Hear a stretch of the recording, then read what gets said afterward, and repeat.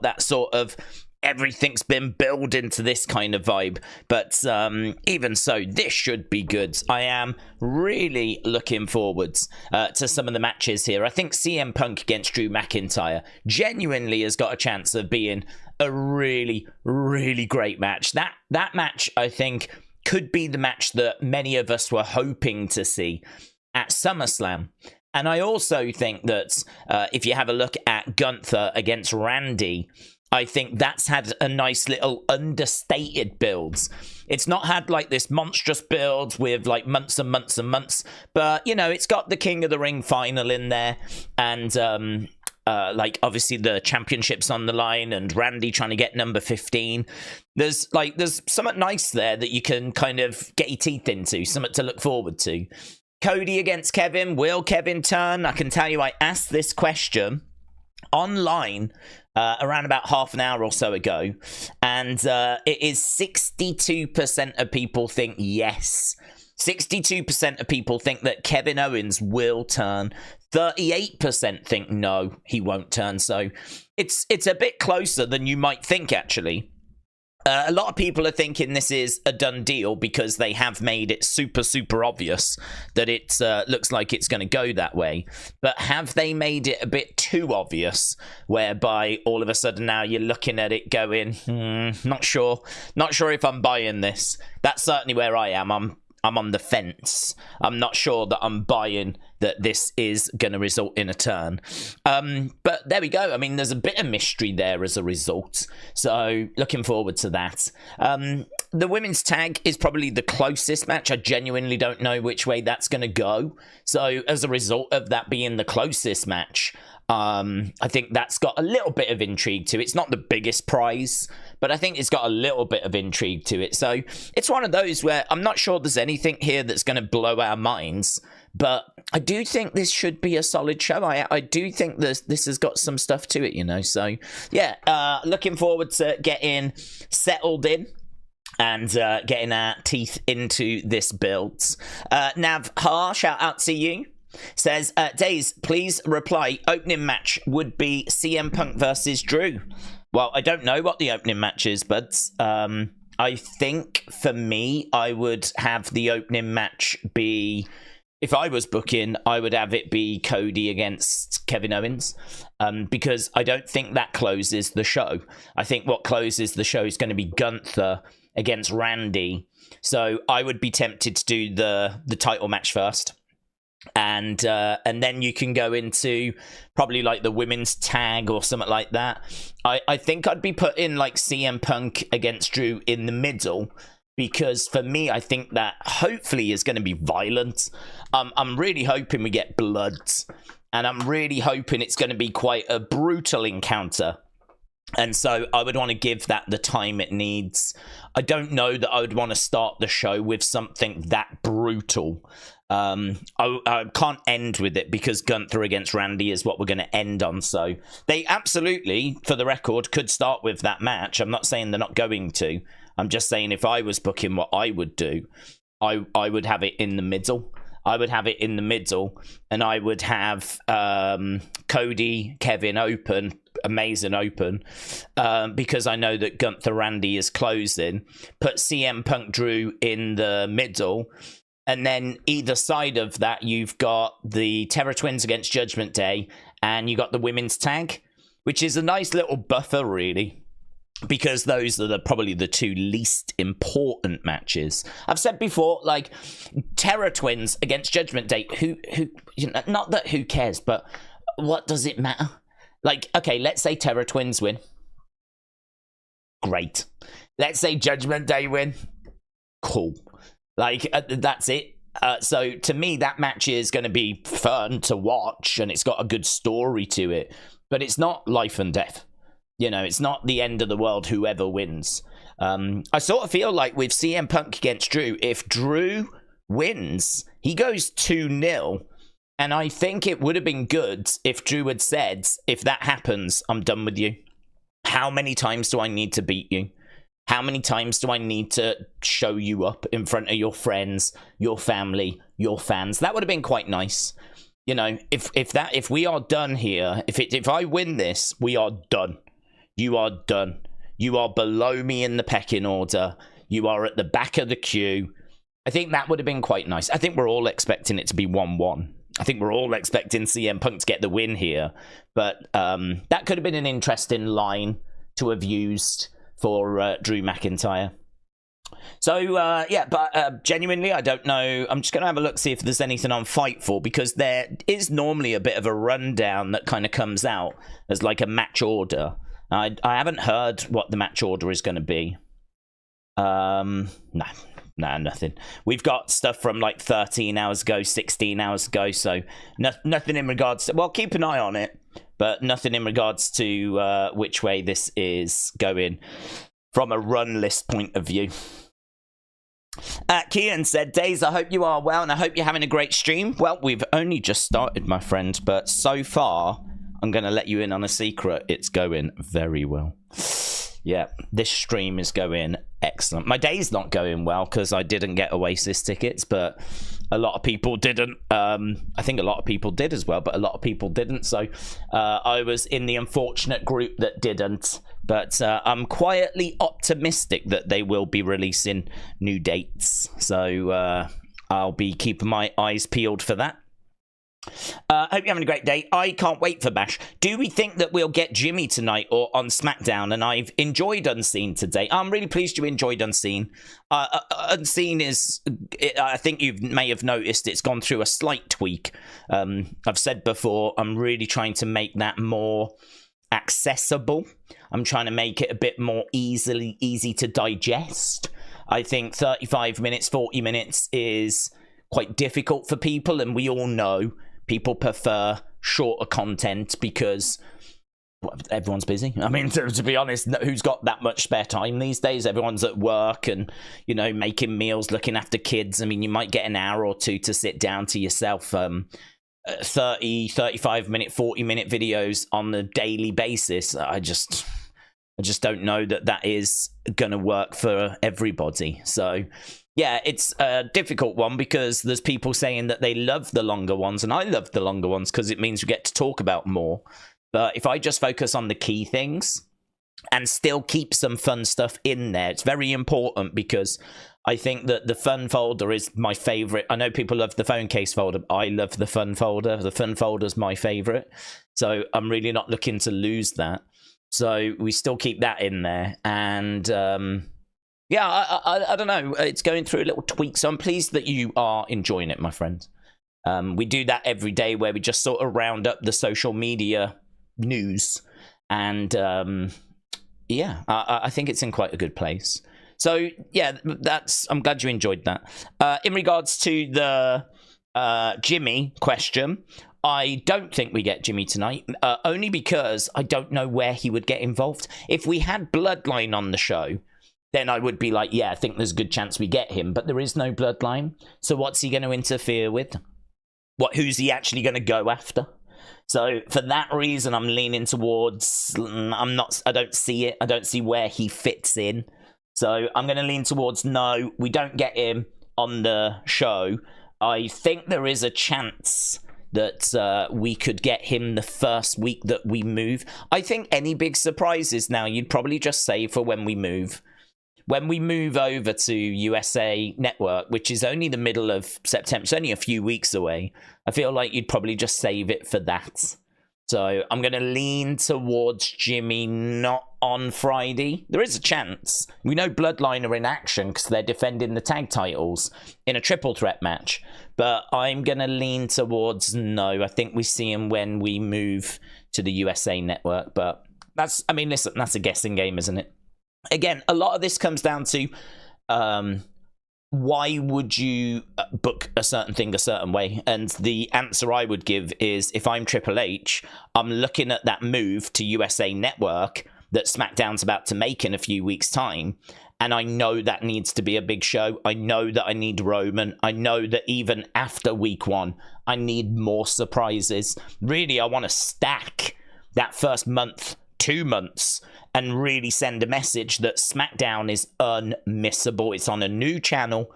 It's got a new home. And I want you to not want to miss it. And to do that, I'm going to need to make the shows unmissable, aren't I? So how do I make the shows unmissable? Well, that's where you have to reach into your bag of tricks. And that's where you have to pull out all your little tricks. And one of those tricks might be a Jimmy Uso. So that's why I would personally hold him back. But that doesn't mean we won't see him on Friday. We absolutely could. We absolutely could. They might feel like they've got enough tricks.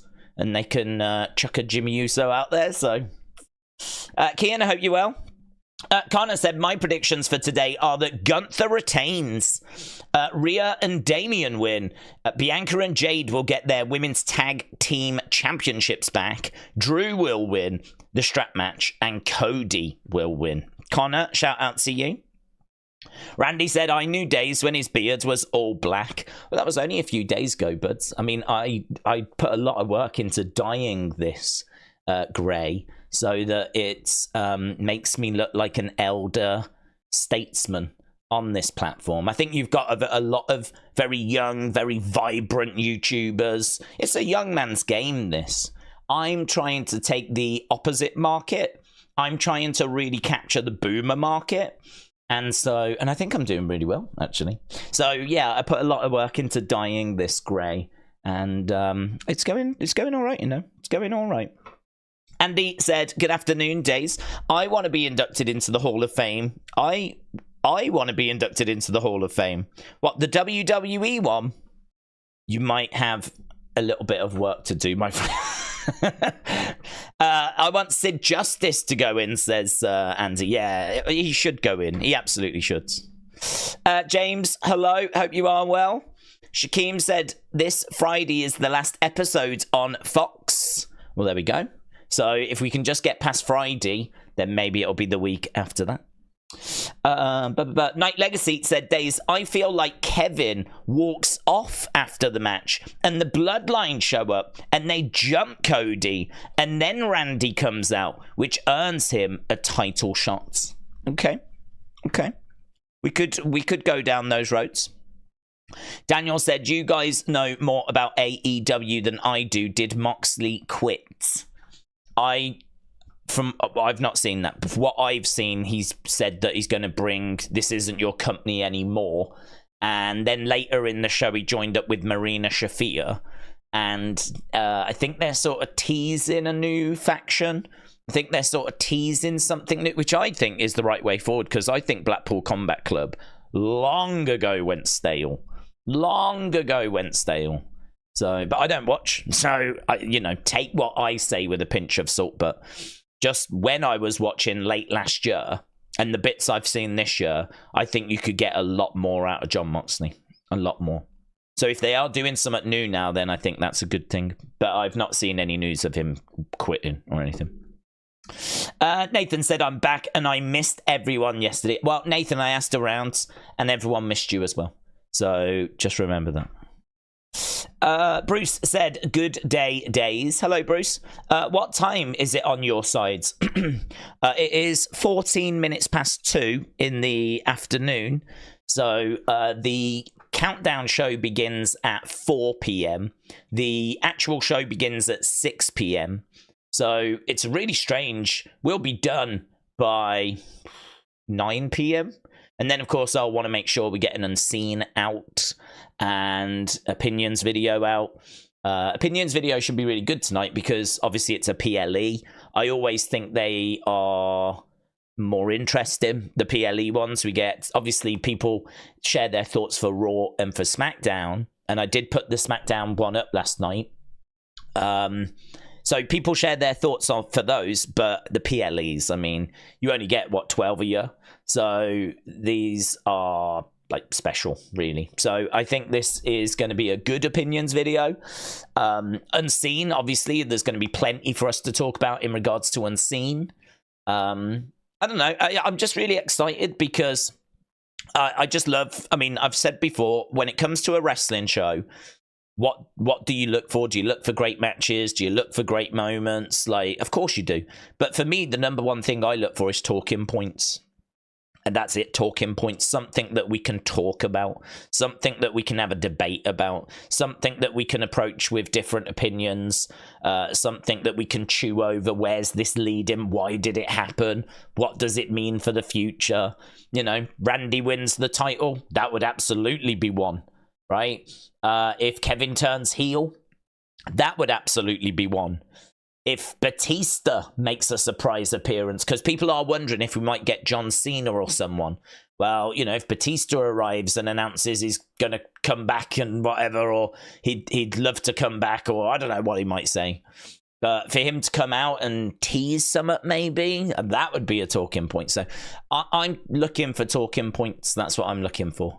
And I don't know that this show is going to present loads. The only thing I'd say is on paper, I could understand why people are a bit like, and I am getting that vibe. There's a lot of people that are giving me that vibe. But all I can say is in Triple H, we do trust. We do trust in Triple H. So I'm hopeful that this is going to result in something good that's going to be worth our time, you know? I think the PLEs this year have been good, and they have been worth our time. So there's not really a reason to kind of think otherwise at the moment. So, yeah, let's see. Let's see what they can bring to the table. Night Legacy said, I just don't see Kevin attacking Cody, because if he wanted to, he would have hit him with the belt, says Night Legacy. Yeah, I don't disagree with you. I think that there are, you know, you could have turned him heel. I think, like, you've teased it and teased it and teased it, and then, you know, you've got everyone thinking, oh yeah, it's going to happen because this was going to happen, that was going to happen the other day, and then, you know, you switch it up on them and it doesn't. It's one of those where, like, I think the best turns kind of come out of nowhere. Like, do you remember the Shield turn? No one called that. Maybe someone did, but no one I knew called it. I didn't call it.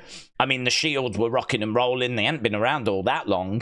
They arrive at the end of 2012. They're split by the mid-2014. You know, they did about a year and a half, which, think about that. Think about, like, a year and a half. That ain't long. I mean, it's really not long. So, for them to split at that point, just you know, there's always a plan B. Oh man, that was just completely out. No, it was such a good moment. I know not every turn is gonna go that way, you know. Clearly, Grayson and Theory is gonna result in a turn. You know, we've been planting seeds for that for a long time, and it makes sense long term. With Kevin, I do look at it and I'm like, well, you don't have to turn him. He doesn't have to turn. Like, it's not the same as Theory and Grayson. You feel like if that group's going to split up, someone's turning on someone. But with Kevin, he doesn't have to turn on Cody. He can just walk away and fight another day. So, yeah, it's a real interesting one. I think the fact that it is 60-40-ish kind of shows that there's probably a bit more doubt than I think is in the community, actually. I think the community seemed to me to be pretty adamant that this is happening and the turn's happening, right? Get ready for it. But actually, if you ask Twitter, there is a bit of doubt out there. So we'll see. We will see. Abby said Randy should win 15 and 16, and then we can have Cena Orton go for the 17. That would be a dream match. Tony K said, have you got Haribo for the event? Do you know, I hadn't, but actually it turns out there is a box of Haribo type sweets in the house, so I did just grab them because I have not had anything to eat. I did have something after SmackDown, but it has been a while since I've actually had something to eat. I've woke up, tried to sort Oasis tickets, that has not worked, and then now here I am. So I actually haven't had any lunch, haven't had any breakfast, haven't had any lunch. So this might just be fuel that is needed at some point. But this is actually better than Haribo. This is Beto. This is Beto. It's actually got like Beto in it. Do you know what I mean? Well, not in it, but like it's Beto. It's Beto. It's Beto than Haribo, right? That's better. Trust me. So there we go. I mean, it's not. It's probably someone's own brand. There's some child that's probably made these somewhere in Asia. Do you know what I mean? But they've worked hard, and I gotta tell you, they taste all right. So, you know, it's not the end of the world. Might not be Haribo. But look, I mean, they're all having a lovely time on the front. Look at all these kids. Look at all these crates. Look at them. Look how happy the strawberry is. Jesus. It is a gummy mix, so I may be dipping into that throughout the evening. Daze, if Bianca and Jade lose, do we see Jade turning on Bianca? No, too soon, surely. Too soon, because she is... I feel like that is the match that you do at... That is the match that you do at WrestleMania. It feels a bit too soon to me that you would want to do that match like anytime soon. I think that is the match that you save for WrestleMania. So no, I don't see a turn there personally. I just think that Jade is still really, really green. I mean, she really is someone that is still finding her feet. Do you know, I said on Unseen the other day, she's actually worked her 100th match. Think about that. Her 100th match, I believe, ever. Like, including house shows and AEW and everything. Like, ever in her life, she's done 100 matches. I don't know how you feel about that, but that seems shockingly low to me. 100 matches is all she's had, you know? And don't forget, she's been on the main roster, like, all year. So, a good chunk of their matches would have happened in WWE, like 30 matches maybe, 25, 30 matches in WWE already, and even now she's managed to only get to 100 matches, so she's still super, super green, man. Super, super green. So I just don't feel that a match between her and Bianca is going to result in anything good anytime soon. I'm even worried for WrestleMania. I don't even know if she'll be where we need her to be. The only thing is, we know WWE are excellent at taking people with limitations and just building a match that just lets them shine, you know? Look at Ronda and how amazing Ronda looked in her debut at WrestleMania 34. I mean, people thought she was God's gift to wrestling. And, you know, people were impressed with what Pat was doing when he got in the ring. I mean, not everyone, but, like, some people were. And Logan is a great example. Logan, look at Bad Bunny, right? Bad Bunny gets in and has a street fight and loads of people were impressed. Again, not everyone, but, you know, some people were. So they're very good at taking celebrities and figuring out what they can do and building a match where you just do that. Don't even try to do stuff they can't do. Don't even have it in the match. Just do the stuff they can do. And, you know, the wrestler does the bulk of the work, of course. And, you know, you just present them as best you can. WWE are fantastic at that. You cannot fault them for that. So I think with Jade, get to WrestleMania. Hopefully she'll be at better standards. You'll be able to get more out of her than the average celebrity. And then build the match around what she can do, what she feels comfortable doing. And she's got her natural strength anyway. I mean, she's naturally strong. So, I mean, that's something which you can always, you know, put in some fun spots, you know.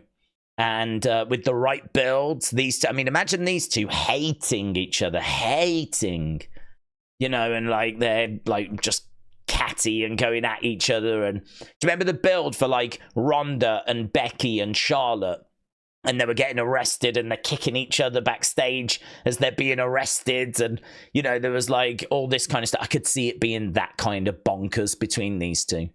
You know, a friendship turned sour is one of the most bitter breakups. You know, a friendship turned sour is like one that really has got some heat to it. And so that is one that I think could be quite juicy. I would be worried about it because I just don't think that Jade is in, you know, I don't think she's that strong of a wrestler, and I don't think that's unfair to say. But by the time we get to WrestleMania, hopefully she'll be further along. Hopefully we can build a good enough match. So I'm struggling to see it being anytime soon for that reason.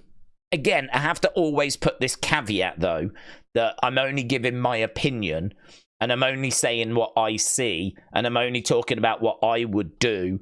If Triple H decides to do something different, I mean, I'm not a fortune teller, so I can't, if he decides that, no, we're going to do it now, then so be it. Then we go down those roads. For me personally, that's WrestleMania. You do it at WrestleMania, and you keep this. This is why I think there's a chance they get the tag titles back. I think there's a chance they get the tag titles back because I think we only put those belts on Albert and Isla because of them being Scottish, and we were in Scotland. And again, that's not unfair. The girls couldn't even get on TV, and then all of a sudden they're on a PLE in Scotland, and they're Scottish, and they win. And I think we gave them a run with the belt. And I think now is probably the time to take that belt off of them, put it back onto Jade Bianca, give them a few months, give them a run, and then, you do the turn late 2024, maybe early 2025, and, you're on the road to WrestleMania then, aren't you? So I'm thinking something along those lines. Tony said, I think imminent surprise at this event. Imagine Linda leading a stable to take back the business, says Tony K. Well, that would be your kind of booking, yes. Are we up to speed? Oh, we got a few bits here. That's what she said. Shout out to you, my friends. Penfold Gaming, Josh Hutton, and Samantha. Shout out to all of you. I don't know when you subscribed.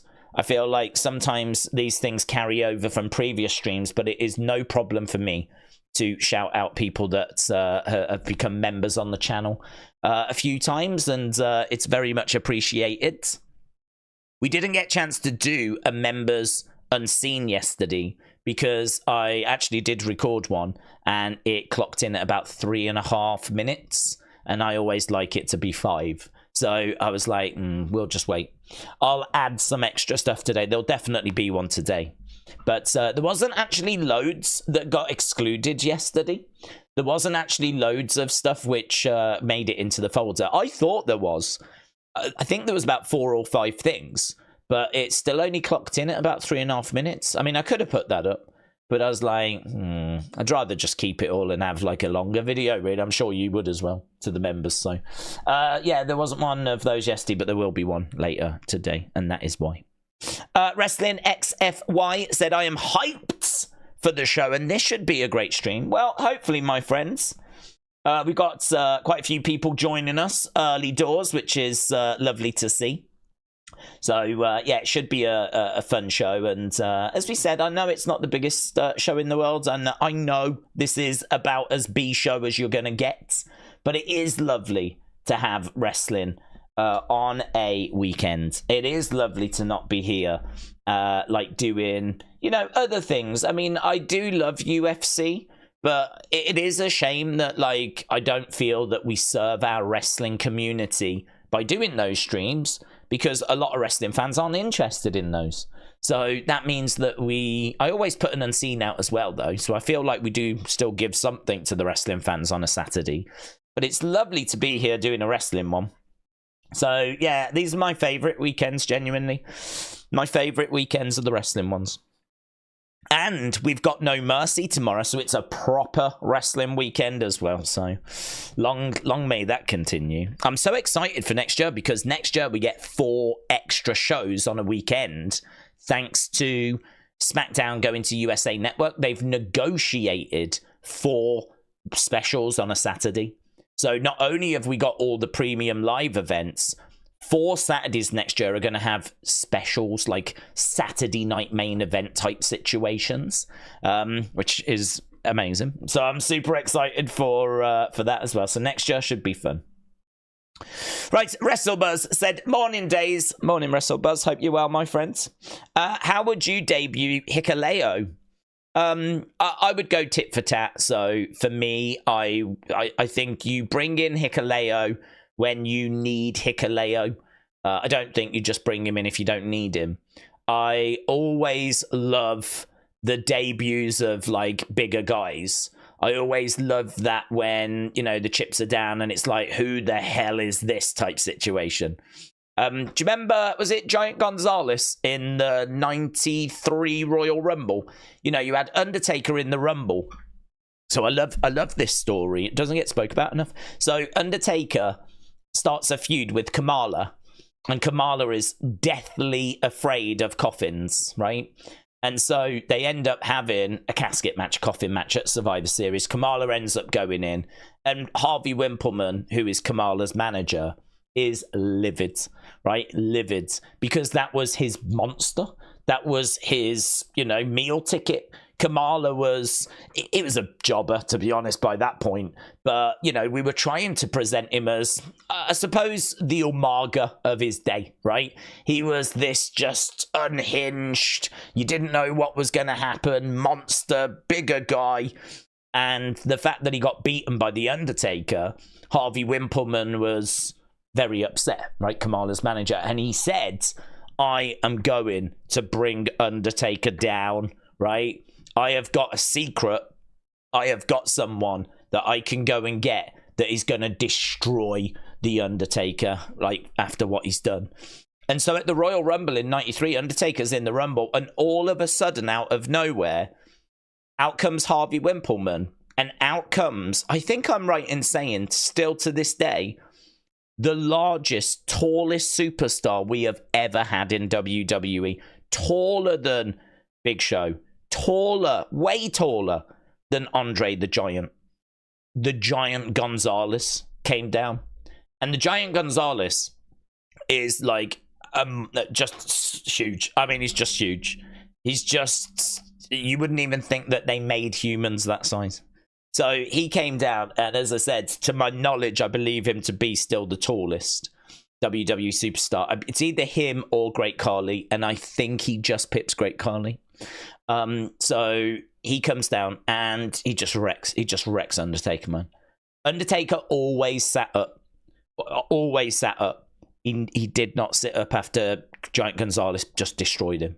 He just absolutely destroyed him. Now, I know Hikuleo is not that size, but he is big. He's bigger than everyone in the bloodline.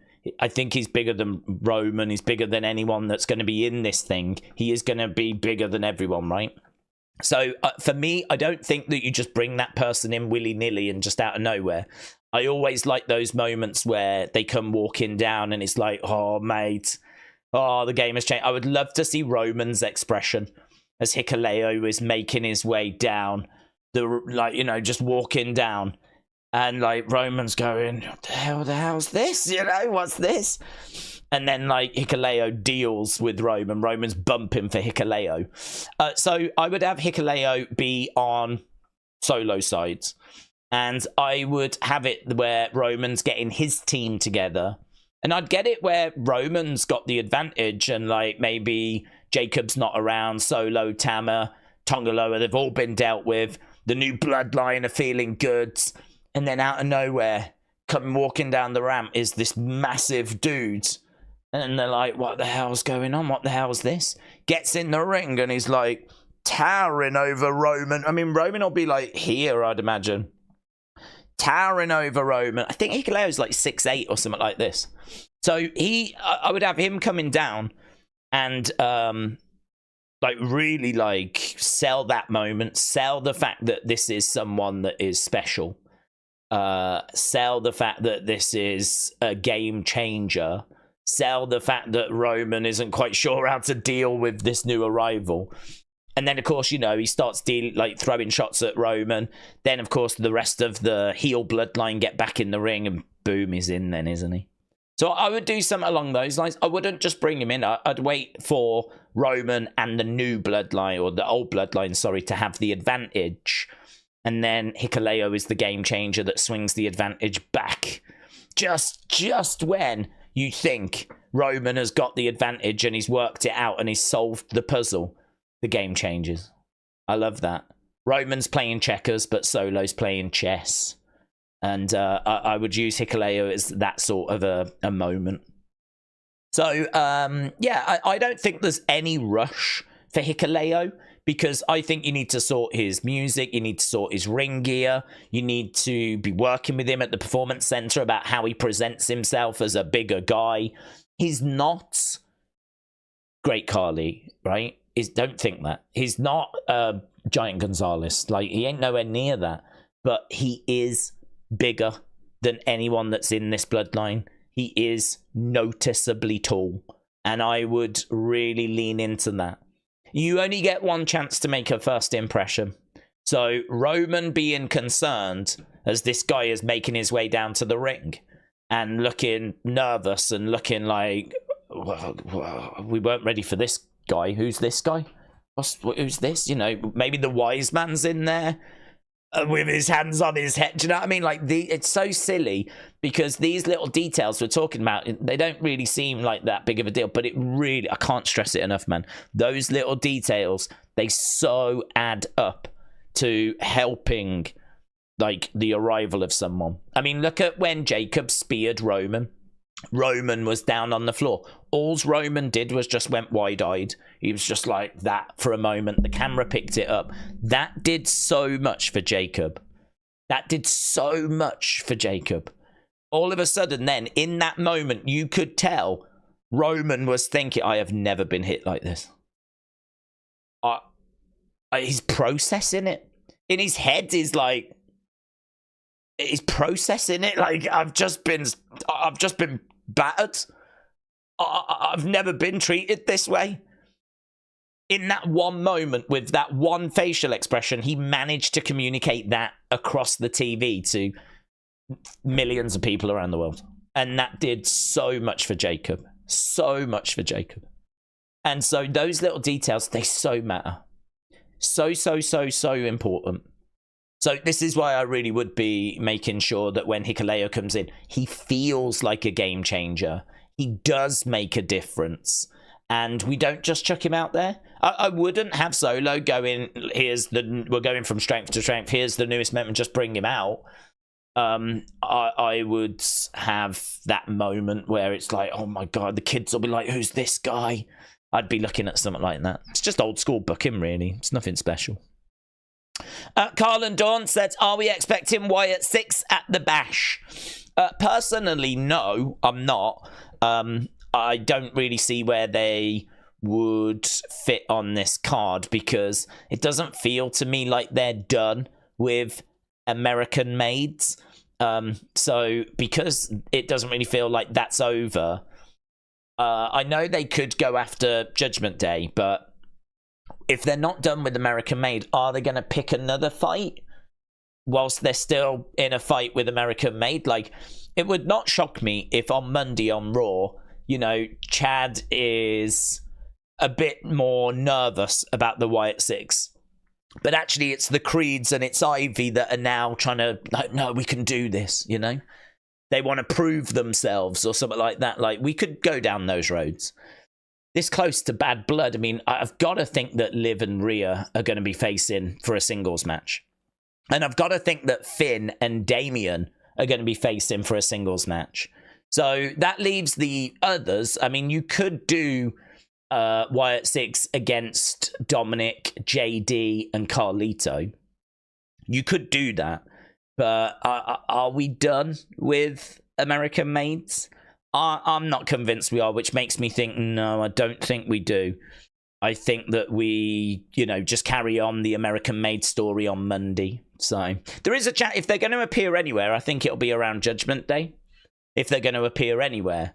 But it's not an expectation that I have. But listen, you know, surprises are surprises for a reason because you didn't expect them. That's what makes them a surprise. So it's certainly not impossible. Not impossible. Could happen, but I'm not expecting it. So if it does, it will be a surprise. Josh, coffee, shout out to you, sir. Hope you are well. Welcome, welcome. Wow, I can't believe this. We've already been live for 40 minutes. I don't know where the time goes, man. I feel like I've just sat down and I've just settled in. And it's mental, 40 minutes already. Timothy said, I'm hoping Berlin will match France's Frenzy. The fans really make the show. It makes me wonder how many times they had to change the script because of the audience on hand. I'm not sure they do, to be honest. Not when the show is, like, you know, I think they I think they book the show, and what we've heard is that no longer do, like, you know, the shows get ripped up and changed and all that kind of stuff. I think they pretty much stick with what they've got. So I think they plan in advance, and I think they know to give the crowd moments. So, for example, in Scotland, Drew ends up getting screwed in the main event. I think, wasn't it Piper against Bayley, and Piper ended up losing. But they did give the crowd something, and that was the women's tag titles. I don't know that was changed last minute. I suppose you could have changed that last minute. But I think, personally, Triple H is a lot better at planning in advance, sticking with his plans, knowing where he wants to go, having long-term stories in place. So I think those days of, like, rewriting scripts last minute, that kind of Vince stuff, everything we've heard is gone. It's not what happens anymore. Everyone's a lot happier because they know what they're doing. I heard Rhonda say that was, like, her biggest problem. She was like, don't you think it's funny that everyone worshipped my match at WrestleMania 34, but apparently at WrestleMania 35 we have, like, you know, a disappointing main event? She's like, why do you think that's the case? Do you think that all of a sudden I, you know, got a lot worse? He was like, no, the difference was WrestleMania 34, we rehearsed, we planned for months. And, you know, everyone knew what they wanted to get out of it, and we did it. WrestleMania 35, we were still changing the match on the day of the show. She's like, that's the difference. Like, I don't like going into things not knowing 100% what I'm meant to be doing. And that's what was happening at WrestleMania 35, the main event. I mean, that is what Vince is pretty famous for, to be honest. So I think that really was a big issue backstage, like changing shows last minute. And I think that's something Triple H has made a conceited effort to make sure it doesn't happen. But, you know, I can't guarantee that he doesn't do it at all. So maybe there is, like, the odd little thing, but by and large, I think they know the show. I don't think the fans will be resulting in rewrites. Batman Big Fan said, Daze, if Hikuleo joins Solo's bloodline, do we think Roman needs new members? The best option for Roman would be Zilla Fatu. God, Zilla Fatu. I'm so not into just bringing in more and more people we don't know. I've said that before. I really think that the part of the success of the bloodline was the fact that we knew the members and we cared about the members. And I look at this new bloodline, and I think we would agree it's nowhere near as good. And I really think part of that reason is because we just don't know these characters. I think Jacob has been incredible because he has managed in a short space of time to actually make a connection with the fans. The fans look at Jacob as this badass, this bulldozer, this wrecking machine, this you don't mess it. Like, he's managed to communicate that, right? So Jacob has done incredible. But I can't necessarily say the same for Tama Tonga and Tonga Loa. I mean, Tonga Loa's communicated botching, right? That's what he's managed to communicate. And Tama Tonga, I don't think, has really communicated anything. Apart from he might be a little bit unhinged. And Solo, I think, just looks a bit of a weak leader, really. I feel like just bringing in, like, Zilla Fatu, some people will know of him because, you know, they see his footage doing the rounds on Twitter.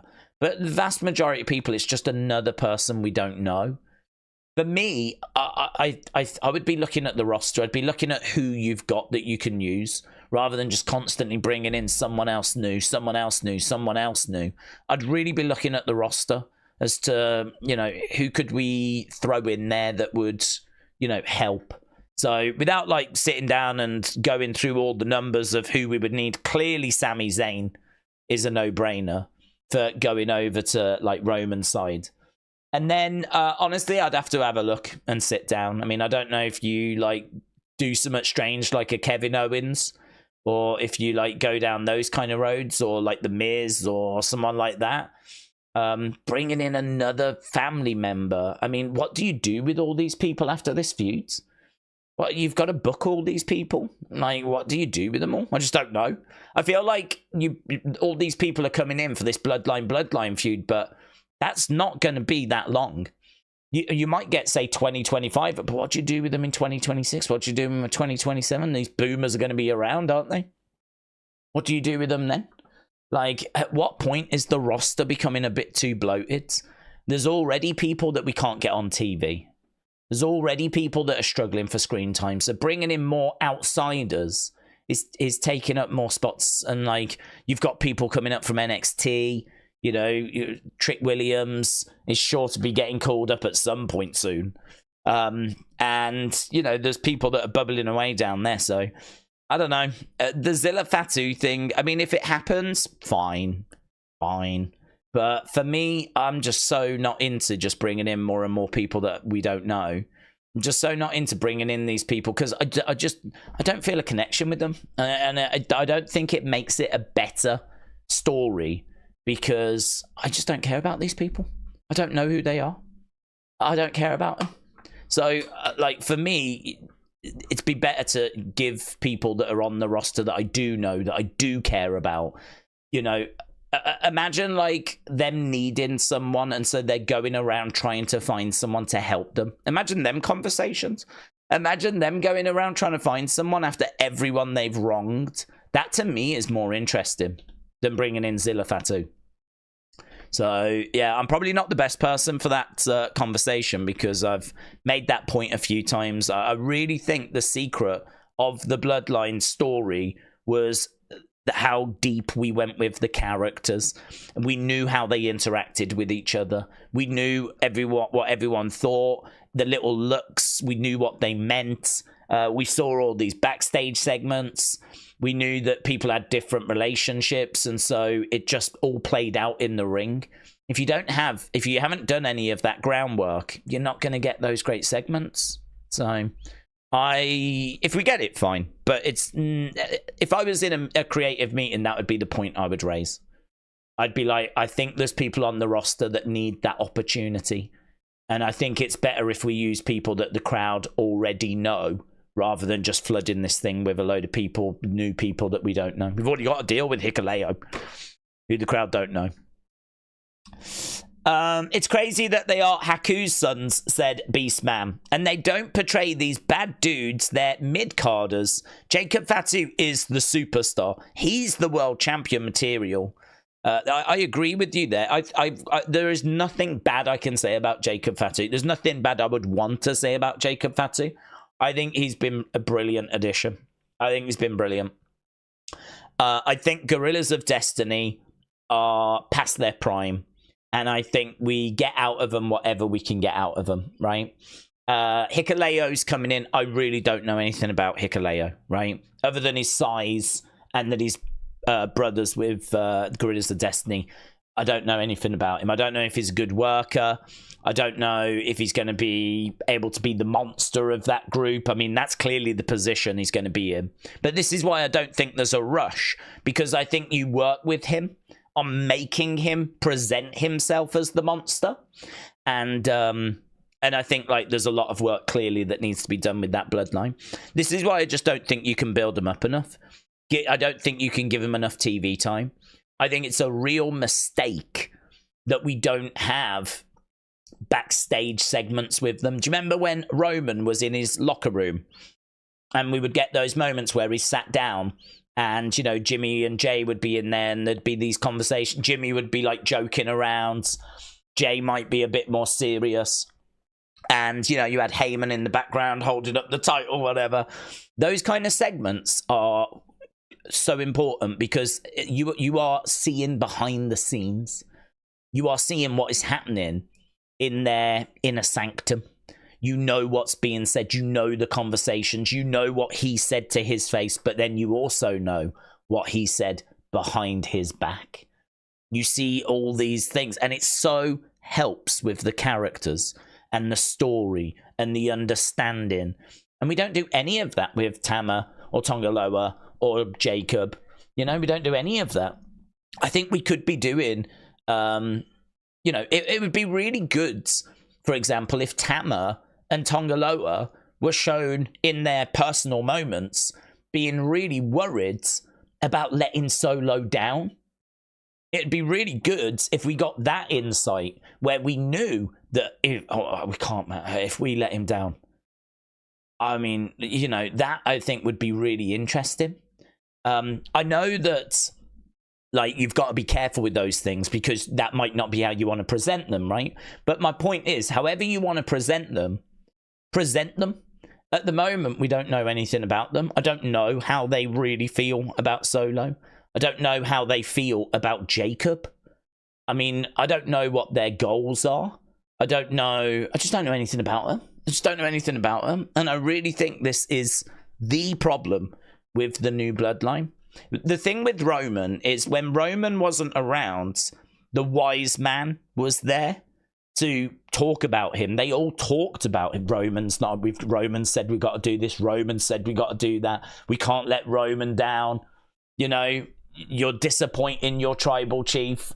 Like, he was constantly being spoken about and revered and acknowledged and whatever. And we don't get any of that. There's none of that. And I don't really understand why, to be honest. Because you would think with Roman not around, there'd be more TV time and room for the new group to breathe. You'd think they'd have lots of opportunity, but I don't know why they don't do it. I really don't. So I don't know. It's a subject we could talk on for ages and ages and ages, and I'm not gonna try and bore you any more than I have. But I think that they are missing a trick with this group. Superman Bass Fisher, shout out to you, my friends. Gifted a membership, really appreciate it. Superman Bass Fisher said, what do you think of Zilla Fatu? I don't watch him, but as I said, I don't know anything about him. I mean, for me, all of my time is spent watching WWE. So I think if we'd have done that work with this group and I felt like I knew these characters, I would be a lot more open for bringing Zilla in, right? I'd be a lot more open for him coming in. And because I think you can have someone you don't quite know about, right? That's fine. You can have that. We brought in Braun Strowman into the Wyatt family, and it was great because we didn't know anything about Braun Strowman, so we could find out about him, right? Is the black sheep, and how's he gonna work in that group and everything. The problem I have, and I keep trying to find a way of expressing it, and I'm sure it's getting across, is I don't know anything about Tama Tonga. I don't know anything about Tonga Loa. I don't know anything about Jacob other than he's an absolute animal, right? Who just destroys everyone. But I don't know anything about them. So adding more people in that I don't know about is making I would say a bad situation worse. It's making a rocky situation even rockier. So Zilla is someone that I believe is good in the ring, right? I've seen clips of him, but I haven't watched full matches. I know that he's got, is it the Reality of Wrestling title? Am I right in saying, though, that he sort of left Reality, he got kicked out of Reality of Wrestling, like, and then he ended up coming back? So I don't know if there's a little sum-up behind the scenes there. I don't know if there's a bit of an attitude problem or if there was a bit of a falling out with Booker T, or I'm not sure. But I seem to recall him stepping away, like, we don't need your services anymore, and then he ended up coming back. I believe he's world champion now. So, I mean, listen, he's out there, he's wrestling, he's not someone, and he's having success. He's creating a bit of buzz around himself. If you was to ask anyone to name a bloodline member that's not in WWE, I'm pretty sure Zilla Fatu is going to be the number one person that gets mentioned now. Before it would have been Jacob. Now it'll be Zilla Fatu, right? But I don't know. I just don't get sucked into the hype. I just don't care. I don't get sucked into. I don't look at Zilla Fatu and think, yeah, man, that's what we need. I think the opposite. I think I want to know about the characters we've got. And I want to use the roster that we've got. And I want to create opportunity for people that are in WWE already, rather than just constantly chucking in new boomers that I don't care about. So I think he's fine from the clips I've seen. I think he would be fine. But I don't know that there's anything there that makes me feel like, oh my God, we really need this guy, you know? Scott said, it seems to me this is more of the same, but just minus Roman. It's centered around Solo and anyone around them being targets. Hopefully with Roman returning, we might get more clarity. Crystal said, Daze, I've got a question. When do we think Bray Wyatt will be introduced into the Hall of Fame? Well, I would do it next year, but I would do it next year. I think people so wanted it that I don't think you want to delay it any longer. I understand why he didn't go in this year because we had the documentary. I think it was right he didn't go in this year, and that might disappoint some people or people might disagree. But I think that, I don't know about you, but I think Bray deserves to be honoured and remembered. And I think one of the best ways you do that is by doing, you know, a little something different each year. I mean, to be perfectly truthful, Uncle Howdy may have a WrestleMania match next year. And there may be a way of having Bray in that story. What I mean by that is, you know, I said before, I don't know what the long-term goal of this group is, but I know what one of the goals of this group should be. And that is, Bo got very emotional in the documentary about how it was his dream and it was Bray's dream of working together and being together and sharing a moment together at WrestleMania. Now, they never got to do that. I believe they were working towards it just as Bray fell ill, but they never got to do it. So that means, for me, one of the things I'm looking for from this run is I'm looking for them to have that moment. Now, of course, Bray's no longer with us, so you would rightfully ask the question, how do we do that? Well, I would counter it by saying there's a few ways you can do it. I mean, you can do it by just having Bray's image on the Titantron at the end of Howdy's match. So that, you know, I mean, that would be a very powerful image with, like, you know, Uncle Howdy, Bo, having won his match, looking at the Titantron with a big picture of Bray staring back at him with all the fireflies. I mean, what a WrestleMania moment that could be. You know, fireflies, 70-odd thousand fireflies, big Bray image on the Titantron with Uncle Howdy having just been victorious, maybe even pointing over at the Titantron, and this lovely moment. I mean, there's no way. I mean, Bray's not with us, so we can't have them both in the ring at the same time. But what can we do to create a moment like that? And I think if you are going to do a moment like that, then I think there is an argument, and again, people won't like this, but there is an argument that you delay the Hall of Fame for the year after. Because for me, Bray is no longer with us, so he can't give his induction speech. So there's not really a mad rush to get him in. I mean, some people would say it'd be nice for him to go in whilst his dad is still with us and stuff like that, right? And I can agree with that. I get that. I understand that. But I don't think anyone, even his dad, should be in any doubt that Bray is going into the Hall of Fame at some point, right? So we did the documentary this year. So was Bray being thought about and spoke about during WrestleMania this year? Yes, he was. Yes, he was. Because they did the WWE World. They showed off the Fiend costume that we never got. They did the panel. They showed the trailer for the documentary where it had that moment at the end where Uncle Howdy grabs his hat. The documentary came. So Bray was being thought about, being spoke about. So I would say 2024, tick, right? 2025, if you create the moment that we just spoke about, then Bray's going to be thought about, he's going to be spoke about. That means 2025, tick. 2026, he could go in the Hall of Fame. So that means 2026, tick. If I'm Bray Wyatt, that is kind of what I would love, is to be remembered. And I think you can kind of like space these moments out each year so that he is remembered. If you was to do everything this year, I don't know what you've got next year. I don't know what you've got the year after. I don't know what you've got the year after that. Like, if you just put all your eggs into that one basket, well, that's it then, isn't it? If he'd have gone into the Hall of Fame this year, he would have had his documentary, he would have gone into the Hall of Fame. Maybe you can do that moment next year, but what do you do after that? Is that it then? We just move on? Like, that's fine if that's the answer, but I just think, like, you could space it out.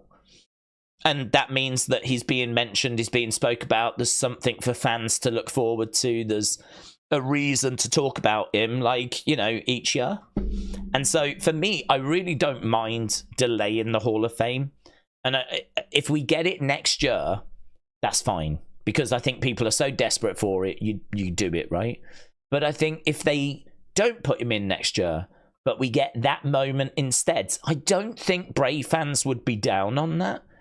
I think Bray fans would understand that, like, okay, we did that for him instead. That's what we did for him this year. And then you put him in the year after, and that's what we did for him that year. So for me, it's going to be soon. It's going to be soon, right? I mean, I think that you put him in either next year or the year after.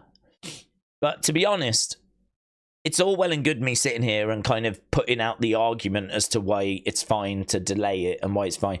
There's people out there that are just impatient. There's people out there that are like, no, it's next year, right? And that you can't, there's nothing you'll say that's going to change people's minds on that. It's like, you should be in already. I don't want to wait any longer. Put him in next year. And that's it. End of argument, really. End of conversation. For me, I can only speak for myself. I'm fine. For me, as a Bray fan, as someone that loved the Wyatt family and someone that loved the Firefly Funhouse, you know, and someone that there was times with the Fiend that I didn't love, right? But early Fiends I really loved, and there's moments with the Fiend that Bray didn't love, which I've said before. Watch the documentary. There's plenty that goes on in Bray's career that Bray was not in control of, right? Him losing to Goldberg, I don't know anyone loved that. I don't know that anyone loved that. So I kind of think that I would try and stretch it out. I would try and make sure that this guy is remembered because he deserves to be remembered. And I think that you do a little summit for him each year. So that's the best answer I can give you, my friends. Roman Reigns should go in next year, said Rumour. How about a hologram, said NYC, of Bray, like they did with Tupac? They could have Bray standing next to Uncle Howdy. Well, yeah, I do love that idea, and actually WWE have done that before. There is a moment when The Undertaker is, I can't remember if it was his Hall of Fame induction, or I can't remember quite when it happens, but it was, or was it 30 years of Undertaker? It might have been that. We did a moment for him, didn't we, during the Thunderdome? So it was one of them, I forget, but there was a hologram of Paul Bearer, and that was a lovely moment. So actually, WWE do have a history of that. So a hologram would be absolutely fine. The reason why I didn't mention hologram, it has been touched on before, is I think some people don't believe that is quite where we are technology-wise. You say hologram and people are like, you know, yeah, sure, whatever, boomer. Like they think sci-fi, they think, you know, Blade Runner, they think stuff like that. But you're right. I mean, that kind of technology, I mean, I don't quite get how it works. I don't know if it's screens or whatever, but I mean, there's like ABBA avatars. You know, you can actually go and watch ABBA in concert, and it's just computer generated, like hologram things. So they're not there. They're not on stage. So, you know, people are actually buying tickets to those kinds of shows. And apparently, like, they're looking at doing more of that. Whitney Houston, I believe, has done, or they've done that with her, where you can go and see Whitney Houston. They've just took her recordings and they've created a hologram and you know, took that on tour.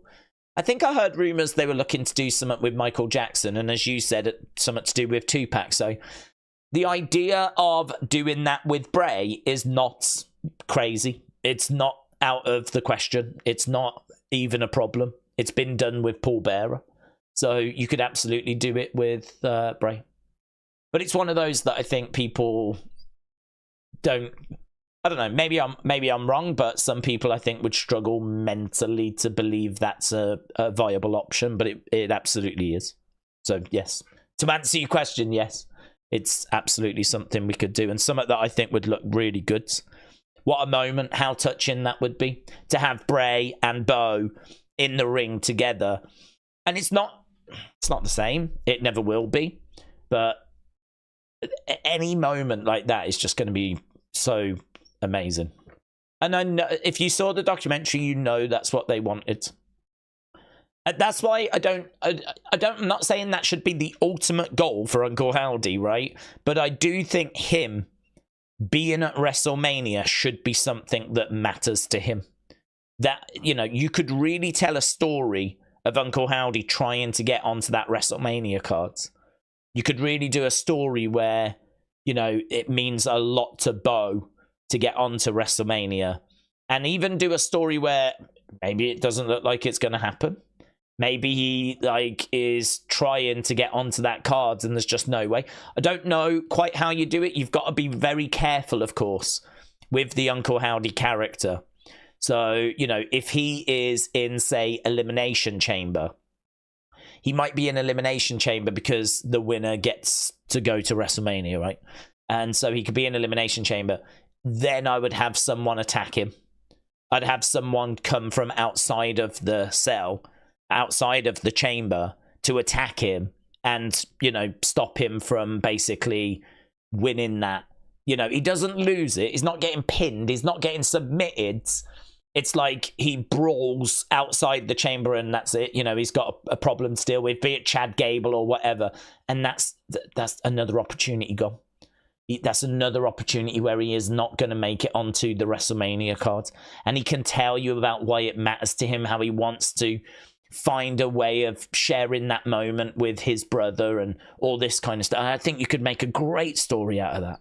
This is why I think it's something you could really do something with. And of course, he finally makes it onto the cards. And of course, then people will be like, I can't wait for that Howdy match. Because you'll know how much it means to him. And it's like, what's he going to do? What are they going to do? How are they going to honor Bray? How are they going to give us that moment? I think it'd be awesome. I think that'd be awesome. So I don't believe that's the end goal for this group, but it absolutely should be a side quest. Absolutely should be something Howdy wants. He should explain, or Bo should explain why he wants it, why it matters. And I would really look to make a story out of that. Right. Daze, Root with another century. Ah, really? Joe Root, another century. Oh, he was only on 50 something when I started, when it came down. So that's brilliant. England lead is now 4-8-1. Not brilliant, though, is it? Only 250 in our second innings. I mean, it's probably a bit of concern there, to be honest. 103 though for Joe Root. He's got to be only like, is it something like 70 odd away now? It's got to be something just really not that far away, 70 odd or so from being England's all-time leading scorer when it comes to runs, because he ain't that far behind Alistair Cook. So wow. Tony said, how about this for an idea? We need a new Bloodline member to debut as someone who is a lone guy who has been instructed to stop the curse of the Bloodline. It feels different. How would a lone guy stop? What do you mean by that? Do you mean that he comes in and he is trying to bring peace to the family? Or what do you mean by that? Who are your early picks for the Rumbles?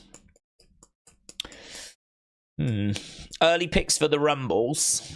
I personally would go CM Punk because I think Punk should be invested in. I've said before, I think we're so lucky to have him back. And then we're so unlucky that he got injured for so long. I think his body is done. To be honest, I mean, if you look at the amount of injuries he's had in recent years, I don't think it's unfair to say, you know, he's done. I think he's done. So I think that he is got a limited time. And I think if we want to do anything with him, we run the risk of others sort of getting in the way. I am a little bit worried about John Cena's year next year, because I think rightfully we're going to go big with John Cena. I think rightfully next year we're going to go huge. And what does that mean for Punk? Because, you know, if we're going big with Braun and Gunther, and we're going big with Cody and Roman and Rock and Cena, how do we get CM Punk into the mix? Where does he fit in? So I'm a bit worried about Punk, because I worry that, you know, okay, we get through 2025. What does Punk look like in 2026? I really don't think we're playing with loads of time with Punk. So I would really want to try and find a way of keeping him in the mix. And to be perfectly honest, if Gunther and Braun have to just sort of take a little bit more of a backstep next year, because next year is going to be bonkers, and we've got Cena's retirement, and we've got only limited time with CM Punk, and The Rock's going to be around, and we've got Roman feuding with Solo, and whatever is going to be happening there, maybe the rise of Jacob. You know, I don't know what we do with Sammy. I don't know what we do with Kevin. I just think the obvious answer might be that you have Cena win the Rumble, but I'm just a little bit reluctant to go crazy with Cena. I think with Cena, to be honest, I would be looking for John to be achieving things he hasn't achieved. So, for example, Cena's won the Rumble, so I don't feel a need that he needs to win the Rumble again. I do think he should win his 17th, and I think that is what people care about the most, is will Cena win number 17? But to be honest with you, I would not be doing that until very late in the year, because I think that is the story, really. I think next year you give people the Cena matches that they want to see. But really, what's going to overshadow next year is going to be, will Cena get number 17? That's going to overshadow next year. And I think you delay that. I think you delay it for, I don't know, SummerSlam. I mean, you can't delay it like to the very last match unless he wins and then retires, which you could absolutely do, actually. I mean, you could do that. I don't know how people would feel about that. Him winning his last match, he gets number 17, and then he goes off into the sunset, vacates it after. I mean, you could do that. So for me, I'm not desperate for Cena to win the Rumble. I think we're going to go big with Cena next year anyway, and I am a bit worried about Punk. So I would look for Punk for that reason. In regards to female, I think that's a bit tricky, because I think we've gone very big with Rhea. I think we've gone very big with Liv. I think that Jade and Bianca will have a match, and so we don't need to worry about those two. You've got your Bayley's just won it. I don't think she needs to win it for a second year in a row. I don't know. I think it's tricky, to be honest. I think there's lots of viable options. I don't know that I really feel like there's a big option that I'm like, it's got to be this person. I wouldn't give it to Tiffany because she's got money in the bank. So I certainly wouldn't be giving it Tiffany. I think this might just come down to personal preference. You know, this just might come down to who people favor and who they want it to be. Some people might say, I want it to be EO. Some people might say, I want it to be Dakota. Some people might say, I want it to be Charlotte. I want it to be Becky, you know. I don't know that there's a name there that really is jumping out like it's got to be this person. I mean, you know, AJ Lee would be fun, but I don't expect her to be... If she comes back, I wouldn't expect her to win. It'd be like when Edge came back, you know. Edge came back and he didn't get it in that year. So I think if AJ Lee came back, she wouldn't get it in that year. To be honest, I love Lyra Valkyria. I think she's such a talent. I think that she has got an interesting character. I think she's had some really good matches. I've really enjoyed watching her compete. I think that she is someone that's really set for some pretty big things. I mean, I see her being easy multiple-time champion. Easy. Multiple-time world champion. So I think I might go with Lyra Valkyria. But it's tricky because, you know, there's lots of viable options. There's lots, I mean, like, people will be screaming Io. Some might be saying Asuka. Some might be saying Charlotte. Some might be saying Bayley again. Some might be saying bring back Raquel Rodriguez. Give it to her. I think it'd be too soon for Roxanne Perez, personally. So, yeah, I think I would be going for... I'd be going for Lyra. I had a thought last night, said Leaping Lucha Larry. When I was watching SmackDown, it would be so easy to get a Kevin Owens heel turn, and it would surprise no one. What do you think the chances are we get a Cody heel turn? Nah. Only because the streets are saying that we get Cody against Rock next year, and Cody is super babyface, kids love him. He's selling tons of merch, got kids dressing up as him. They've just released the Cody jacket on WWE Shop. So I get the thinking, like, everyone's thinking it's going to be Kevin, what if we do Cody? Like, I get that. But I think bigger than that would be he's too important as a babyface right now. And I think there's matches for him as a face. For example, you turn Randy heel. Randy can then feud with Uncle Howdy. Randy can feud with Cody. So it makes sense to have Randy turn. If you have Cody turn, then I don't know, heel Cody against face Randy would be okay. Like, you could get some out of that, but I just think that he's just too big of a baby face. He's too over with the kids. He is he is a babyface. I mean, he is someone that will stick around and like sign stuff. He loves meeting the fans, interacting with the kids. I mean, it's just, some people are born to be faces, and I really think that's Cody. I think he's a super babyface. I think he is super Cena. He is the Cena replacement. And I think you know, you look at like Roman, and Roman can do either, to be honest. I think he's going to make a much better face now that he's had that heel run, you know. But yeah, with Cody, I don't know. I don't know that I would be looking at him being a great heel.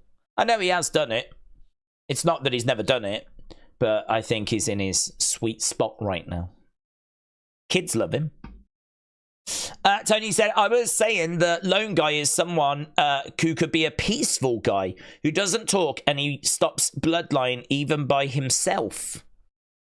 I don't know about how he would stop the Bloodline on his own. Where's the... Oh, I've got like an annoying... Oh, there it is.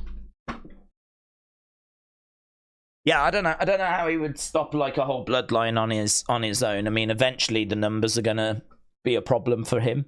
He might get the advantage once, but I don't think he'd be able to maintain that on his own, and nor should he really. If he comes face to face with Jacob, he's a dead man. Dale said, Daze, I was wondering, what do we think Rhea saying Jey Uso's yeet? Do we think that teases an online relationship between the two? Well, I mean, listen, there's a lot of things that are going to get done, which are going to be teases. I think that they are having to find something... Oh, this fly's annoying, man. I never have flies down here, and there's one that's doing the rounds, and that's going to bug me. Literally bug me. Yeah, it's going to be a big distraction. If I'm just sat here and I'm like this, that's the reason why, because if he wants to leave me alone, that's fine. But if he's going to be around this area, dead man. Yeah? I don't take no prisoners. I don't mess around. Don't give a flip. Right? Also, I might slowly just be choking myself. Can't even remember what we were talking about. We were talking about Rhea and Yeet. Yeah, okay. So, long term, he's going to be in that bloodline with Roman. I don't have any doubt about that. Short term, what do we do with him, right?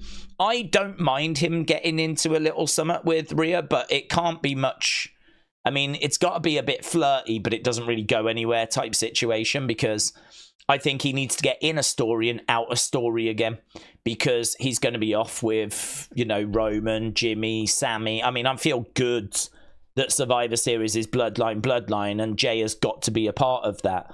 So he can't be getting bogged down into some big story with Rhea. So I think, you know, you come in and you do a bit of flirting, you do a bit of, you know, I mean, listen, Jay flirting with Rhea has just got comedy gold written all over it. Like, I think that could be a lot of fun. So yeah, I'm down for seeing that, and I'm down for having a look at that. But I think that long term, he needs to get out of it and can't be getting bogged down into like a couple of year relationship with Rhea. And, you know, Rikishi has spoke out about it, saying like that's what you want to do with this guy. Have him be like a comedy guy when he could be a world champion. So Rikishi is very clear. He does not want that. That is not something he's looking for. And it's not Rikishi's choice, right? But you know that Rikishi's going to be moaning in Jay's ear, right? So I think that Jay will do whatever he's asked to do. Jay's a professional. I think he's having a great time at the moment. I mean, you know, they were just an Usos tag team, and you know how much WWE loathed tag team wrestling, right? So they've been in the Usos. Usos have been treated well, but I mean, nothing compared to what we've done with them over the past 4 years. I mean, them being aligned with Roman and this whole bloodline thing has just increased their stock like 50-fold. So I think Jay is just, you know, he remembers the pre-bloodline days, and he's eating good right now. I'd imagine he's making a ton of money and merch and all that kind of stuff. And listen, what do you want me to do? No problem. Yes, sir. No, sir. 3 bags full. Have you seen like how much they're pushing Jay with the big entrance and the whole hands thing and the yeeting? I mean, they have so got behind him. So yeah, I think long term he gets into a bloodline. Short term, do a little something with Rhea. I would have no problem with them having some segments, a little bit of flirting. He could try, she could sort of be, I'm interested, but I've just had my heart broken, I'm not sure. I don't know if I can commit, kind of a thing. And by the time he looks like he's going to get somewhere, boom, he's got to go and help his family. And that would be it. So for me personally, I'd look to do something like that. Whether they will, don't know. Chris said, I'm hoping that if Jay is in Germany, after the Terrible Twins win, Rhea isn't terrible. When Judgment Day comes down for the beatdown, the Terrible Twins, Jay could make the save. That would be cool. Yeah, I'd be down for that. Jay coming down, and I just think those moments where it's him and her and it's awkward and they're sort of looking at each other and sizing each other up and like, how do I feel about this? And there's money there. There's money there. You know, if they are sort of smiling, walking away, you know, that's only going to want people to see them get together even more. You know, it's good. It's good. There's money there. I don't know why Rikishi doesn't see that, to be honest. I don't know why Rikishi... I think Rikishi just so desperate for Jay to get to a world title. I think it's that. I think he's just blinded by everything else. Not interested in anything else. I want him to be world champion. He calls him... It's his son, and he calls him the Yeet Man. Online, he calls him the Yeet Man. But that's his kid. So you can understand him wanting the best. I mean, it's cute, it's nice, but there's money there. There's big money there with doing something with them too. Dale said, Daze, hello Dale. What is your favourite funny moment of Jey Uso? Mine is when the Wyatt Six first appeared and he ran away.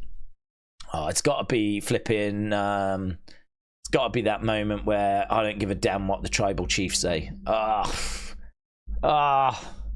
one of the best moments. He's going off on Sammy. And Sammy's like, listen, I'm only doing what the tribal chiefs... I don't give a damn what the tribal chiefs say. And then you got Roman, who was stood there, and he just looks up. And everyone knows that Jay has just effed up. And Roman goes over, and it's all serious, and he's staring at Jay. Sammy comes in, he's like, Roman, listen, Roman, he's just not himself. He's just not been feeling Usy.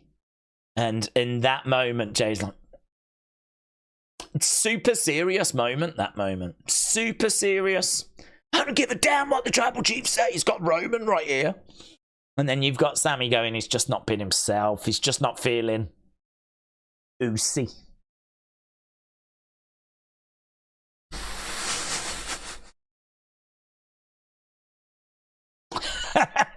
He's corpsing hard, man. He's Jay's standing there having to turn away. He just can't keep his face straight. It's goat. It's goat. But that's what I'm saying. Like, where are those types of moments? I mean, you're not going to get those moments from the new bloodline. But that's what the old... They were heels at that time. Right? So I know that you might look at that and go, yeah, but this bloodline, they're heels. Yeah, but they were heels when we were getting those moments. And, you know, we were getting all that sort of stuff, you know, when they were like beating up the baby faces and like being bad guys. So I look at where we've been. I look at what we did with the OG bloodline. And I just wish we could do a bit more of that with this new bloodline. Oh, God, love that moment. Did you try to get pre-sale tickets for Oasis, said Wrestle Andy? I did. I mean, I didn't get them. To be honest, I sort of tried. So I went to bed, right, because I knew I was streaming. But people in my family were trying to get them, and when I got up, like, we were 2000th in the queue, and this was hours after they had started selling the tickets. So I think when we first got on, we were 70,000. We got down to 2,000 in the queue, and I was up, and I was there when we got to the front of the queue.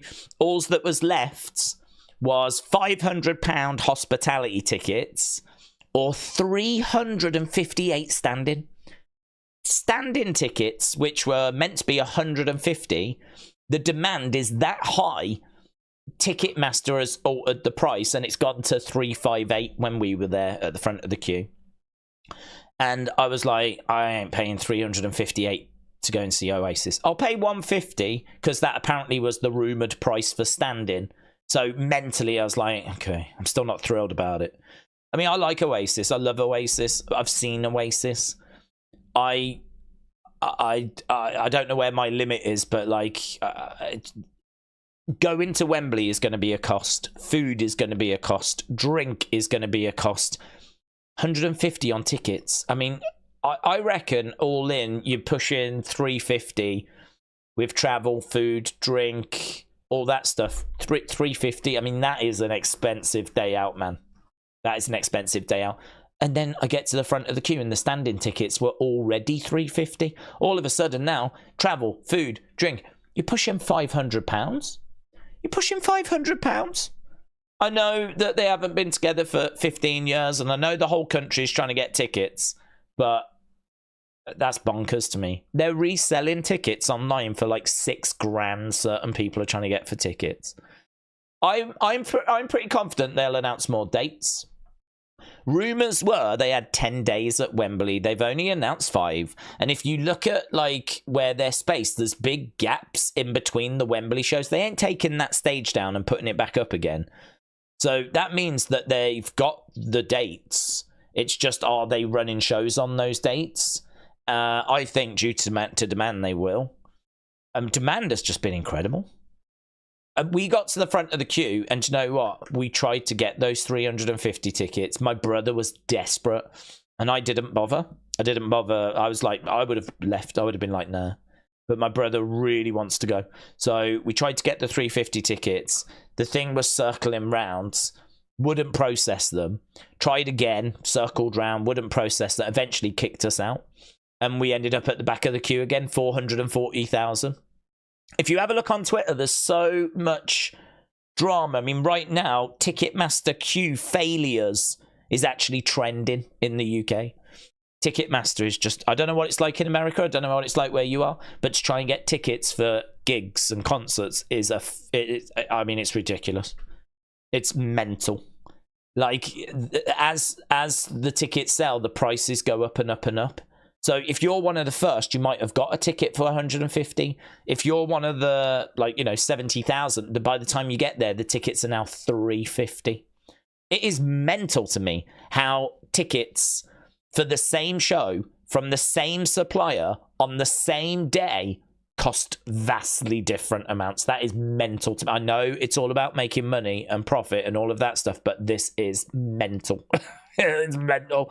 I don't want to support that, to be honest.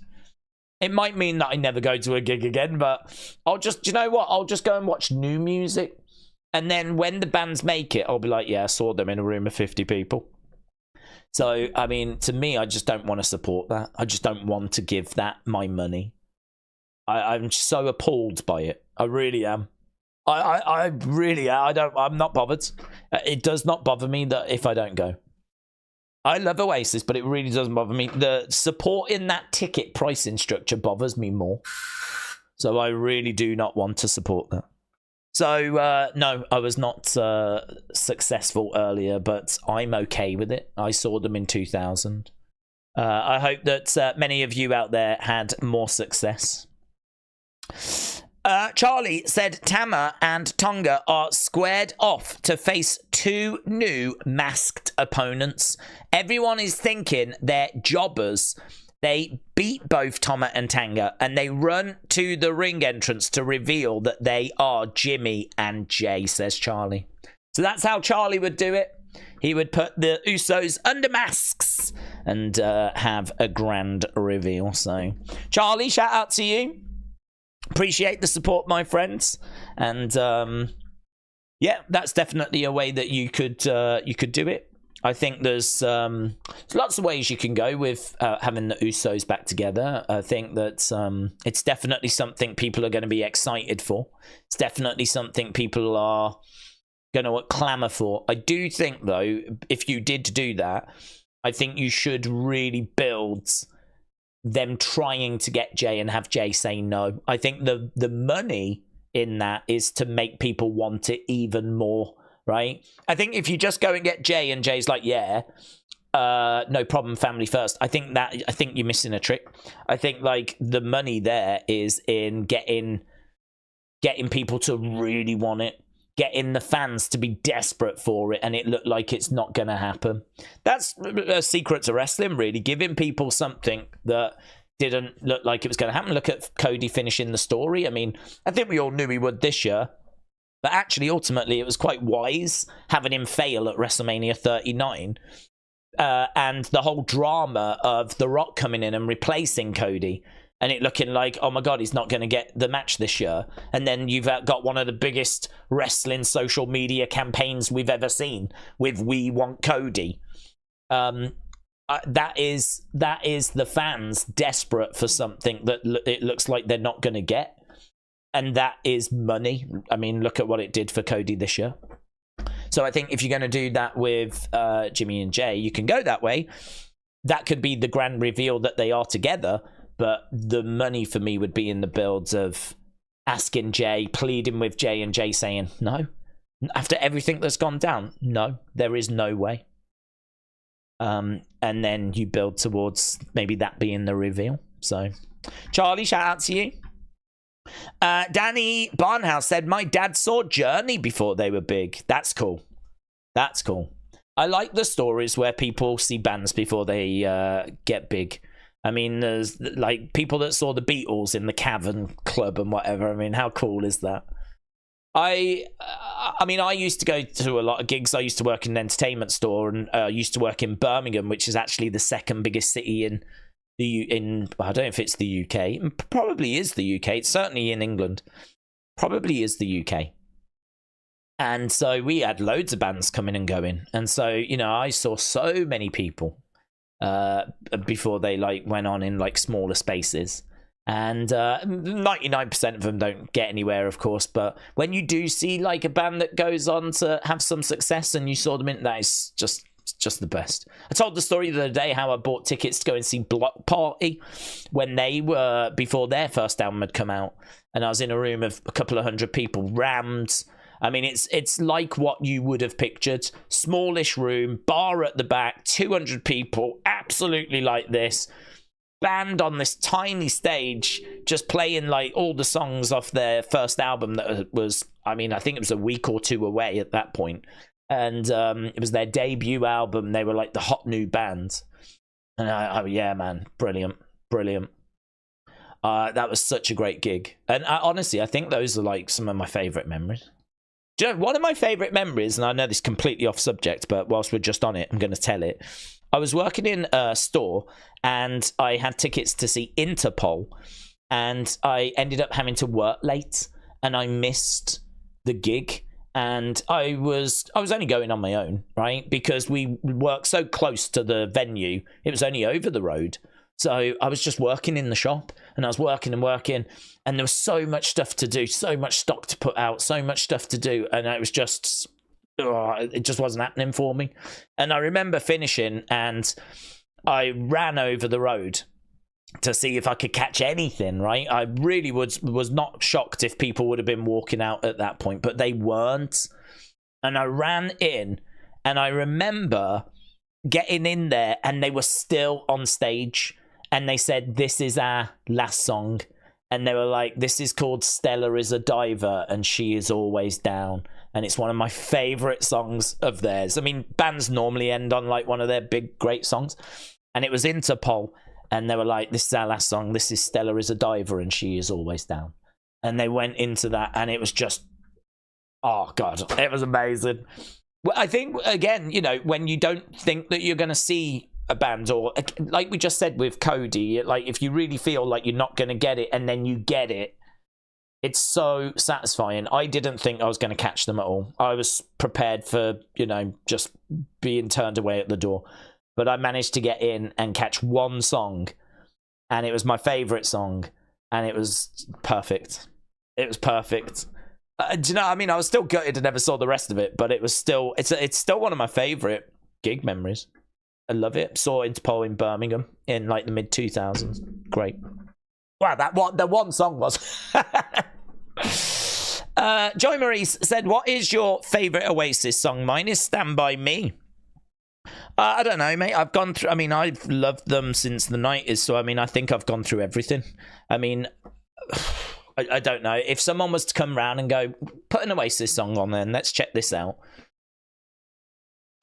I feel like I'm probably going for something off Definitely Maybe. It's probably going to be either Supersonic or Live Forever.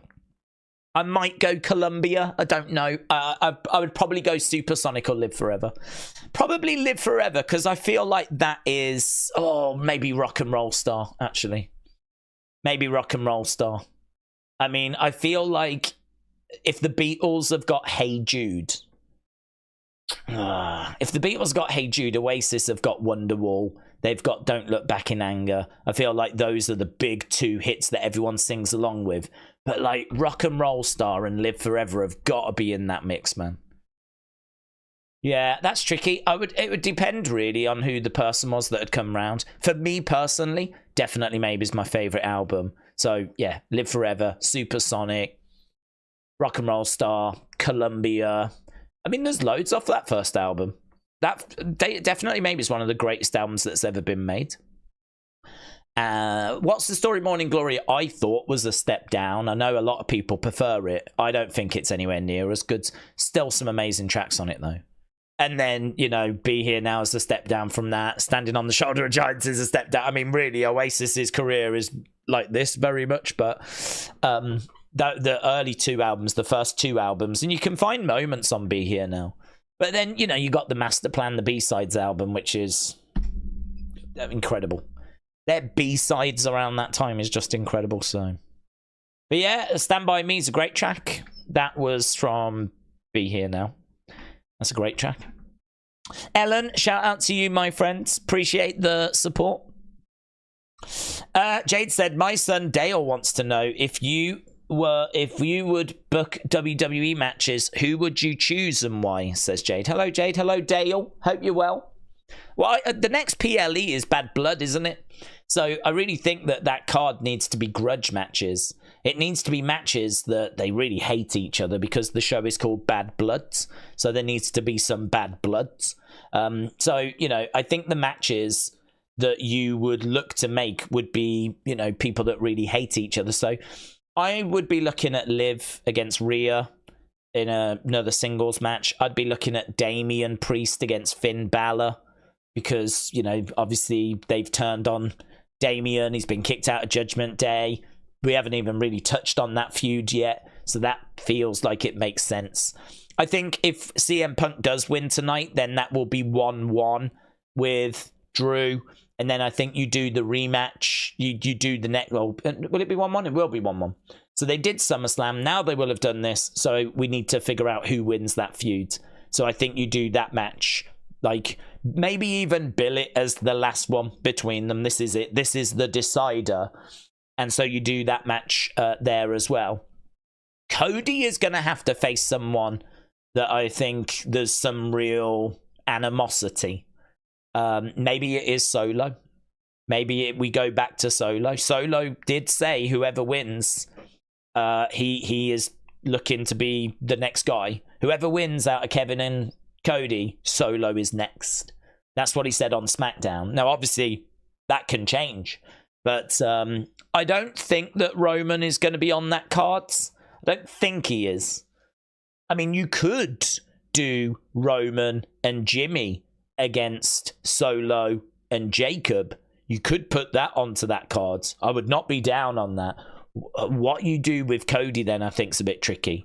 Because I really don't think you can just have, you know, a nice match for Cody. You can't do like another Kevin Owens match unless Kevin turns heel.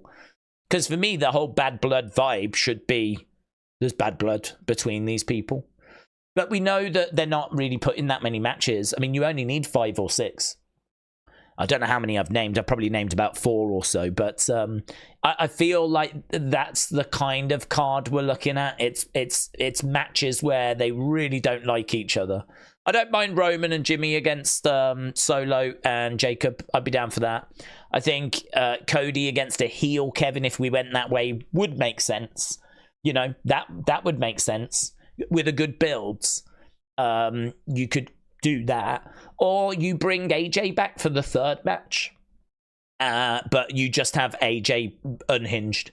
I mean, it's been quite polite, I think, between them. Apart from AJ sort of doing the fake retirement thing, it's been pretty polite. Maybe you just have him a bit more unhinged this time. And a bit more violent. And maybe you bring Brandy into it a little bit more and it gets real personal. Maybe you could just turn it up a little bit. I don't know that people would want to go back to that, but I don't think whoever Cody faces at Bad Blood is losing against. I don't know there's an opponent out there where there can be much mystery. I suppose the only one would be Randy, really. If he faced Randy, I would be uncertain. If he faced Randy, I'd be like, But we all know next year we're doing Cody Rock. Cody Rock is the rumor for WrestleMania, and that's surely to be for the title. Because I think Rock's coming back for the belt. So I think the belt needs to be involved. But he could lose the belt and win it again, of course. But I don't think we would do that. We know Triple H likes longer title reigns. So I don't think we would do that. So I think Cody wins tonight. I think he'll win at Bad Blood. So really, it's just who do you choose as his opponent? Who do you have as his opponent? I mean, maybe he has that show off. I don't think he would. He's a workhorse, isn't he? So I don't think he would skip that show. But I don't know. I don't see him losing at that show. So do you do the rematch with Kevin? Do you turn Randy? Do you bring AJ back? Do you do the match with Solo and then you don't do the tag match with Roman? Those would be the options for Cody, I think. Or Shinsuke. Shinsuke's an option, isn't it? We haven't seen Shinsuke in a hot minute. Maybe you could bring him back and build him back up again for a one-off show. But again, I don't know what the appetite would be for that because, again, I think it's super obvious that Cody ain't losing. This is the bit of the problem with Cody, really. It's all super obvious. He's not really in any peril. Dad's Job podcast. Shout out to you, buds. Hope you're well. Do you know Grim from GTS, said Joshua. Wow, that's a hard one to answer. I know him in the sense of I know of him, and he has DM'd me a few times. He has always been a lovely guy to me. He's someone that really massively inspired me because I was watching his videos and Tommy Toy Travel's videos, and I was looking at their figure collections, and that is what inspired me to finally get into buying figures. And if you look at the early stages of the channel, it's very toy hunts, figure reviews, like that's kind of where the channel was, right? And they massively inspired me to do that. So, you know, I've been very fortunate that I've been able to reach out to Tommy, and I do like a weekly show with Tommy now. Grim is someone that I would absolutely love to have on as like maybe a guest or something and have a chat with. He's someone that massively inspired me, and he knows that because I've mentioned him a few times in the past, and he's been tagged in things that I've said. He knows that I'm very respectful about him, and as such, he's very respectful back. And probably my favorite Grim story is I was in Florida, and I put up on Twitter back in 2018 that I was in Florida. And he dropped me a DM, and I'm sure he won't mind me saying, he dropped me a DM and he was like, dude, are you going to the Performance Center? Because there's 2K that are doing the game launch, like, whilst you're in Florida. And I'm going to be there, and it would be so cool to, like, meet up. And he just completely out of the blue got in touch and sent me that as a DM, right? And I was like, no, I'm not actually. I don't have a relationship with 2K because I don't do any video game stuff. So I've never been contacted by them. There's not really a reason for them to contact me because I've never spoke about the video game. I've never done any video game content. I doubt they even know I exist. I'm actually only here for holiday. I'm only here to like go toy hunting and whatnot. And he was like, oh, that's gutting. Listen, if we're around, I'll hit you up and let you know. Maybe we can still like kind of catch up in person. And I was like, oh, yeah, cool. Completely out of the blue. Completely out of the blue. I mean, we're talking about someone that, you know, I've mentioned him in passing from time to time, and he was so kind to do that. I mean, I'm not very good at those things, to be honest. I am someone that keeps myself to myself. I am someone that just, you know, I wake up and I'm like, right, what do I need to do today? I'm not someone that wakes up and I'm like, oh, I'll check in with such and such. I'll check in with such. That's not me. I'm just so task focused. I'm so like, right, where are we? We need to do this opinions video. We need to set up this stream. I need to check my notifications. I need to do that. Do you know what I mean? I'm just jobs list orientated. I don't have that mindset of like, oh, I'm going to check in with such and such, or I'm going to see what's happening with such and such. That's just, I don't know. It's just, I'm very task orientated. So when someone like that comes along that is taking time out of their day to reach out and go, oh, I've seen this, or you blah, blah, do you know what I mean? Like, I'm so impressed with that. That's I want to be like that. I aspire to be like that. So I don't know him any beyond those types of situations, you know. I mean, he might turn out to be an awful person or something. I don't think he is. Some people might be like, oh, I've had a bad experience when I've met him. I don't know that, right? I don't know. The only thing I'd say is those are my experiences, and I've got all the time in the world for him. I think he seems like a nice guy. He's always been brilliant with me, and yeah, just really cool. He's one of my favorite kind of creators in a way because I mean, I don't watch his wrestling content. I'm sure it's great, but I watched him for his toys. I would imagine a lot of people say that about me, actually. I don't watch his streams. I'm sure they're fun, but I watched him for his toy hunts. I mean, the toy hunts were massive for this channel. And the only reason I kind of stopped doing as many was because of the pandemic.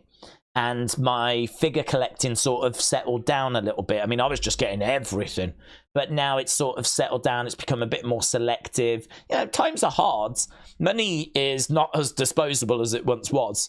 I kind of feel like, you know, back in 2016, 2017, 2018, it kind of felt like I had more disposable kind of income.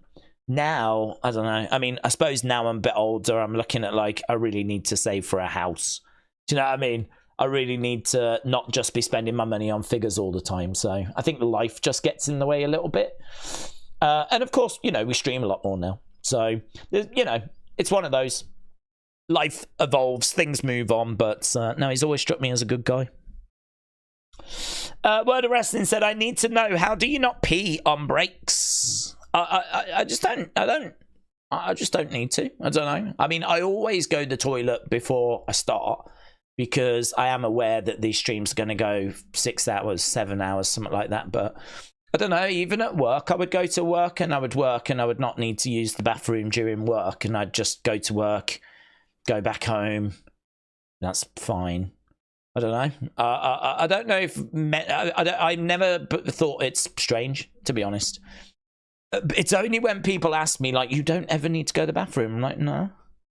I never even think about it. It's never a problem. I don't know if I've just got really good bladder control or something, but, like, no. It's just something I've just never had an issue with. I don't know. To me, it's weird, because to me, it's not weird. But it seems to be weird and strange to other people, so, I don't know. Perhaps it is a bit weird. I don't know. But, yeah, I mean, I'm sure if we were to go, 10 hours, something like that, I probably would. But, like, 6 hours, 7 hours, we do that on a regular basis, that's fine. But then saying that, equally, think about it, I don't sit here and drink, do I? Maybe if I was to sit here constantly drinking water, that would be a different situation. But you don't see me sitting here drinking either, so I probably, don't make that situation worse. If I was sat here drinking, I'm sure that would be different. James said it's almost like he's an adult and he can control his bladder. Well, as I get older, that's clearly going to change, isn't it? It's funny, isn't it? Because you're right, as you're an adult, you get bladder control. But as you become an older adult, that starts to leave you. So as I continue on this journey of life, that is going to change. And I'd imagine I'll just be sitting here just sweating myself 24/7. Something to look forward to. Tony said, would you see there being a segment, maybe Giovanni squaring up to Ludwig, due to only 5 fights on this PLE? I think there will be a segment. I think they'll do something, because if we think back to, like, say, Money in the Bank, we have done, bits there. So I think, like, we had Cena come out in London, of course. So I think where you've got these kinds of shows, there's opportunity for a segment, yes. I don't think, though, that these shows are that long. I mean, I think they're going to clock in at 2.5 to, 2 hours 45. So I don't think we're dealing with a lot of time. I don't think we've got, like, loads of time to play with, because I think once you've had video packages and you've had your entrances and every match has a good 15 minutes or so, like, you can, and clearly the main event's going to have longer, and I'd imagine that Cody against Kevin will have longer, and I'm sure that CM Punk against Drew will have longer, right? So once you've kind of done all that, I don't really think we're dealing with loads of time. I don't think we're looking at, I mean, if I think back to NXT TakeOver, there used to only be 5 matches for the old TakeOver shows. We didn't need any extra segments for those. I just think it's different. I mean, WWE used to put loads of matches on. We used to really build to the PLEs, and it's just different now. We just don't anymore. Now the PLEs, if they clock in about 2:40 something, that's absolutely fine. But there probably is still room for something, but I'd say I wouldn't say it's guaranteed, but I think there's room for something. But listen, what if we do get some? It's going to be a little surprise segment, and I'm down for it. Ludwig and Giovanni, that would be all right. Be a nice little moment for that crowd. So, I mean, that would be fine. They did have Ludwig as the surprise yesterday on SmackDown, of course. But no reason as to why you can't do it again. But I don't know. I think for me personally, that's not going to be a moment I'm going to really care for. So for me personally, I think I'd be more interested in like a Batista or a Legend that we haven't seen for a while. I think that would be really cool. I don't need Cena. I've seen Cena a few times. We're going to see Cena all next year. So if we get Cena, we're like, okay, Cena's here. It's always nice to see him. No problem. But if I could choose, I wouldn't choose Cena. I would be looking for someone different, like a Batista, you know, or a Ric Flair, if we went and got Ric Flair. Or imagine a Bret Hart.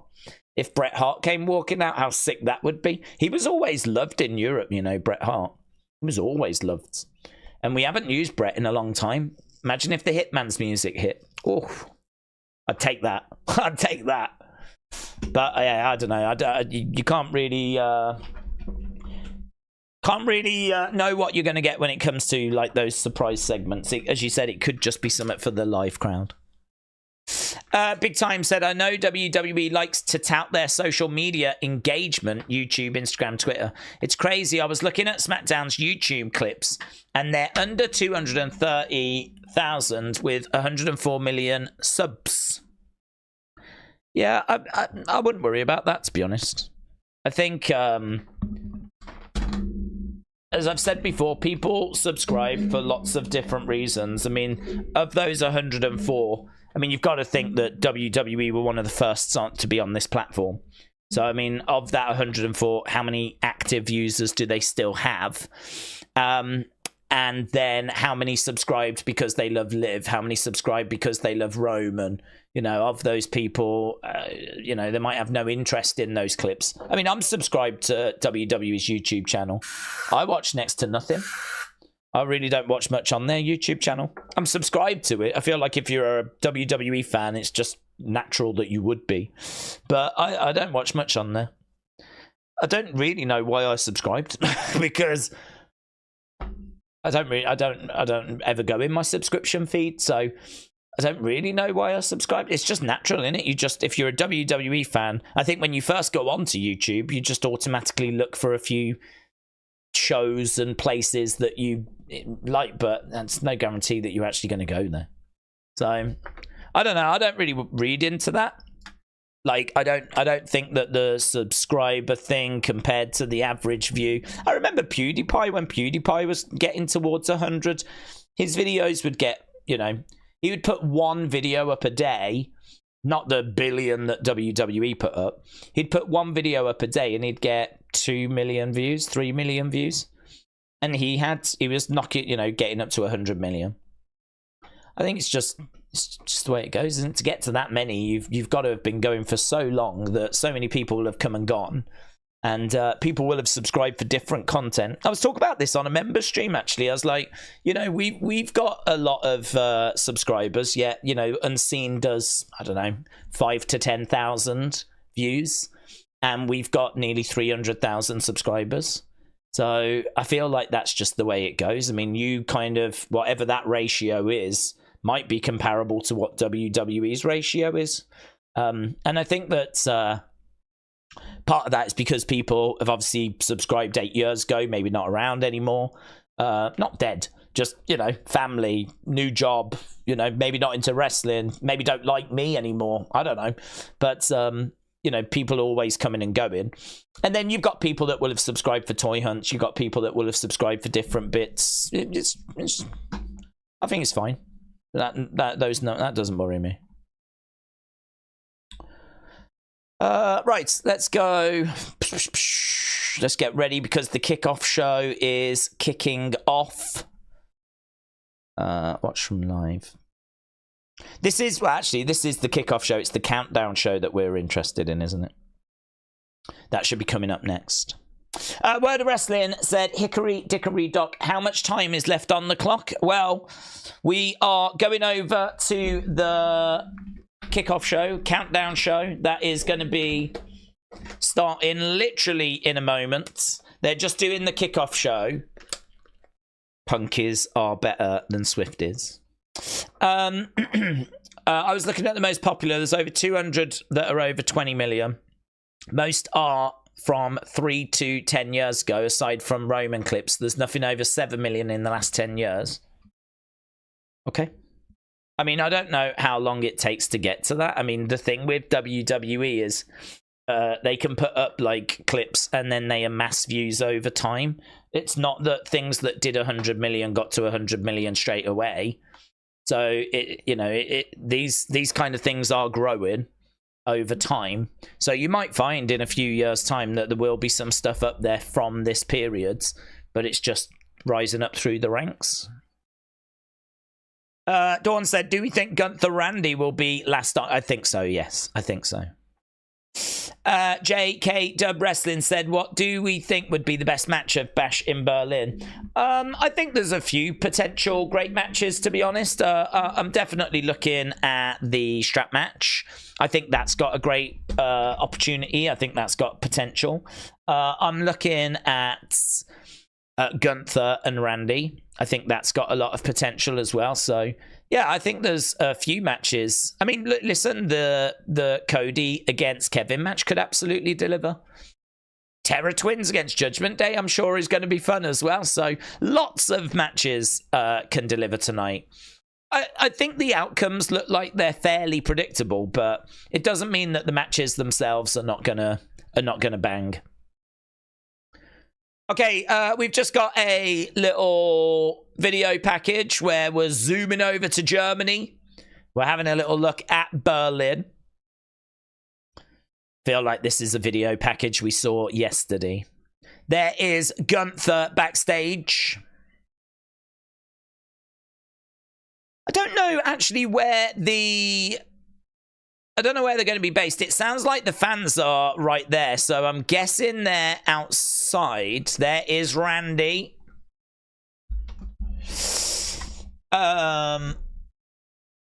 Each with $1.25. Okay, we are outside the arena. There is Michael Cole. Hello, Berlin. I'm so glad that you could join us. Introverted Heart says, R.I.P. Fat Man Scoop. Fat Man Scoop passed away. Man, I loved his song. Wasn't he Engine number 9? I remember that breakdown that was in his song. Oh, that's a shame if he's passed away. Lucas said, what do we think next year Wyatt 6 feud will be? Well, I think Judgment Day will be the back end of this year, so I don't think it'll be that. I've got to think that they will go after Randy at some point. And I don't know if Randy will get some assistance from like a heel tag team or something if he does turn. So I'm thinking Randy with some tag team helping him with the numbers. Okay, so we just got a video package. We had Michael Cole outside the arena. He just passed away on stage. He passed away on stage.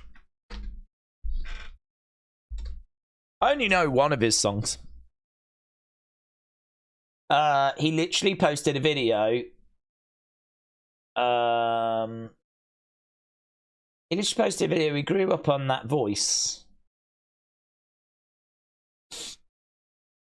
52 years old. After collapsing on stage and being rushed to hospital. God, 52, 53. That's no age, is it? That's no age.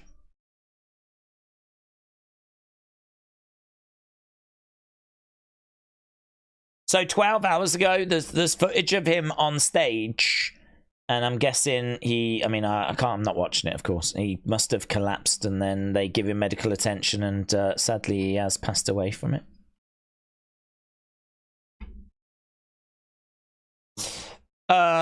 What match is on first? I don't think that's been announced, to be honest. I'll have a look at Fightful, because sometimes they do get a feed.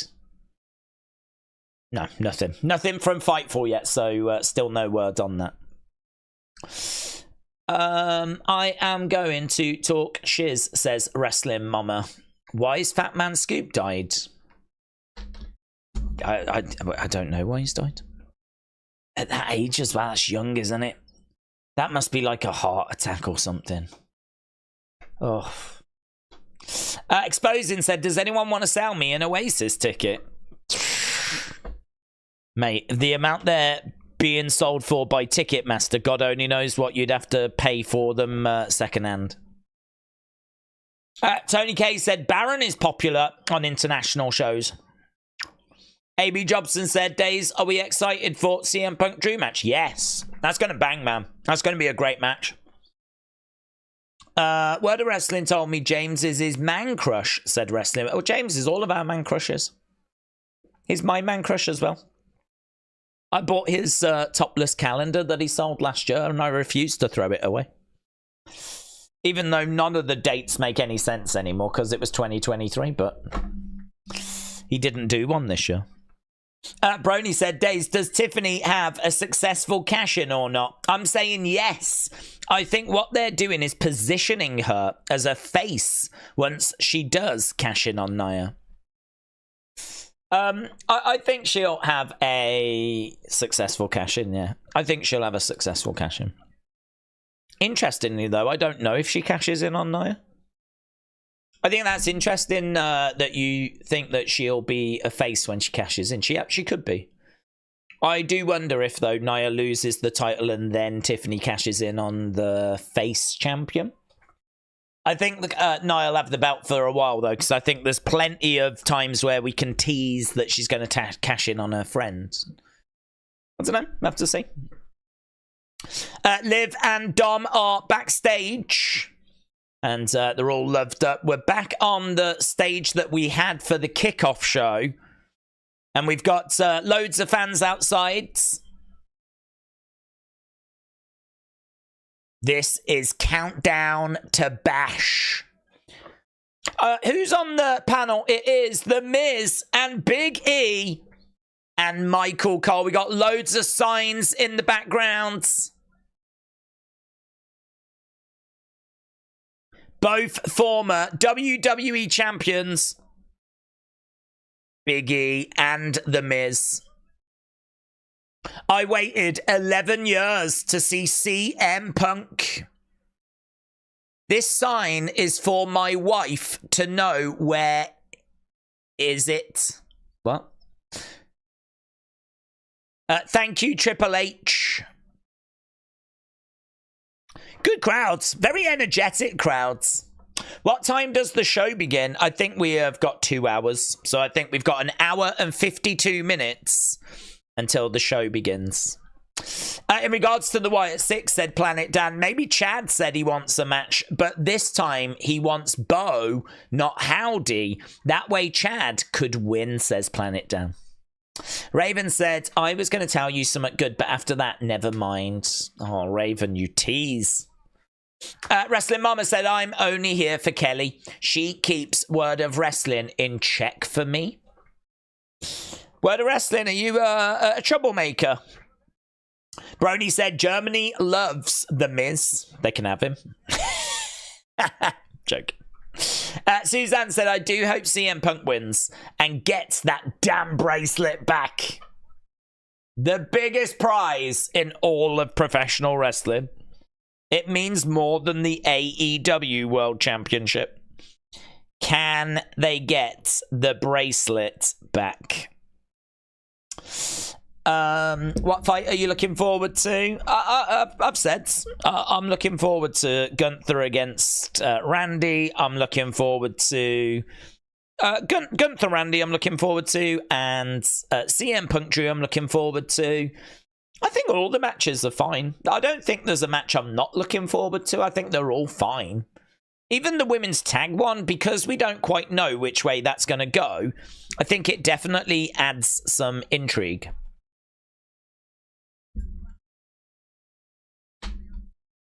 Okay, let's ask the question, will Kevin Owens turn heel tonight? Will Kevin Owens turn heel tonight?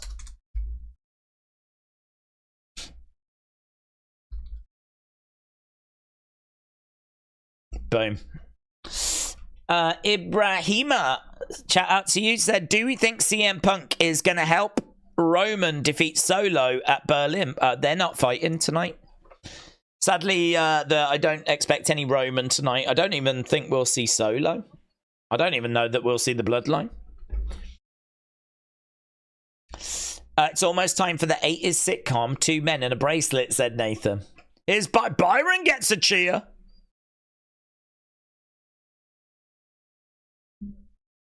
Byron Saxton. Byron Saxton chant. Yes. Byron Saxton. He's getting cult-like status, isn't he, Byron Saxton?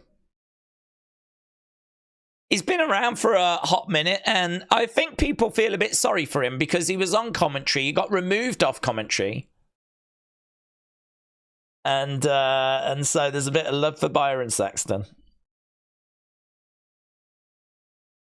Randy Orton. Randy Orton's only concern is being added to the history books as a 15-time champion.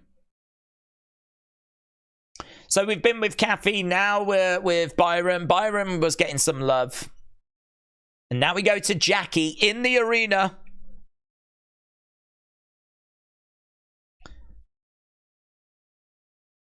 Now we're getting a Jackie Redmond.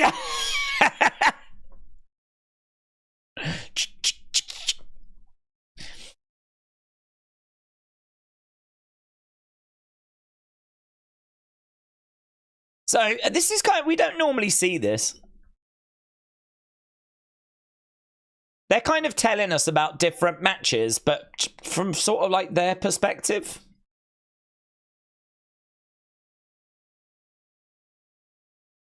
Punk told me bloody and broken. That's what we've got to expect. He's going to do to Drew tonight. There we go, and we go back to the panel. Michael Cole, Miz, and Big E. LL Greenwood said, are we expecting any surprises tonight? Are we expecting any surprises tonight? Go, Michael, go. Depends what you mean by surprises. Wow, there's someone dressed as the Fiend there. He looked good. Yeah, it depends what you mean by surprises. I mean, if we are going to get a Kevin heel turn, is that going to be a massive shock? Is that going to be a massive surprise? If Judgment Day come down, get involved in that match, is that going to be a big surprise? I mean, it's hard to know what we class as a surprise. I mean, if we're talking about the Wyatt 6 rocking up, I mean, I'm not expecting that. It's hard to say. That's a hard one to answer because how can you expect a surprise? And if you expect it, it's no longer a surprise. So that's hard. That's hard to answer. I mean, like, I can tell you the things I'm not expecting. I'm not expecting Roman. I'm not expecting the Wyatt 6. I'm not expecting Kevin Owens to win. So if any of those things happen, they will be legitimate surprises. In regards to what could happen, we could have a Kevin Owens heel turn. We could have Judgment Day getting involved. We could have Randy beat Gunther. We could have that. I think there's more chance Randy winning than Kevin winning. So, you know, they're talking a lot about Randy becoming the 15-time champion. I don't think he does. I think Gunther retains, but I think there is a chance that Randy could get the job done. I think the women's tag title match can go either way. I think CM Punk's winning. I think Cody's the biggest favourite, and rightfully so. And, yeah, I think you could go either way with Judgment Day or Terror Twins, but I think Terror Twins might edge it, which will then set up matches for Bad Bloods. But yeah, it's a tricky one to answer about surprises, because when does a surprise not become a surprise anymore? And I do wonder about a little segment. I do wonder about a Batista or something along those lines, but... Ibrahim Fault said, do we think next week DIY is gonna claim the tag championships? Nah. I think DIY will continue, but I think it's a bit too soon for them to get the titles back. If we was to take the belts off them already, that would feel a bit like, why did we bother putting it on Bloodline anyway? I think Bloodline will come through that. James said, I remember 50 years ago was in Bangor. My Andre the Giant big man, I shook his hands. I would not want to get hit by his hands. You shook the hand of Andre the Giant? 50 years ago.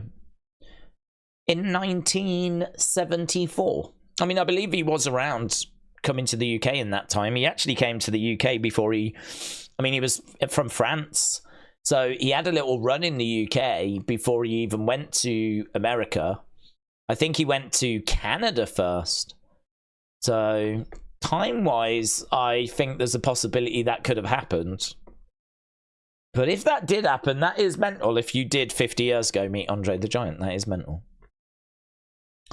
We've got this controversial Randy Orton interview. Michael Cole was talking about this yesterday.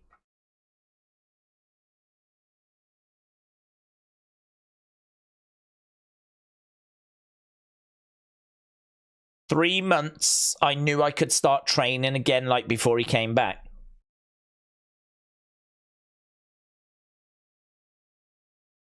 Before I knew it, I was calling Hunter.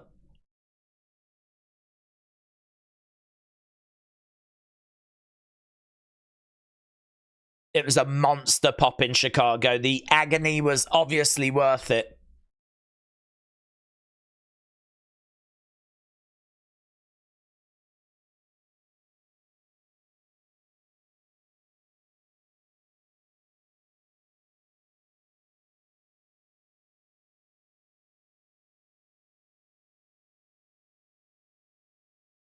All right, that's interesting. Randy says it's easy if you've been on the shelf for a long time to wonder if, are they going to remember me? Are they going to care? What's the reaction going to be?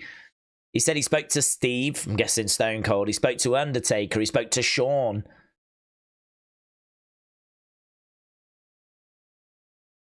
Randy Orton's back. Monster pop. And then CM Punk.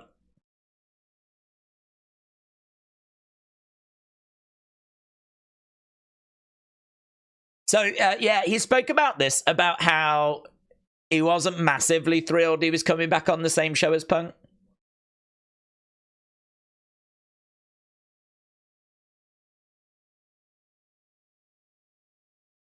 Excuse me.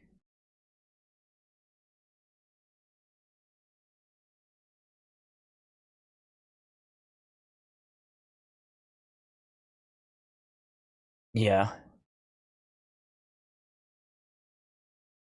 I realized I had my moment.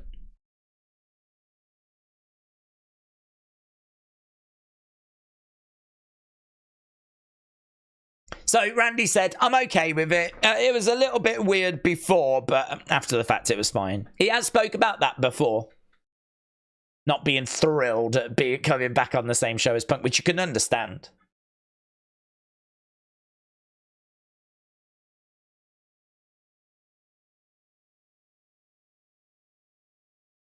From a creative standpoint, things operate more smoothly.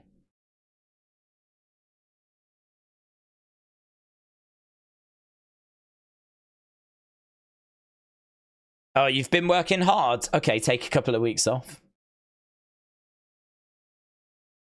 Lots of very interesting information coming out here from Randy.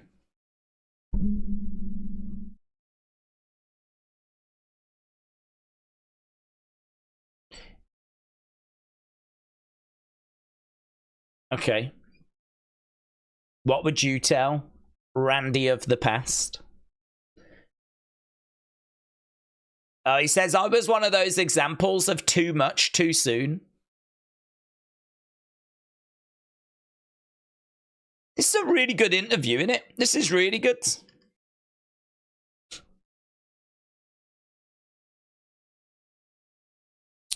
I don't think this is as controversial, or certainly not at the moment, as what was being hinted at, but...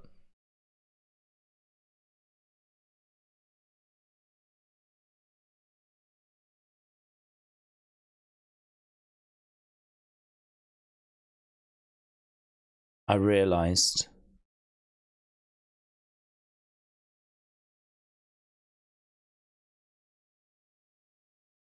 So he's talking about how he learned, like, with Cena, how a good babyface interacts with the fans on and off the camera.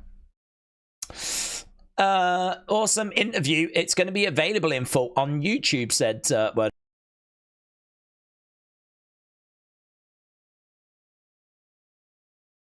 I enjoy being a good guy. I enjoy being a good guy. I enjoy the respect.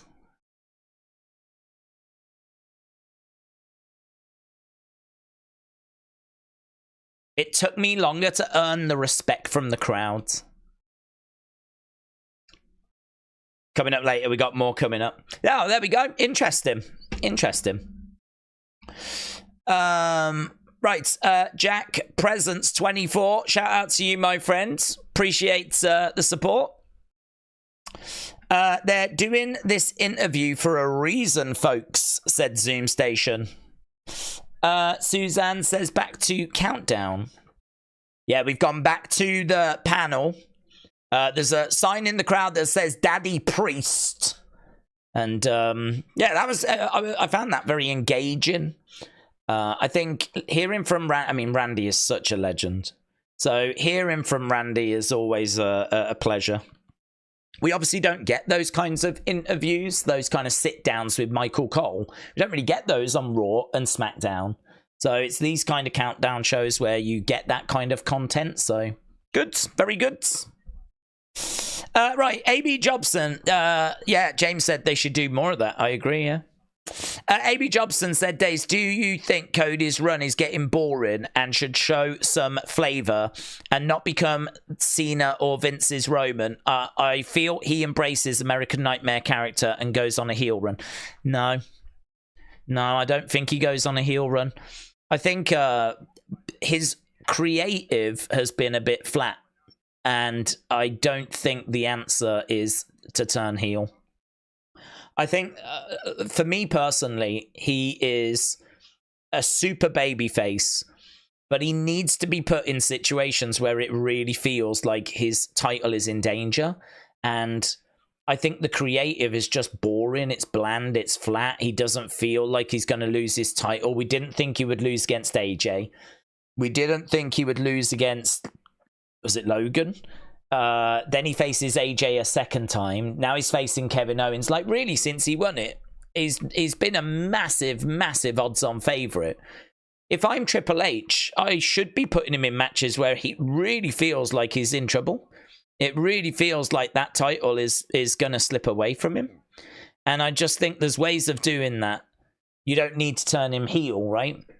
I feel like if you turn him heel, you're throwing the baby out with the bathwater. You're sort of trying to cancel out bad creative by doing like the nuclear option. The nuclear option, the biggest thing that you can do is turn someone babyface or turn someone heel. It changes everything about them. It changes their relationship with the fans. It changes how they act in their promos, how they act in their matches. It might change their ring gear, their entrance music, changes everything. And I just think like that is just trying to mask bad creative. I think what you need to do is fix the creative. And how you fix the creative is you put him in more engaging stories and you make it feel like he is in genuine peril. You make it seem like he's in trouble and that his title could absolutely go. Now, that is easier said than done because, of course, it's Cody, and I don't know how easy you can make it feel. I think the rumors of The Rock next year at WrestleMania are sort of getting in the way because we're looking at it going, well, no, he's going to face The Rock next year. But so is there a way of answering that? Is there a way of taking that out of the equation? Is there a way of bringing in some peril? I don't know. I don't know quite how you do it, but that would be a tricky one. That would be a one where you'd have to really sit down and give it some thought. I think you'd have to just add some stipulations that seem like, nah, they wouldn't do that. They wouldn't do that. If Cody wins, then such and such is, I don't know. If Cody wins, Kevin is out of WWE. Imagine that. If Cody wins tonight, Kevin has to leave WWE. Are we really about to have Kevin leave WWE? Like, this is what I'm saying. Go for something like that. If Cody wins, Kevin leaves WWE. that to me would be more interesting. And why would we get to that stipulation? I mean, there'd have to be something in the build that would mean that we get to that. So the build would be interesting. That stipulation would maybe put some doubt in. Obviously, you build on it, right? You do some good promo segments around it. You know, have the... If I'm Triple H, you know, could you not do that stipulation and then make sure everyone knows Kevin has just signed a new contract? Or his contract runs for another 2 years. So from a contract point of view, Kevin's not going anywhere. So how's he about to leave WWE? So does that mean he's about to be champion? I would be looking at stuff along those lines of how do I get wrestling fans to start doubting that Cody is going to leave with the title. And then all of a sudden, I think you've fixed your biggest problem. I think that is your biggest problem. People love Cody is the same Cody that he was when he was trying to finish his story. He's the same guy. It's just the narrative, the creative is completely different now. Before, we were so desperate for him to finish his story, and now he's done it. We were desperate for something. Now it just doesn't feel like we're really desperate for anything. I don't really know what we're working towards. I suppose it's him and The Rock. But how can you make his title reign feel like it's, you know, in peril? Kevin could go to AEW and become a big star over there, says Davids. Zoom Station said RKO is losing. Then he does something to Cody later. Kadir said a few weeks later, Kevin Steen is all elite. Well, imagine that. Imagine if we did the stipulation that we just mentioned. Kevin Owens is done and he's out, right? And he loses and he's done and he's out. And you keep him off TV for a month.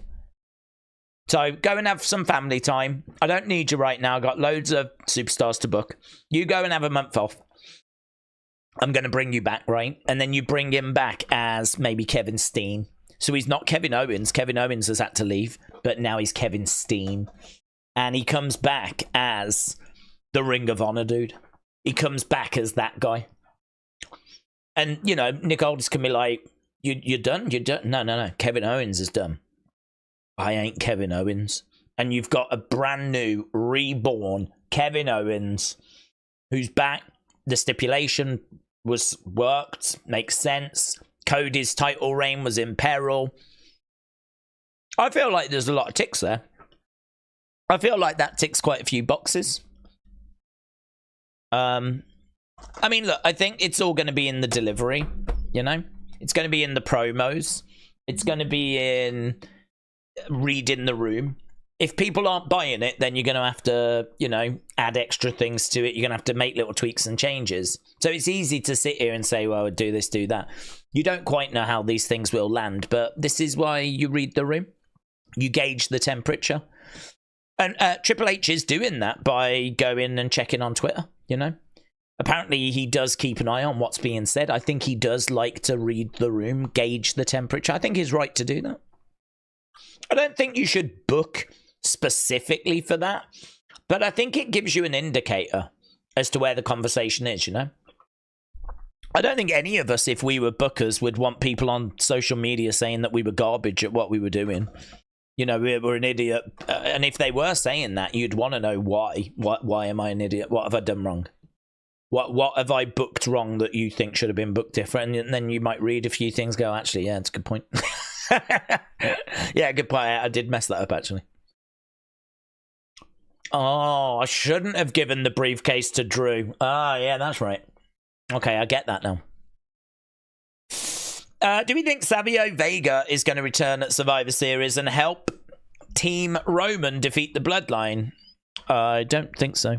That is not on my bingo card. Dominik said Naomi is going to come to even the odds. She'll cost Bianca and Jade, but that starts the Jade heel turn saga. A.B. Jobson said Miz is on the pre-show. He is. Rock Rat Zero said you could send him to TNA for a semester. Oh, they'd appreciate that. Never book a show for people on Twitter because you end up with AEW, says James. William says, I cannot get into this one. I'm just not into the matches. I don't think you're alone. I think this is one that's people are struggling a bit with, to be honest. I think that this, I've said before, I'd much rather be sat here watching a wrestling show on a Saturday than watching, like, you know, other stuff. So for me, this is a treat. It's lovely to be sat here. You know, we could be doing UFC or some of this other stuff, so it's great to be sat here with you guys. So for me, I'm just down for sitting and watching some wrestling. And I think there's some matches here that could have some fun moments. I think the crowd are going to be hot. I think there should be some fun matches. I don't think there's anything here that looks like it's going to stink the place out. So yeah, I'm honestly, I'm just up for this. It's a bit chilled, really. I mean, it does not feel as like big or as urgent as, say, a SummerSlam or a WrestleMania, you know. But just a lovely way to spend a weekend. And don't forget, we will be back tomorrow, because tomorrow we've got NXT No Mercy. So we've got another wrestling show tomorrow as well. Word of Wrestling said, I get the card is a bit samey as the old PLE and Raw card.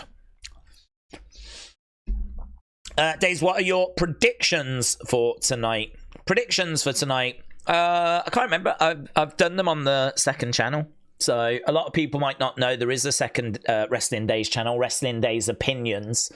Not only did I give my thoughts, but we did a good 15-20 minute video where we got your thoughts as well. So that is got its own space. If you go to the homepage of this channel and go down to the bottom, there's like a related channel section, and you'll find links to the second channel, the third channel, some channels of people in the community. So yeah, there's you can find links to that. So off the top of my head, definitely Gunther, definitely Cody, definitely CM Punk. I think I went Terror Twins, and I think I went Jade and Bianca. And talking of Jade and Bianca, they're just getting interviewed at the moment. They're just chatting to Pete Rosenberg. They are backstage, and obviously they are looking to get their tag titles back. Big Time said Formula 1 on ESPN 2018-2020 averaged 554 per race. Netflix in 2021 ordered an F1 documentary, and in 2022 they now do 1.2. Good.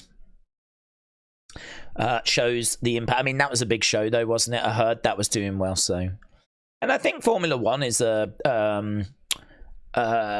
sport that has had potential for growth in America for a long time. I don't know about wrestling.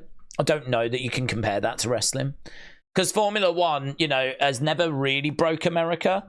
America, you know, has had NASCAR and other kind of motorsports, but Formula 1 has never really established itself in America. I mean, there's been many times we've not had races in America. There's been, I mean, a lot of times there's no American racers in it, and so you can just sort of tell that America isn't that engaged. So I think there's been massive potential for growth with that sport. The target for Sri Lanka is 483. Well, they got 196 first time around, so it feels like they're going to struggle with that. I am a bit disappointed with England's 251 though. I mean, that seems a bit bonkers. That's not a great score by England. Hopefully that's something they just have a little look at. But perhaps England were just trying to be a bit more, you know, reckless, trying to build the score up, whatever. I don't know. But, yeah, England should win this. Doug Bourne has tweeted a donation to the community. Have we had some stuff have I missed? I don't know where was that donated. I didn't see. Has that slipped by me? Doug, shout out to you, my friend. I don't know where your kind generosity has come through. It's not showing yet on my thing or anything. I was like, did I miss something? Unless I missed it before, but there's nothing in my list. I think we're up to date with all of the super chats and everything, so I don't know where that's passed by, but William tells me that Doug has been very generous. So Doug Bourne, shout out to you, my friends. I'm sure it will pop up somewhere. I will see it somewhere at some point, but All support is appreciated. Just people joining us is appreciated. As we have only got an hour and 20 odd minutes until this show actually starts. So, and obviously we got a few other bits to look forward to. We got the second part of that Randy interview, but we know what this is all about. I do love that sign in the background though. Tendies 316. What? Let's go. Tendies 316. Tom says 1 hour and 25 left of talking on the pre-show. I don't get why they are 2 hours, says Tom. I honestly, I think it's more for casual fans, really. I think if you're a hardcore fan, I don't think there's much you get from it. I mean, I suppose if you're a hardcore fan, you'll watch anything. That's a pretty fun moment. Just as they're about to talk, a train comes past and Dominik's gone. Dominik can't believe that their interview right now has been interrupted by a train. And he was like, that's pretty wild, though. It's not often you see a train whizzing by in the background, is it? It's a tweet. Oh, it's a tweet. Oh, I'm drowning in tweets, kids. I'm drowning in tweets. So, it's probably not happening, let's put it that way. Sitting here and talking with you guys for a while means that trying to get onto Twitter and find specific tweets is just... I mean, we could have a little walk. We could have a little stroll whilst we just kill it. There we go.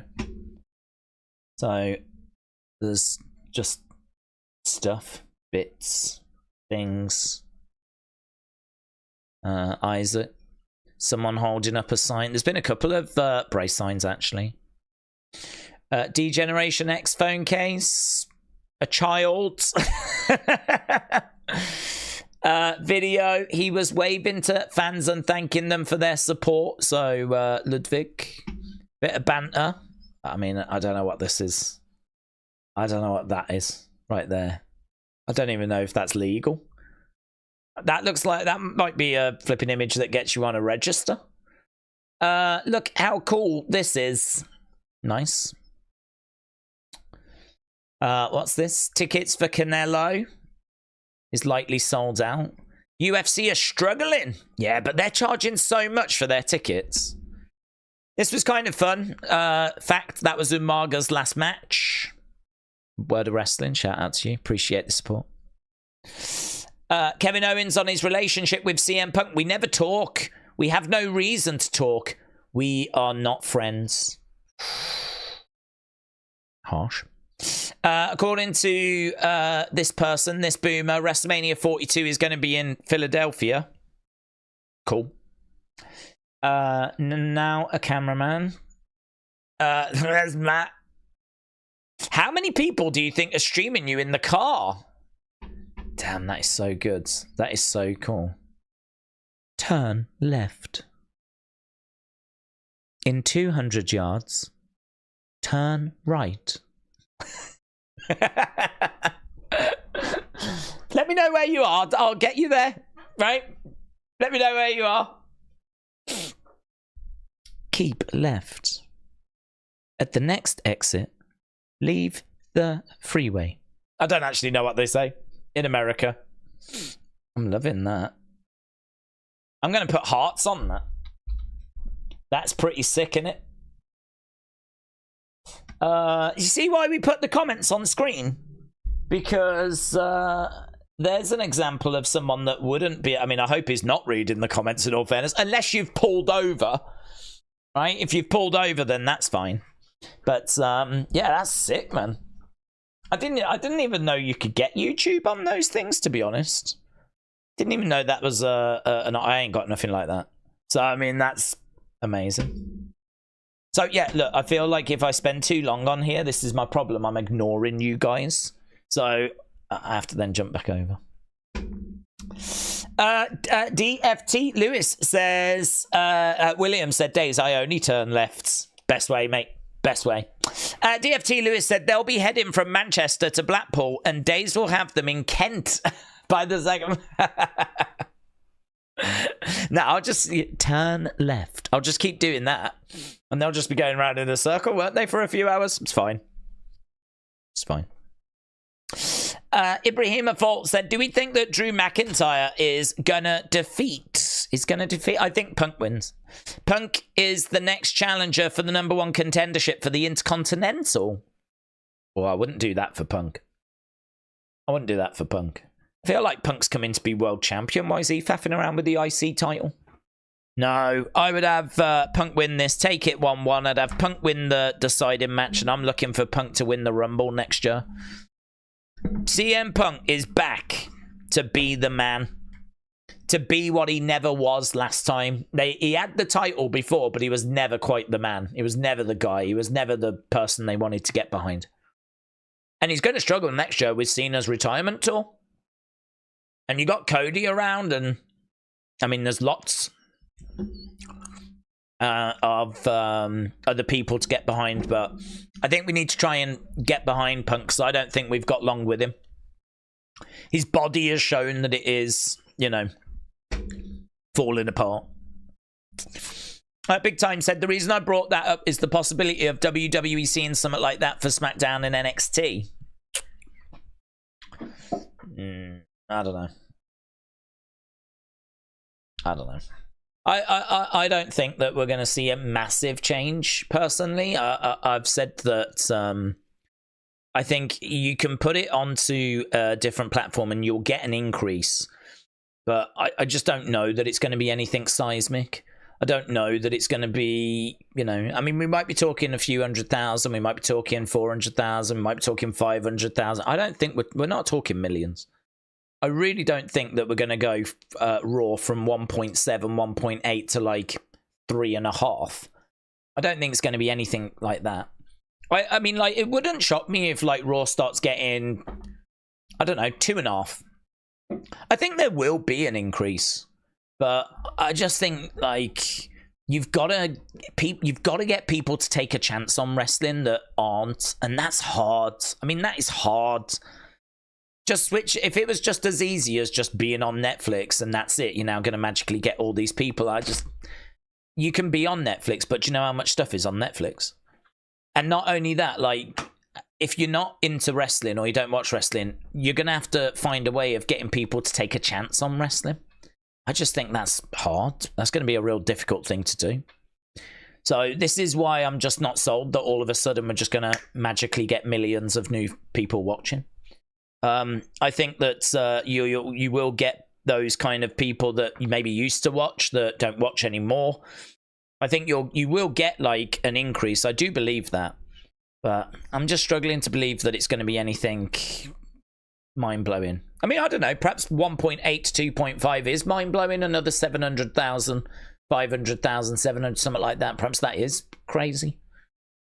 But that's where I'm thinking. So then, you know, what would that do for SmackDown? What would that do for NXT? I mean, then of the new people that come in, they've got to enjoy it so much that they want to just invest further in WWE. Listen, this move is going to be positive, but how crazy it's going to be, no, literally no one knows at the moment. There'll be some projections, but no idea as to what that is. And comparing it to Formula One is just pointless, I think, because Formula One's in a massively different place. Pro wrestling has been in America since forever. Formula One is a sport that, as I said, I think has got massive, and even now, massive potential growth. I mean, you're telling me that the Formula One's viewed by like 1.2 million? I mean, God only knows how many people are tuning into like Monday Night Football. I mean, the potential for growth for Formula One is massive, because I think it's something that's never really established itself in America. So to compare that to professional wrestling is tricky. I don't think I think we're comparing chalk and cheese. I don't think we're comparing like for like. So I think it'll be a boost. I don't think it's going to be anything monumental. Brian said, did anyone else get trivia during the vodka commercial on Peacock? I can't answer that. I'm on the WWE network. And right now we've just had a Braun Strowman thing, which was a bit strange. And now we are building towards this mixed tag match. Netflix is in 84 million homes in the US. USA is in 68 million. They won't drop, says Big Time. Tony said, would you see the German people making the most noise this year more than the international nations? Don't know. I don't know. I mean, the French crowd were fantastic. I think this is going to be comparable. As to whether it's going to be better than the French crowds, who knows? I don't even know how you'd measure that. I mean, we'd have to just rely on the decibel reader and just trust that what we're being told is true. Because honestly, that French crowd were bonkers. So if this is going to be around that level, if the French crowd were like 107, 110, and this crowd is 115, I don't know that we would even be able to tell if they're louder. I don't know. I don't know if that extra 5 decibels would even come across as a difference, so I don't know. I mean, you could tell if they're going to be quieter, but this seems like they're going to be a good hot crowd, but we're just going to have to trust the decibel reader is accurate if we're going to establish as to whether they're making more noise or not. Big Time said apparently McDonald's sales in the UK are plummeting because they keep raising prices. McDonald's have traditionally targeted people in low-income households. What's that got to do with wrestling? What's that got to do? Are we talking about because it's hard times? Where's McDonald's come from? James said Braun needs to return to the monster he was. This BFG Braun is boring. Where's Howdy to remind him where he is? There you are. Big Time said the Puerto Rico crowd was amazing. They were very good. They were good. I still think France is the best. 6 Horror Kingman said, how do we feel about the rumors about WWE and AEW about the money is WWE right? What about the fact that the contracts are too high? It makes me nervous. It really does. I mean, there's going to be a lot of people that are on the wrestlers' side. You know, you make your money and all of that. I take a slightly different approach. I sort of feel like entertainment in general and entertainers get paid too much. I think that the amount of the disparity between someone that works hard at their job as a teacher or a nurse or, you know, I mean, these really important jobs that, you know, firemen and the amount they earn a year. I mean, that it's you look at how much they earn compared to how much like a singer earns. And I know that a singer provides songs and, you know, comforts people and, you know, you can go down all those roads, but it's the disparity there is just mental. It's just the rich are getting richer and the average person is struggling. And I just, the way that money is distributed is just wrong. It's just, it's flawed. The system is flawed. I don't know how you change that. I don't know how you fix that. You know, I'm sure you'd have to bring in measures that would make people nervous. This is a very political topic. People would approach it different ways. Some people would say, no, it's fine. It's the market. It is what it is. I just think that seeing wrestlers that are already on millions and already on a lot of money, getting more and more and more when nurses, doctors, firefighters, teachers are struggling with, you know, getting by. It's just bonkers to me. It's bonkers. It's just mental. So, I don't know. I mean, for me, seeing CEOs get more money, seeing people on boards get more money, seeing all that kind of stuff, again, seeing the rich get richer, I just, at the end of the day, if wrestlers get paid more, who's going to pay for that? It's going to be you and me. You know, look at the ticket prices in Scotland and how much it was to go to Clash at the Castle. You know, there's a reason why they cost that. It's because the amount of money it costs to put that show on means they have to pitch the tickets at that price. Part of that cost is paying for the wrestlers. And if the wrestlers are earning so much money, then you're paying for that, you know? It comes out of your pocket at the end of the day. So it's one of those where it's not going to be popular because people are going to say, no, the wrestlers deserve it. They should get paid all the money in the world. There has to come a point where it's silly. Has to come a point where you stand up for the average person. There has to come a point where you go, yeah, I get what you're saying, but who's paying for that? It's the families that want to take their kids to the shows. They're the ones that have to pay for the inflated ticket prices. They're the ones that have to pay now $40, $50 for a t-shirt when they used to be $20, $30.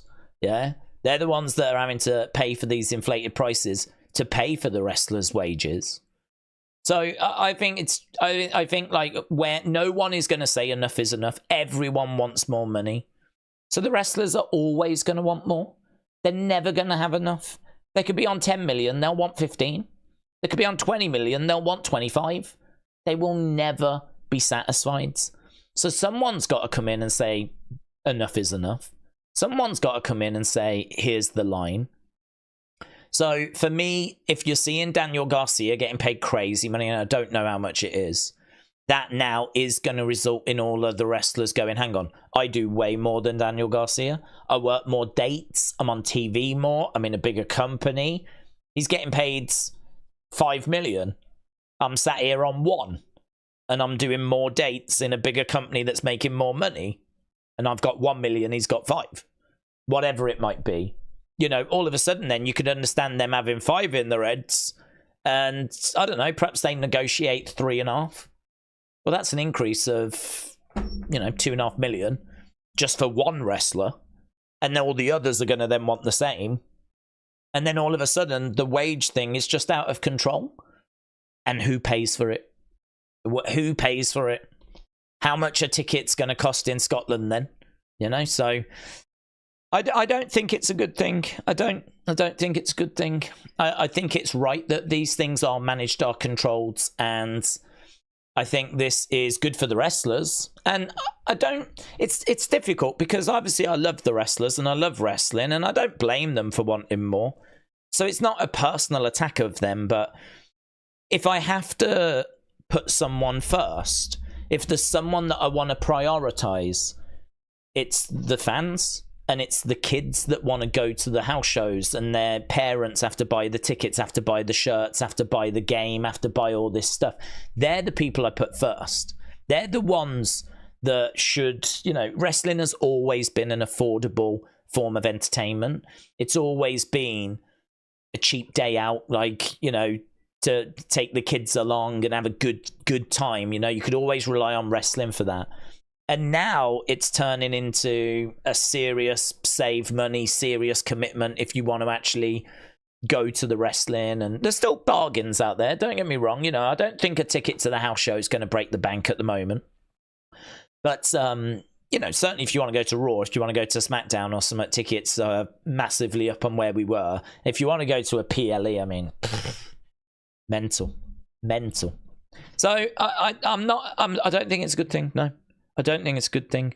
I do think there are wrestlers that are underpaid, but I think like there's a balance to be found, and I don't know, you know, it's going to shake out how it shakes out. Unfortunately, all of it's irrelevant because we can't influence any of it. You know, the market is going to do what the market does. That's the way the world works. I just wish there was some way of managing it, controlling it, not letting it get out of control. Because it's just, I just feel so sorry for people, really. There's lots of people I know that wanted to go to Scotland that couldn't. And they missed out. And, you know, who's going? It's the rich. The rich people are going. Do you know what I mean? The rich people that have got loads of money and can afford to do it, they're going. But, you know, people that don't have as much money that would love to go are the ones that miss out. It sucks, man. That's my rant over. It's my rant over. Daze is preaching. I hate it. I hate it. I know it's the way the world works, but I hate the world. So, hey, here's Triple H. Here's someone I don't hate, unless it comes to booking Money in the Bank. Triple H is backstage. He's got a nice watch on. You wrestled here in '97. How does it feel to be back in Germany? It's been too long, says Triple H.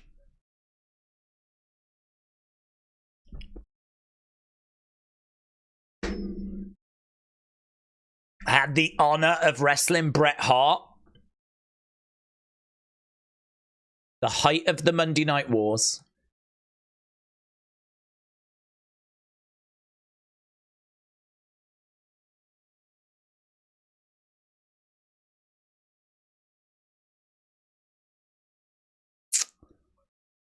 $6,000 people. He wrestled Bret Hart in Germany.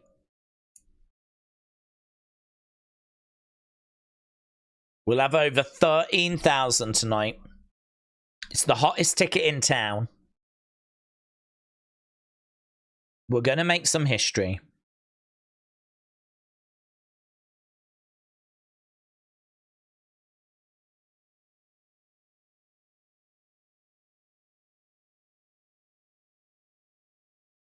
Highest grossing arena event in WWE history. So talking about ticket prices.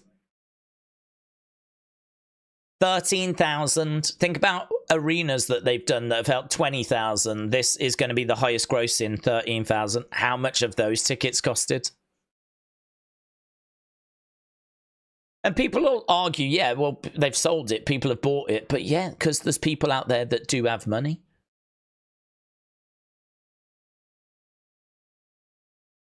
Great for them. What about the people that don't?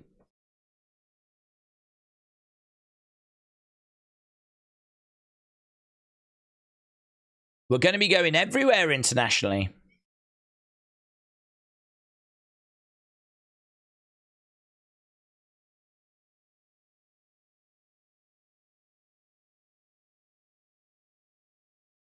It's humbling. It's incredible to see the passion from the fans.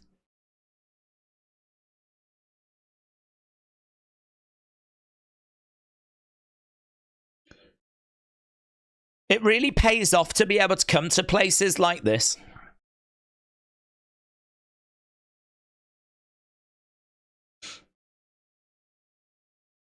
Talking about going to Japan. Bragging about high ticket prices. That, yeah, I always find that a bit weird. It is basically like saying we've just charged these people more and they've paid it. This is now the highest gross and we've made more money off this show than any show ever. I mean, that would be impressive if they'd have sold more tickets. That's impressive. That's why you brag. Surely you brag because this is our highest gross and we've never sold this many tickets. Like, so many people want to be here. But that's not what they're saying. It's only 13,000. In the history of WWE, that's not that special. 13,000, and this is the most they've ever made from an arena show. It is a weird brag. But if you're a shareholder or whatever, that's the stuff that just gets you off, man. If you're a shareholder, if you've got invested interest in TKO, you're like, yeah. Do you know what I mean? These are the kind of numbers that, these are the kind of stats that Vince McMahon used to enjoy. Right, so that was just a little chat with Triple H. That was all right. He didn't really say a great deal. Okay. It's not the flex they think it is, says James.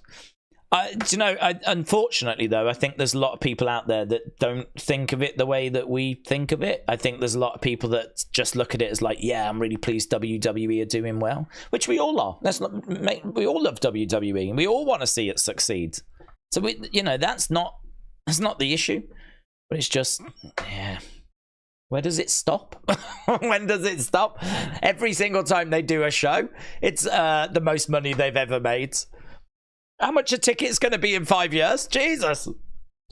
Every ticket's going to be 10 grand. Andy, shout out to you, my friends. Hope you are well. Sean, they have enough wrestlers that they're not using to bring back WCW. Yeah, there was a thought that WCW could be on the way back. Because they did have a lot of WCW shows trademarked. So there was a thought that they might look to being about. I'd be totally down for them doing that. I'd be totally down for them bringing WCW back as a new brand. I think that'd be awesome. Main event menu, Berlin, Germany. What's this? This The Miz. The Miz has gone and sampled some local food. How funny. We spoke about this, about getting out there and having a look in the... I don't remember doing this before. That's good. I'm definitely down for watching that, so I'll have to keep an eye on that. It looks like we're going to get that in this hour. We've got one more hour to go. Final hour. Final countdown. We are working our way towards the start of this show. I will sell my soul for a ticket for a Cena farewell. They haven't answered, said Metal Mama. Daze, how are you? I hope all is well for Clash. Can't wait to see Liv and Dom get their beep handed to them. Edward, shout out to you. They bought the WCW trademark, said Sean. I love Miz. The dad at the party. LFG, said Metal Mama. Miss Clown, hello. Wrestling Overtime, hello. Sweet Cream said I'd be down for that. Alkaline says bring back the Thunderdome. Maxton said how long till it starts? 59 minutes. Cadet said it's the final countdown. Dark Angel said I think they should do away with pre-shows and just get on with the show. Wrestle with Andy said, Daze, what food would the Miz try at the scuffle in Starbridge? Oh, do you know what? There's a Twitter account that is called Footy Scran, right? And I think scran is like a slang word for food. Right? I've never heard scran used as a word for food before. But I don't know where it's come from. I don't know its origins. I don't know where it's popular. I don't know who calls food scran. But there is a thing that's called Footy Scran, Football Scran, Twitter account. And what they do is they get people that go to football games to send them pictures of the food that's being served at the game they're at, right? And it's not only like Man United, Liverpool, Man City. It's every match that's happening. And someone sent one in from Starbridge. So I know what food would be served to The Miz if he came to Starbridge, because I know what was on Football Scran. And I can tell you, and this is going to shock a few people, that what was featured, faggots, which is going to shock a few people because that is something that people may not have heard of before. But we do have a food which is popular in the United Kingdom, in the kind of more Wales, really. Let's jump over. I'm not a fan, right? Honestly, I'm not a big fan, but this is what they look like. Pork faggots. So I'm trying to see. That's kind of what they would look like on a plate. That's kind of what they look like in a tray. And yeah, so someone sent a picture in of them at the football in Starbridge. They had this tray, and it had a faggot, and it had I think like maybe a bit of mash and a bit of peas and certainly a lot of gravy. You tend to get a lot of gravy, whatever. But yeah, that's what they had. And obviously, you know, it's got another meaning, that word. It's a slang word. It's a horrible word for the alternative meaning. But the Twitter account had to put a thing out going, we're getting a lot of messages here. People think we're being disrespectful. We're not. It's a food in England. It is something that people eat. Kind of more in Wales, but it you know, West Midlands is quite close to Wales. Depends which part, obviously. But yeah, this is something that we have. It's funny, I did used to have them when I was growing up. It is something that I have had throughout my life. We don't actually have them anymore. Haven't had them in years. I was never a fan. I mean, they are just like a meatball, sort of. They're like a meatball.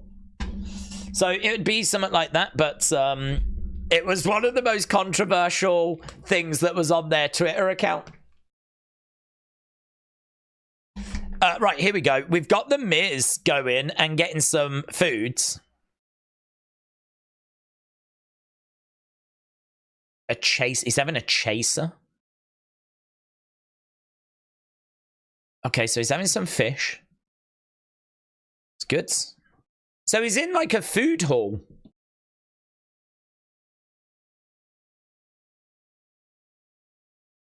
Anatolian. I've never heard of Anatolian. Oh, he looks excited though. Oh, yeah, man, that looks good. Anatolian. You're buff. Oh, is this kimchi? He loves it.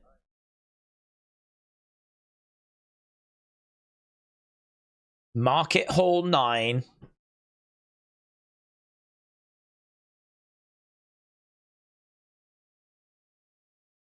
Yeah, good. Fun. On to... Oh, is somewhere else? Oh, hello, what's this? Artisan Donuts. Oh, look, this is brilliant. This is what I have wanted. If we're going to go somewhere, let's learn about it. Let's have a look around. It'd be good if he went to, like, some of the sites. I mean, I don't know really what they've got in Berlin. Bit of wall. Probably got a bit of wall somewhere, ain't they?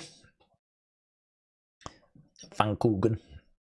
Yeah, he's trying some of these donuts. Oh, he loves the Pfannkuchen. Oh, he loves the Pfannkuchen. Oh, that's number one.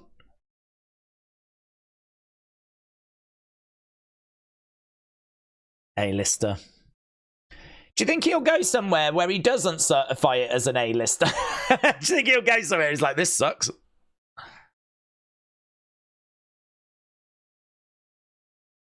Nice. Handshake. Now, where are we going? We're going to the Pratergarten. Ah, oh, beers. Here we go.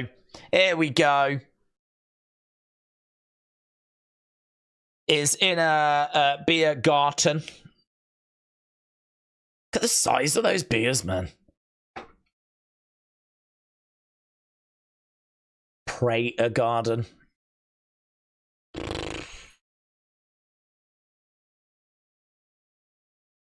Yeah, man.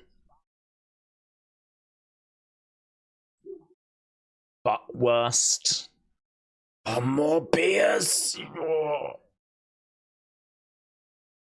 Look at all the friends he's made.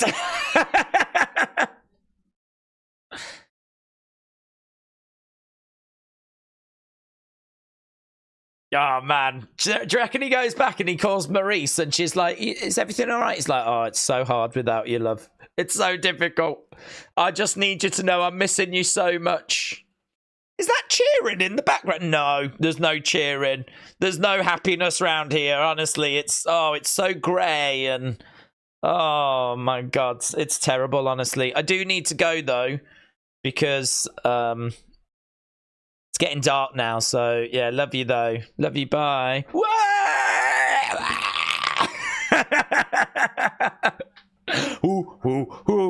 I always think that about Germany. I don't know why. It's kind of very German sound, I think. Bands and whatever, you know. And you know, women in those like little frilly things with like loads of beers. And he's like, yeah, partying away, dancing away, drinking beer after beer, loads of sausages.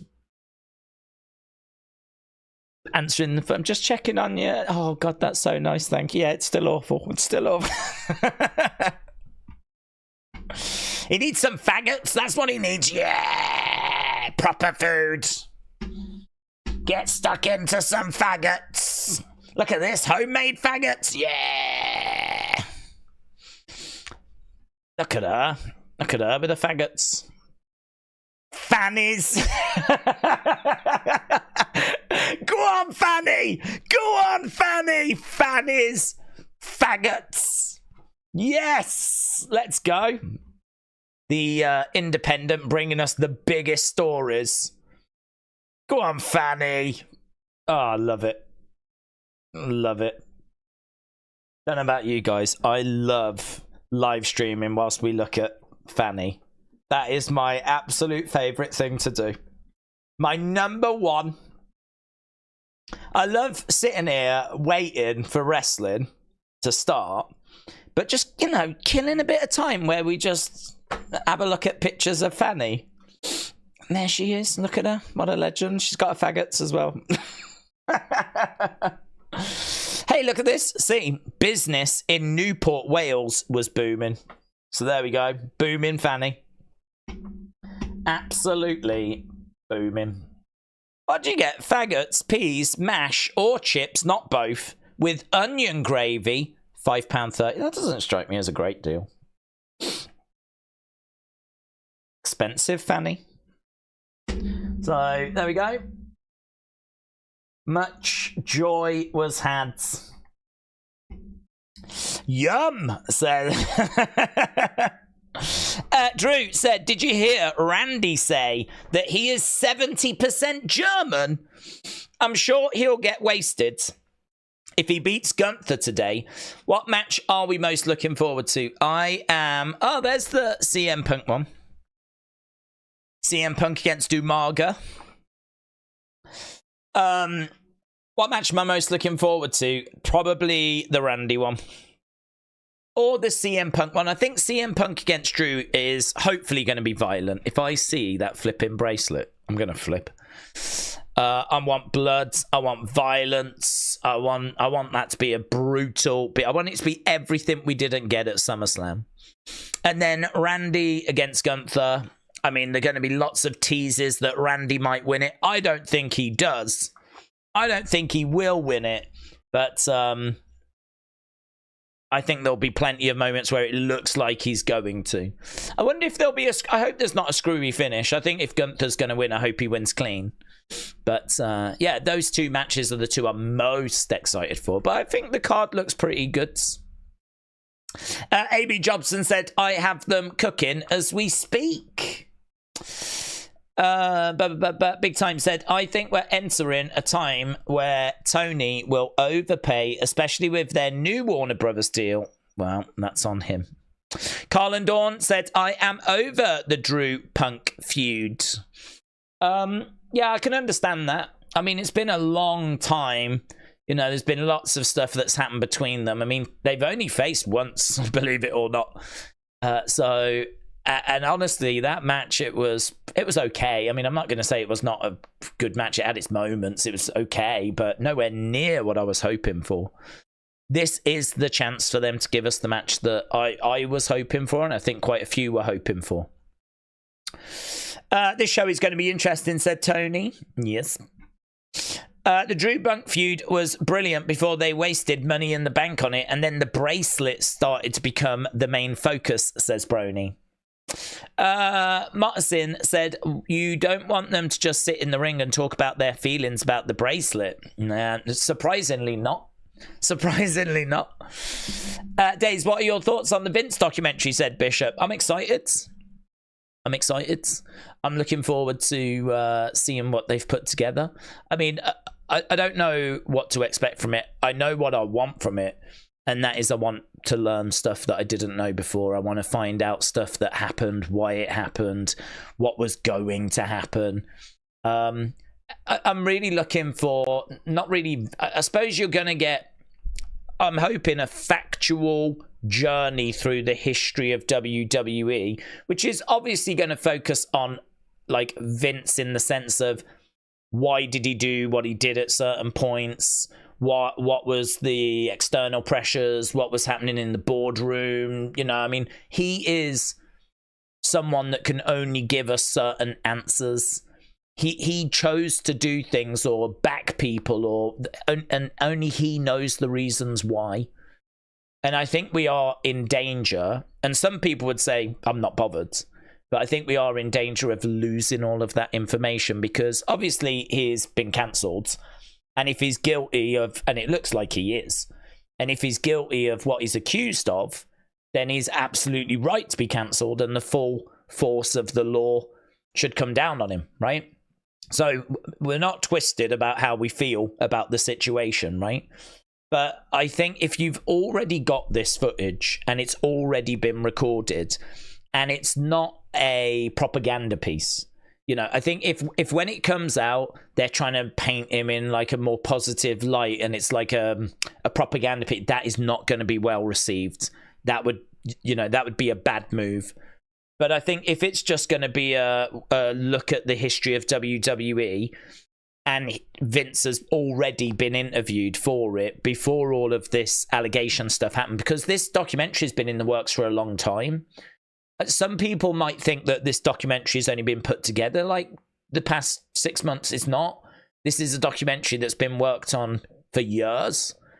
It's been stop, start, stop, start, stop, start, stop, start. So for me, I can't wait for it. I'm looking forward to watching it and learning and hopefully finding out some stuff that I didn't already know. But as I said, when it comes to the other aspect of it, which is the Vince and the allegations and that side of it, it's a difficult one. You can't ignore that. And I don't think you can afford to put any positive spins on it. I mean, how they approach that, I really don't know. I don't think they're going to need to worry about that till the very end. It's a 6-part series. So I don't think they need to worry so much about that until the end. You just got to make sure that you're not trying to paint him in any certain lights. Just present the facts. Just tell us what happened as we went through the history of WWE. So, yeah, I've said, there's people that I think don't want to know anything about it. And if that's their choice, that's their choice. But I ain't confused about it. I'm very excited. I love wrestling history, though. And I love learning and finding stuff out about the history of wrestling. Like, that is something I really enjoy. And so to find out some stuff about the company that I've been watching my whole life, and only he can provide some of those answers, like, yeah, man, lovely, let's go. So September that is, isn't it? I've already heard a lot of channels saying that Eric Bischoff said he's going to watch it and he's going to do videos after, and I'm sure there'll be plenty of channels that do that. So after each episode, when it airs, you know, we'll talk about what we've learned, how it came across. We might do that as well. I was even tempted to do watch-alongs for it, but I don't know. I don't know what people have decided. I don't know where the masses are. I don't know if people are horrified by it or not. I don't care. I'm not bothered in the slightest. I'm watching it. I'm really looking forward to it, and I may do videos on it. I might even like talk about the things we've learned, how it came across, and all that stuff. As I said, Eric Bischoff has already spoke about he's going to do that. So yeah, I don't know. I haven't quite decided that yet. Maybe the temperature is too high and people won't be interested in watch-alongs for it. But yeah, I'm looking forward to learning some stuff. Supportington said, I've got my bourbon and toffees. The sir is ready. Supportington, hello. Shout out to you, my friends. Welcome, welcome, welcome. We are just over 40 minutes. So, you know, not long. Just over 40 minutes, and then we'll be going over to this show. So, Supportington, welcome. James said, without Vince, WWE and wrestling just wouldn't be what it is. But he is an old, senile, vile man. All of that can be true at the same time. And I think that's what some people struggle with, is that all of that can be true. So his importance to wrestling is undeniable. You cannot talk about the history of wrestling right now without mentioning him, because it would be hard to talk about WWE without him and without mentioning him. So his importance is undeniable. But equally, if he is guilty of what he's accused of, he is horrific. Horrific. I mean, listen, it's not only that. He's been accused of loads. And so, of course, now you look at some of those other allegations. Was Rhea Chatterley one as well, wasn't it? Like, there was, she had allegations against him. There was one about a tanning place that he went to where apparently he exposed himself, I heard. And there was those allegations. I mean, there's quite a few allegations over the years that have come out about him. And of course, so now if he's found to be guilty of the Janelle Grant stuff, does that add a bit more weight that he could be guilty of the other stuff? Or, you know, maybe that's a dangerous road to go down. Perhaps each case you deal with it with a case-by-case basis, you know? So, I don't know.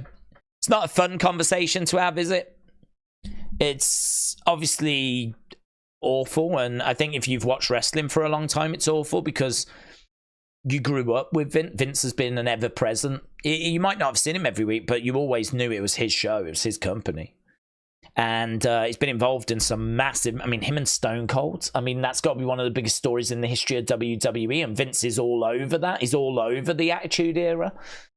You know, all those people that love the Attitude Era, Vince is all over that. The Authority, you know, Vince is all over that. So, yeah, it's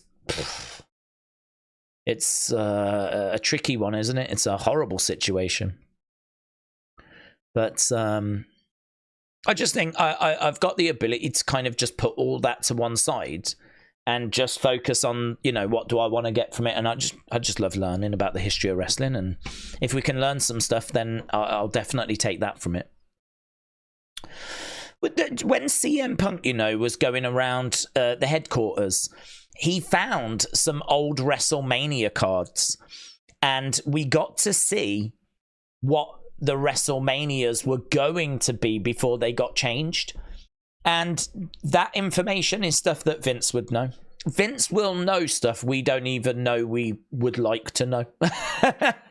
Which is crazy, isn't it? Vince will know stuff we don't even know we want to know. For example, did you know that originally at WrestleMania 30, which remember at that point the Shield was still together, but this card, this match card that CM Punk found at the headquarters said that it was going to be Roman Reigns versus Dean Ambrose at WrestleMania 30, which all of a sudden then opens up a lot of questions, because were they going to do it as friends? Was that going to be a friendly match? Or was the Shield going to split earlier than they did? Roman Reigns versus Dean Ambrose at WrestleMania 30 is a pretty bonkers match to have got, because I don't know if the Shield would have broke up earlier than they did. I don't know if that would have been a friendly match that we would have got instead. It's pretty fun to think that we could have got Roman against Dean at a WrestleMania, and that was on the original WrestleMania 30 match card because CM Punk found it at the headquarters.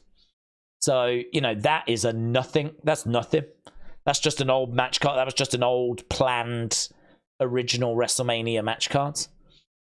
So that is nothing compared to the stuff that Vince knows. I mean, there'll be thousands of examples like that. What we could find, I just don't know. I don't even know what we could find out, but that's what makes it so exciting. So yeah, we'll have to see. The thing I would hate for it to be is just touching on stuff we already know.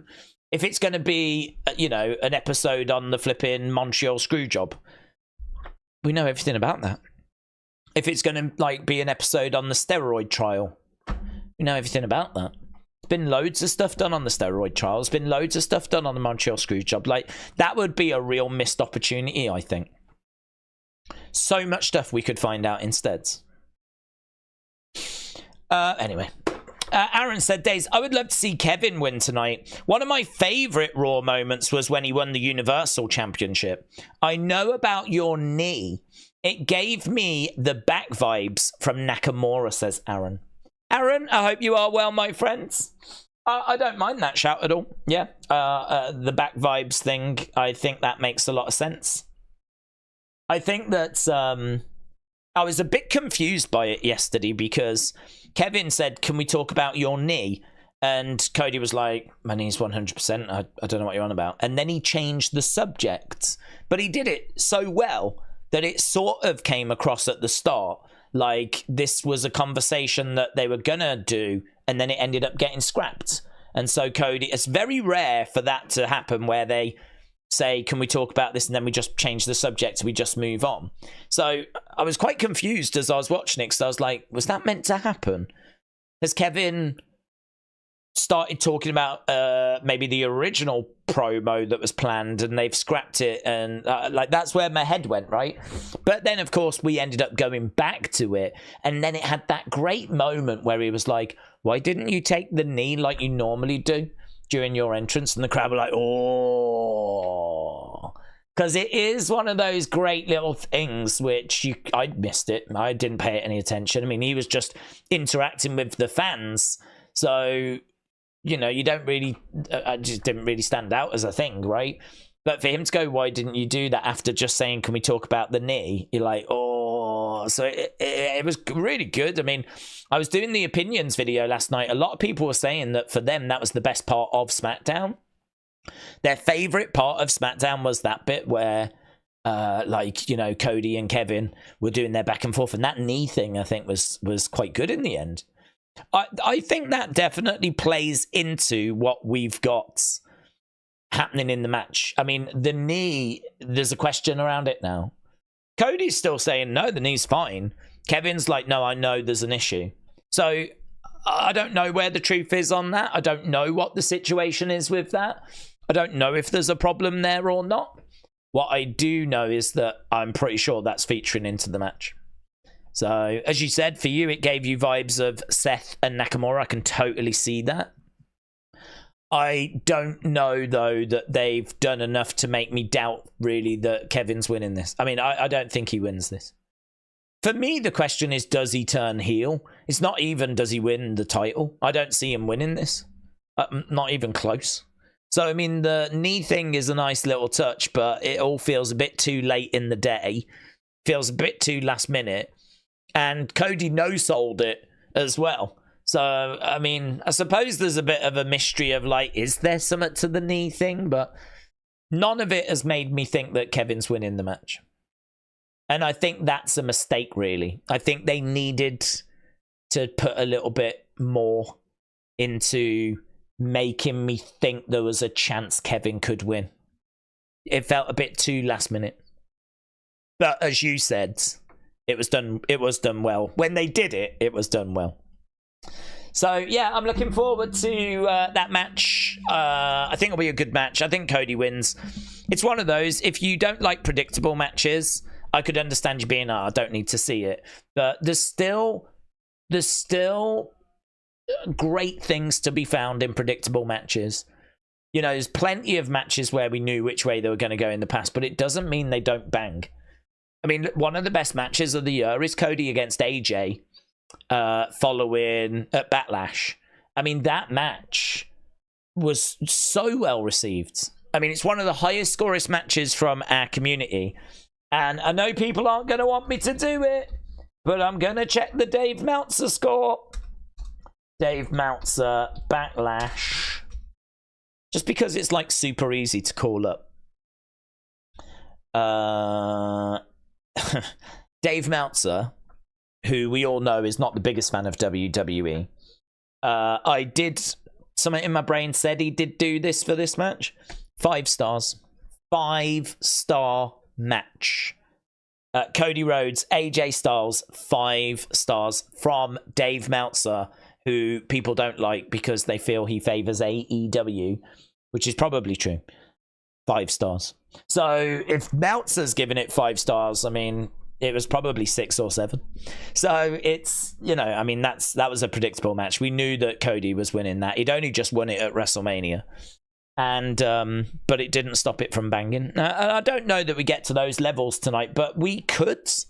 Kevin Owens is good, man. We could get to those levels.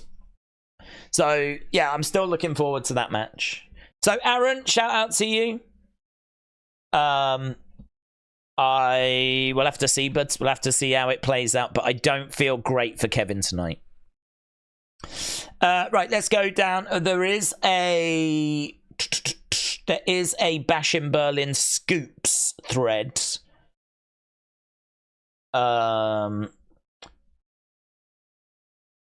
We're told they're planning on teasing the crowd into being louder than the France show. So they're going to try and get this crowd to be louder, right? I don't know that they're going to lie about the decimal thing, but apparently they're going to try and make them louder. I'm going to pre-read these because if there's any spoilers, I ain't giving you spoilers. So apparently Dominik and Liv and Terror Twins did interviews this morning. We've spoke about Kevin Owens and him saying that he's not friends with CM Punk. Ludwig was a big favourite on Bet Online to be the person to answer LA Knight's challenge, and of course he did. Although Bloodline are not set for a match, we are told that they were still present on the tour, so they could be over there, Bloodline. So no spoilers there. I mean, we don't know if they're on the show or not, but they were in the area. Whether they've flown back now because they weren't needed, don't know. If they're still there and they may be used. So that's interesting. WWE is planning a post-show.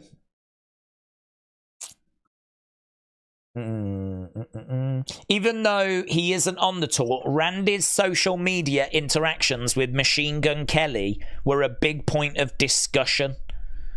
Interesting. Bayley hasn't been sidelined with an injury. She's just been like off having a break. Cody is okay for today's match despite the storyline point regarding his knee. They're talking about Philadelphia. And that's it. That is it. So that is everything for the thing. There is actually no spoilers there. I have not just seen anything that I've had to leave out. I pre-read everything, which is why I was taking my time, because I didn't want to ruin anything. But I didn't leave any points out there, so... I don't know anything more than what I've just said. Arborus said, have a good stream, but unfortunately I can't join live. Arborus, shout out to you, my friends. Yeah, I'm looking forward to this show. As we said, it's nice to have some wrestling to enjoy on a weekend. So it's a shame you can't stick around, but understandable. It is a bit early. It's a weird time, this one, you know? These shows, I don't think, do as well as when it's at their usual time. But, yeah, I'm looking forward to the show. And we are getting closer. 28 minutes. Am I the only person bored of Rhea? Said Miss Clown. Yes. Yes, you are. Oh, here we go. Kevin Owens, Cody for the Undisputed Championship will open Bash in Berlin. Let's go. So apparently that is the word on the street, and it is exactly what I would have done as well. I think that makes a lot of sense. That is going to be the opening match. Some people might think that that doesn't make sense, but historically with wrestling, if you're not going to close the show, the next best place to be is open the show. The crowd are the hottest. They're the most excited at the start because they're fresh. And, you know, you're kicking off proceedings and you want to set the right tone. And so clearly Gunther, Randy, is going to close the show. Gunther, as close to a hometown hero as we've got. Randy, absolute legend, trying for number 15. I don't think anyone thinks that Cody's going to lose the title. So I think Gunther, Randy closing the show makes sense. I think CM Punk and Drew is going to be brutal. I think you're going to have blood, and I think it's going to be a different match. I'm thinking it's going to be quite a violent match, and I don't know that you want to set the tone off with that. But, you know, real fun opening match that really matters, big stars. So if that's true, I think it makes sense. It's the next best place to be on the card. So there we go. That's what the rumor mill is saying. We've got Gunther with Sebastian Hackle. Gunther is just being interviewed at the moment. Right. Wish we would have gotten Rhea versus some more veterans, said Zoom Station. Love that Gunther is getting the main event, said British Wrong Style. Do we think Roman is going to make a second challenger if Kevin got injured and Cody retains the championship? I don't think Roman's going to be competing for the title anytime soon. I think he's got bigger problems with the Solo bloodline. I don't see how he can... I mean, if he goes for the title, he's an idiot. Because even I would be able to tell that there's going to be outside interference. Even I would know Solo, Jacob, Tama, Tonga, they're not going to allow me to become champion. So if I'm Roman, I've got to deal with the bloodline first. If we do get Roman versus Cody, I'm telling you, we know what's going to happen. We already know that there's going to be outside interference. Solo's going to cost Roman the belt, and I think people would be pretty confident of Cody retaining. So I don't think we do that. I think it would be a mistake on Roman's part, but unfortunately, that type of logic can sometimes be absent from wrestling, because what is more important than logic is money. And there's no denying Cody versus Roman is a big money match doing that rematch. I mean, if we had Cody Roman, tonight's show would be bigger. I would still sat here saying I don't feel there's... I wouldn't worry about Cody losing the title. But clearly Cody Roman is you know, the rematch is huge. So unfortunately, common sense would say to me that Solo, Tama, and they're going to interfere, they're going to cost Roman. But WWE just love money, don't they? So I wouldn't book the rematch at the moment. I think there could be another match between them, a third match between them, but for me, that's going to be at some point next year. If it's not the right time for Cody Roman 3, Roman has bigger problems in front of him, says Brony. Tommy said, why does Vince Russo trash WWE all the time? I don't watch Vince Russo, so I can't really comment.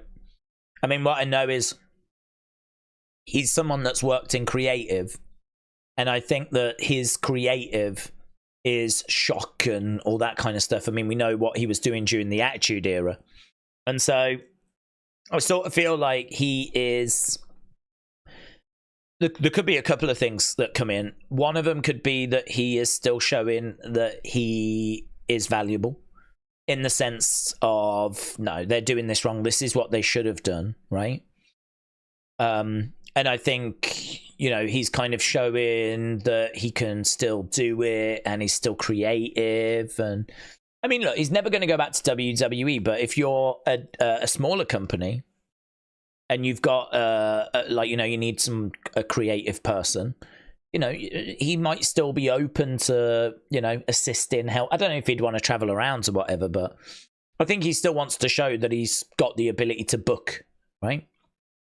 The other thing as well is that he just also genuinely might not like what he's seeing, because it is so different from, I think, what he would have booked. So not only could there be a degree of, look, I know what I'm on about, this is what I would do, kind of not showing off, but like, just like, yeah, I've been there, I've done it, I've got the t-shirt, right? But equally, there could also be some truth to the fact that he genuinely does not agree with how this is being booked. Because I think it would be different. If Vince Russo was booking, I think the show would be different. I don't think it'd be better. I think it'd be different. I do think he did some good stuff, though. I think he did a lot of nonsense, but I do think that during the Attitude Era, he was in tune with what WWE sort of needed at the time. You know, at that time, it was reality TV, trash TV, Jerry Springer, South Park. It was that sort of stuff, you know? It was Cops and all that kind of stuff. And I think he had his kind of finger on that pulse, you know? He loved Howard Stern. Howard Stern was massive, obviously, around that time. I think he still is, but he was at his peak, at his prime, around late 90s, early 2000s. And I think, like, he loved that kind of shock jock stuff. And that came into WWE, and it just struck a chord, didn't it? I mean, there's no two ways about it. The Attitude Era was great at the time. I think we look back on it now, some of us, and kind of go a bit, you know, not all of it has aged that well. Some stuff there that I think we definitely would not do again. Like hanging Big Boss Man from the top of a cell. So yeah, I think there's some stuff there that feels a bit uncomfortable looking back at now. But at the time, people couldn't get enough of it. Constantly trying to push that envelope, trying to push things. And, you know, people wish that they'd take more risks now. Right, we're just back with this Randy interview. Would you know the lineup of the fights? No, I only know that first one. Even that's just a rumor.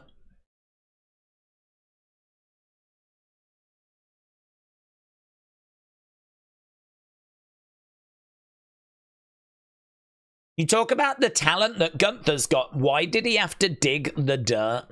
Why did we have to go down the screw-up road?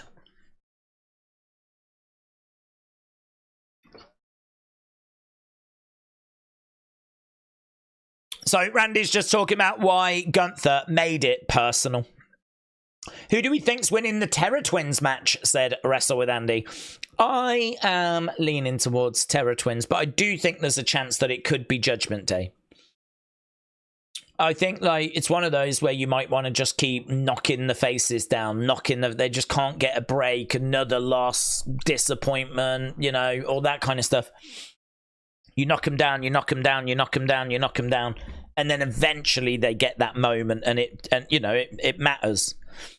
But I don't know. Equally, you could use this as a way of, you know, setting up the bad blood matches, because if the baby faces win, they've then got a reason to say we now deserve a title match, and Damian can say I want Finn. You know, if they lose, they can't really call any shots, can they? If they lose, they can't really do anything. But if they win, then they might be able to call some shots for bad blood. So I'm thinking they get it, but it's tricky because I do think that is the second closest match. I feel like the closest match is the women's tag. Second closest is Terror Twins against Judgment Day. Third closest is CM Punk Drew. Then the next closest is Gunther Randy. And I think the match that I've just got no doubt about is Cody and Kevin. That's the one that seems pretty nailed on to me, that it's going to be a win for Cody. Trini said, yes, there was also a time when people used to encourage you to go tanning in the sun until they realized about this little word called cancer.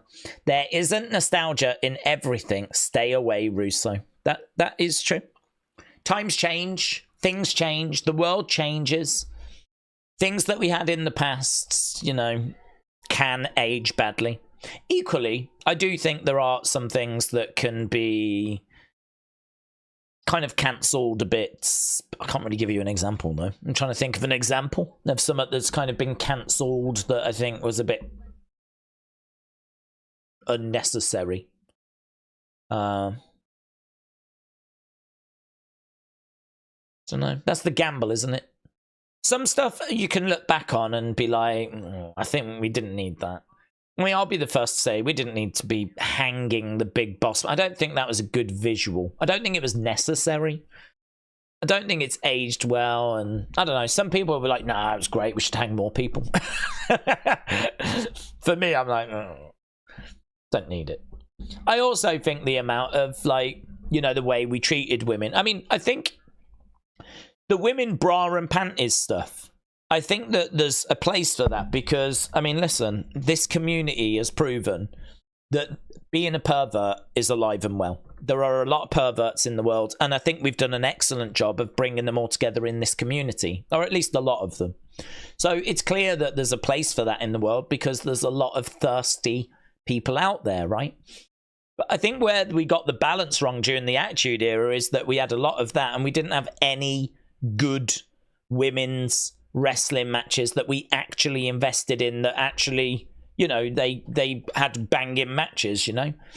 The balance was completely wrong. It was completely off. It was just really leaning towards puppies and, you know, trying to get them into Playboy and taking all their clothes off, and it was just sex appeal and really not much else. And if they did get a match, it was short, it wasn't noteworthy. Any kind of quality was by mistake. Any kind of moments, flashes of good wrestling in the women's division around that time was just because of absolute accident, or because, you know, the women were like, should we go out there and show we can actually do it? And so that, you know, they went out there and just had a moment. But I mean, trying to put together like a top 10 best women's matches from the Attitude Era might be a nightmare. I'm sure you might be able to do it. I'm sure there are some nuggets out there, but the balance there was completely wrong. So I mean, yeah, look, there's stuff from the past that, for me, you know, this is why the Attitude Era is just not my favorite era.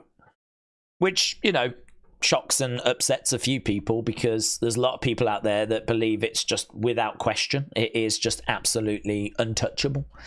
But for me, I just get so much more enjoyment from the Golden Era. I just love Warrior, Hulkamania, you know, Macho Man, just all of those, Kamala, Papa Shango, just, you know, British Bulldog, Bret the Hitman Hart, HBK when he's first starting, Undertaker when he's first starting. OG Undertaker is still my favourite.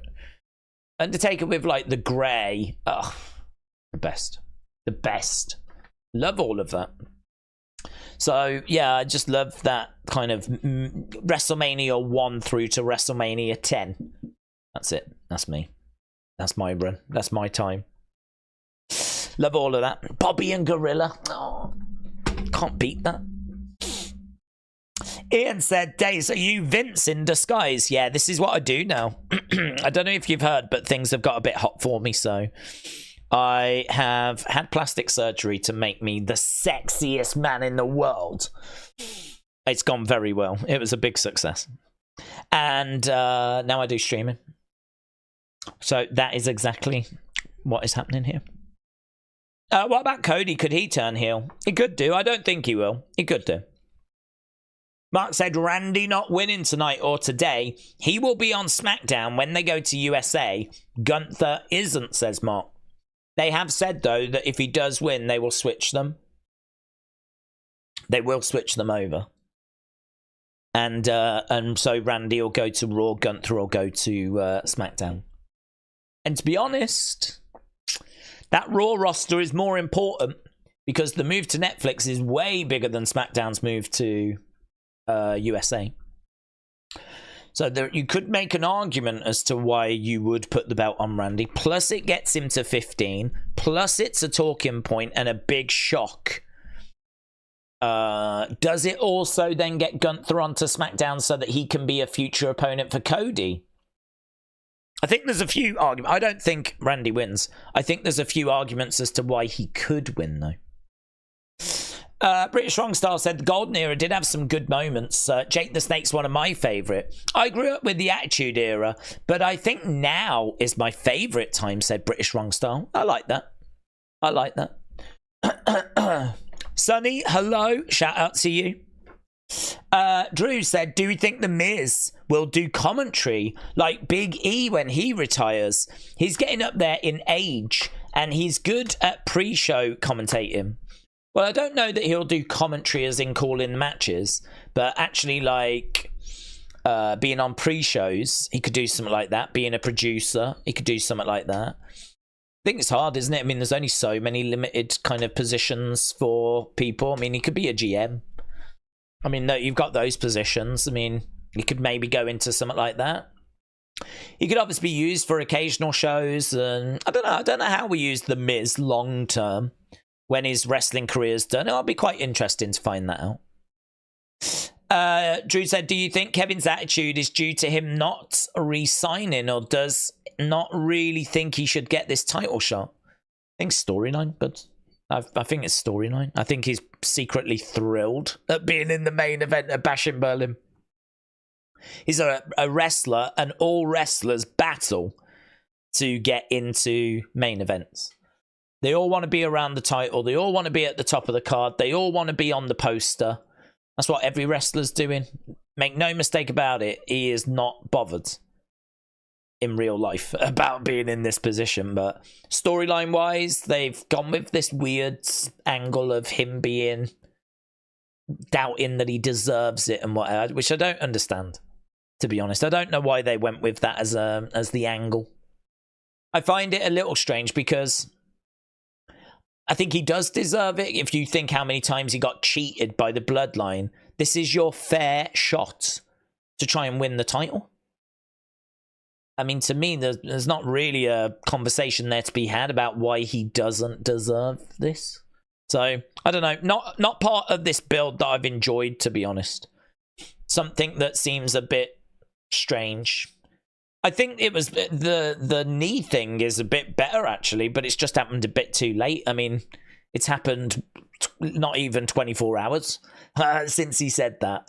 So the idea that he's going to face Cody and Cody might not be 100%, and that bothers Kevin. Because he doesn't want to win the title and have people saying you didn't really win it. You know, you only won it because of this. And he's like, when I won it 8 years ago, 7-8 years ago, everyone said it was only because of Triple H. Which is true, because Triple H did get involved in that match. But Kevin doesn't want that again. So I actually think that's more intriguing, personally. I think that's way better. But, I don't know. They left that way too late. They did it on the Go Home show, and, you know, we are where we are. So, yeah, I mean, the word on the street is this is going to open the show.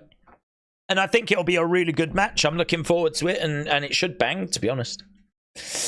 What about Cody Randy at Survivor Series? Champ versus champ, said Wrestle with Andy. Well, we haven't done that in a long time, have we? I feel like we went through a couple of years where we did the whole, you know, the two champs going up against each other. I think the truth is that without the titles actually being on the line, it doesn't really float people's boat. I mean, there's no peril, no one's... It's just a bragging rights thing. It's like they fight, someone wins. That's it. Like, it's not a match that... It's not a match that really means anything. The title's on the line or anything. So, I don't know. Viewing figure-wise, they sort of moved away from that. And certainly now we've got War Games instead. I think that it's not a direction I would go.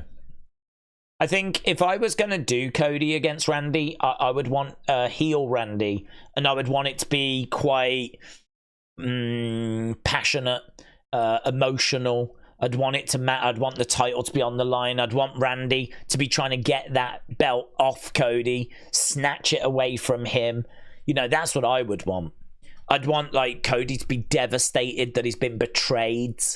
And I'd want him to feel stupid that he didn't see it coming and, like, all that kind of stuff. I don't think you get any of that, really, if it's just title versus title, but the titles aren't on the... Or champion versus champion, but the titles aren't on the line. So, not a direction I would go.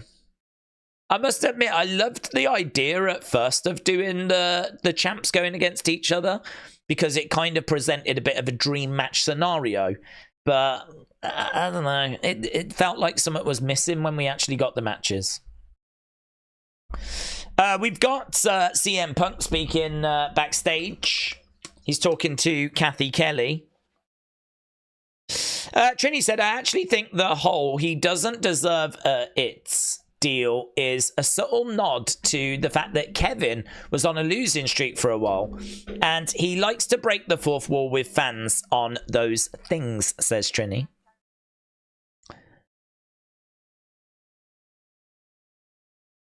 No, I don't need to watch that. Just as I put it on, we stopped talking to CM Punk, and Jackie says, who hates who more? David said, I'm watching the pre-show live. It's great to be back at my own place with a network, said David. David, hello. Lisa said, it would be nice to have Jesse announce on Netflix to have the old and the new. Yeah, that would be good. I don't think you would get much out of Jesse the Body. I mean, I don't think he's going to be a full-time announcer. But could he come in and do a match? You know, definitely. I think you could definitely bring him in and do the odd thing here and there, but I don't know. I don't know that he would come back and announce full time. I don't even know at his age if he would be. I don't even know if he would be as good at it anymore. I mean, if you look at JR and you look at like Tony Schiavone over in AEW, I think they are just ghosts of their former pasts. You know, they're not what they were. And I think like the idea of Jesse is probably better than the reality of Jesse in 2024, but definitely bring him in to do the odd match. I'd do the same with JR if ever he was available. I think it would be great to get Jim Ross back in the WWE family. That would be awesome. So it's lovely to have Jesse back. I completely agree. And if right from that golden era as well, the era I absolutely love. So And there's so many of that era that are just not with us anymore. So to actually have someone of his stature, you know, I mean, like, he obviously called shows with Gorilla Monsoon, and, you know, he got in the ring and just wrestled everyone in the late 70s, early 80s, and there really ain't many people around from that time. There's not loads of people around, so yeah, really, that's really cool that he's back in the fold. I agree. 100% Tony JR, they are shells of what they used to be, says Putza. Yeah, and I don't say that as a disrespect, you know. I mean, I love JR in particular, and I've got a respect for Tony. Tony was always more WCW. I know he did a few things in WWE, WWF, but yeah, it's nothing but respect. But you got to be realistic with where they are in 2024, you know. So I think it's I would definitely give them matches, give them moments, but I don't think they can carry the weight like they used to. Right, how long we got? 4 minutes! 4 minutes! The Who review said, I think the Vince doc will or could be controversial. What do you think? Oh, I'm sure it will be. I mean, there's people out there that love getting offended. I mean, what he has allegedly done is horrific. But I don't think we touch on that until the very end, where I don't see how you can do a 6-part series on him without talking about how it ended, right? So, but the bulk of it, the vast bulk of it, is going to be him buying the company from his dad, setting up Titan. I mean, think about, I think that was that 83 that happened. My knowledge of 83 to 85 is quite sketchy, actually. I definitely could do with a bit more there. So I think that would be really interesting to see, like, we know his plan was to go and get people from the territories and to build a mega roster and go, like, international. But did he have a first piece in mind? I mean, I'm guessing it was Hogan, because Hogan came in 84. Hogan at that time was over in the AWA. He wasn't in WWF. So he gets him in 84. So I'm guessing, I don't know, did he try and get him before that? He ends up getting him. He puts the title on him pretty much immediately. And that was a year before WrestleMania 1. So, I mean, I don't know if I don't know how deep we go into these things, but I would love to hear from Vince kind of around that time as he was setting it up. What did he strategically, what was he thinking?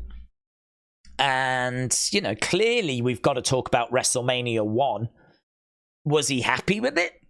Would he change anything about it? Like this, oh God, this is the stuff I want to know. Was he happy? Did it go, I mean, it was a massive success. But, like, would he have changed anything? Was there any other plans? Did anything fall through? WrestleMania 2, he tries doing it from 3 different venues. It's a bit of a disaster as a result. I mean, just hearing him just talk about these things is going to be, like, really fascinating. So I think for the bulk of this show, it's going to be that. It's going to be the history of WWE and him talking about why he did what he did. And then there's going to be key moments like the steroid trial and the Montreal screw job. And there's going to be key points in as we go along this journey. For me, I think it only gets... There'll be some... I mean, like, he may talk about Owens passing. So that, you know, that's going to be a bumpy road. There's been controversies as well. Like, I'm thinking Pat Patterson and the Ring Boy controversy. I don't know how much we go into those things. And so, yeah, undeniably it's going to be controversial. But for me, it's also going to be unmissable. So that is going to be a very interesting documentary. Right. Forget that. Because we are working our way towards the start of this show, and we are just a minute away. Right, let's end this poll. Will Kevin Owens turn heel? We had nearly 1,000 votes, and 63% say yes, 36% say no. If you are watching and you've not left a like, leave a like. It's greatly appreciated. I don't know what number we're on. I don't think 1,000's going to be put. I don't even know what number we're on, but yeah, if you haven't left a like, leave a like. We've got over 700 people joining us, which is awesome, in the words of The Miz. And we will be going to Bash in Berlin very, very soon. JPville said 5 Canadian destroyers tonight. It has to happen. Ian 2020 said almost a year with the best wrestling community. Ian 2020, shout out to you. Appreciate it, my friends. You are a much loved part of this community, as is everyone that's joining us. As we are heading straight out. I mean, what I love now is that we just go straight into it. They don't really give you an opportunity to, like, tune out. There's no ad break or anything. You just go, boom, straight from the thing, into the thing. That's it. You're watching it now. You're in. You're hooked. You can't go anywhere. Bailey Morgan, shout out to you, buds. Appreciate it, my friends. Let's go. Do we think Tiffany should cash in on Friday? No. I think she should carry that briefcase for quite a while. Keep the chat positive. Let's enjoy the show, said Word of Wrestling. Trini said, strap yourselves and get your drinks. Light your blunts. Throw the kids away. Drop a like on the stream. Let's go. Trini, shout out to you. We're just seeing Randy arrive. Gunther arrive. Let's go, man. Randy, he looks big. He always looks big. Every time I see him, he looks bigger. There is CM Punk. CM Punk. There is the bracelet. And there is Drew McIntyre. The Terror Twins, Damian Priest and Rhea Ripley. They're arriving as well. And here is Liv and Dom.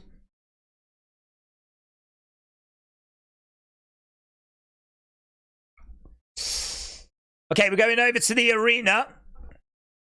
Good crowd, loud crowd.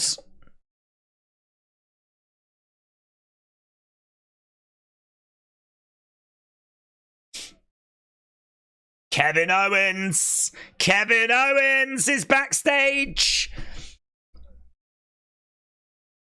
Hasn't held a singles championship in 7 years. There is Cody as well. So we are starting off with that match. Let's go, man. Let's flip in.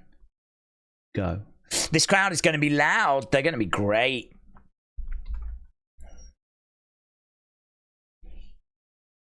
One word drives everything. Momentum. Crowd is on fire. And it ain't even begun. Cody versus Kevin. Match number 1. We did ask about Kevin turning heel. You lot think it looks like it's going to happen. Let's just ask who you think's winning. We'll just see what the percentage looks like. Who wins? Is it going to be Cody? Is it going to be Kevin? Who wins? Word of Wrestling said, I told you all Cody was opening. I don't lie. Uncle Howdy hates liars, said Word of Wrestling. I'm so pumped for this, says Mitchell. On my WWE network, it's Shawn Michaels versus Undertaker. Yeah, watch that. It's a great match. It doesn't really matter which one, to be honest. They faced a few times, but all of them were brilliant. So I'd say watch that.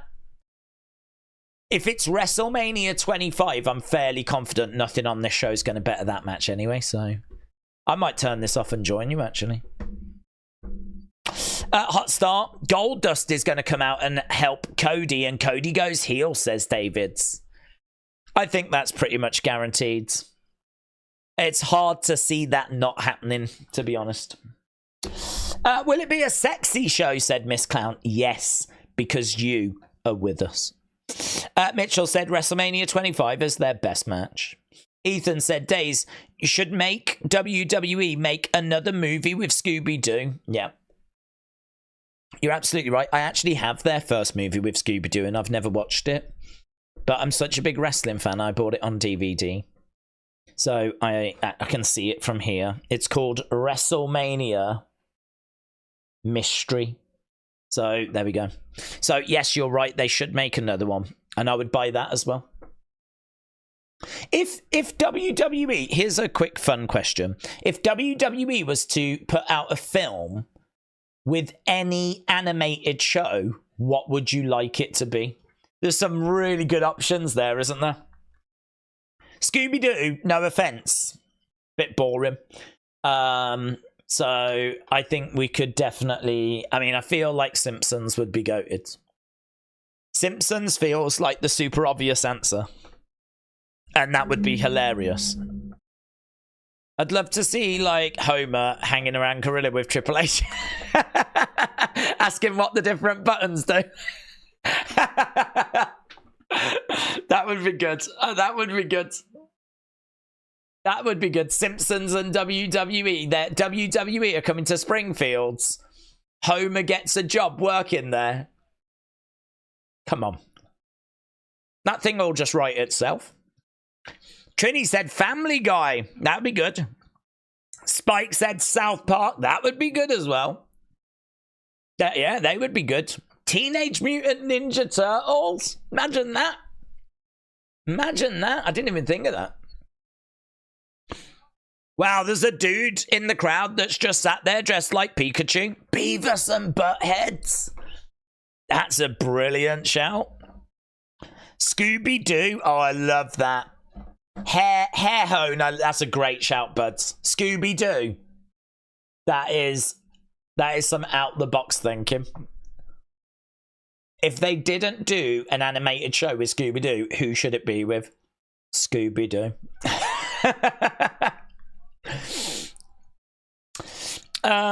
Family Guy, Seth MacFarlane voicing everyone would be GOAT, said Alex. Justice League, says Hair Hone. Michael says Bob's Burgers. I haven't seen loads of Bob's Burgers. I've seen a bit and it's good, but I haven't seen enough to get like excited about that crossover. I don't know how that would work. I like South Park. I like Simpsons. Beavis and Butthead would be weird, wouldn't it? That would be strange. There's the Pikachu guy. Look at him. Pikachu guy's got a championship belt.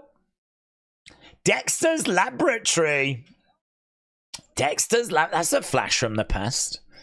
Next, you'll be telling me like Ren and Stimpy. Hey, imagine Batman animated. Imagine that. Batman animated. WWE go to Gotham. Mate, we're leaving so much money on the table. That would be amazing. Jerry said, let's have some fun. Keep up the good work, Daze. Love it. Shout out to you, my friend. Lots of excitement. I hope the German fans know that it's dangerous to get too close to Kevin Owens. Well, Kevin Owens has made his way down and he's sat in the corner. He sat in the corner, waiting. It does remind me a little bit more of Kevin from the past.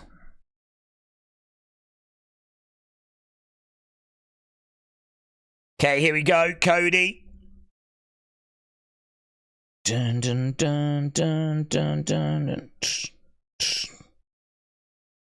Adrenaline in my soul. I'm out of control. Okay, Cody has made his way out.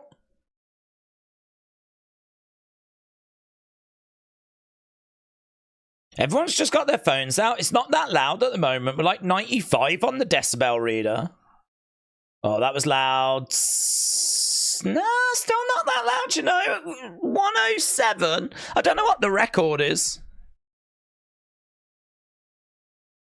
Cody just signing a picture for a fan. Freedom. Defeated Kevin Owens in their only previous singles match. So their only previous singles match. Cody won. WWE has been with Scooby-Doo already, said Alex. The Wombles! It's not animated, is it? What is the Wombles? Weren't they people in... Were they people in costumes, or were they more... like figures, or what? They weren't drawn. That's a tricky one. Jade said, who do we want to win, Cody or OK? I want OK. I love Owens Kevin. Owens Kevin is my favourite wrestler.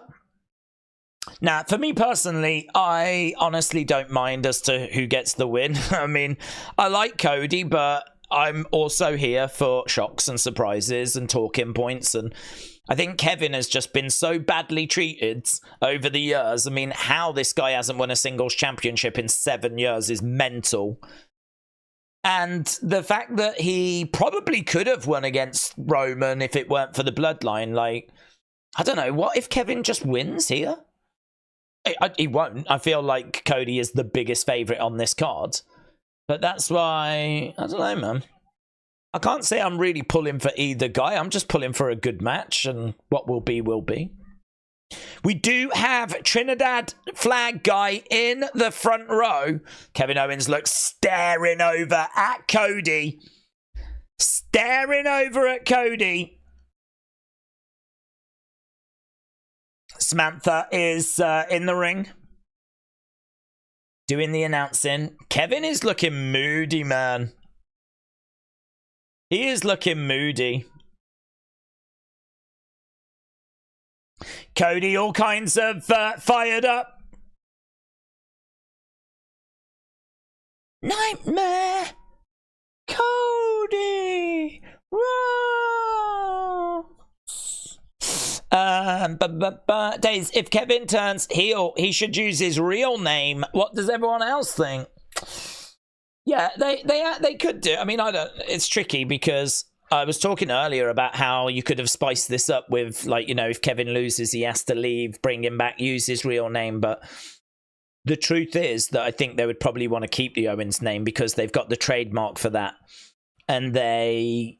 You know, there's a whole rights thing, isn't there, with merch and everything. If he comes back using his own name, then that would affect merch and they wouldn't have ownership.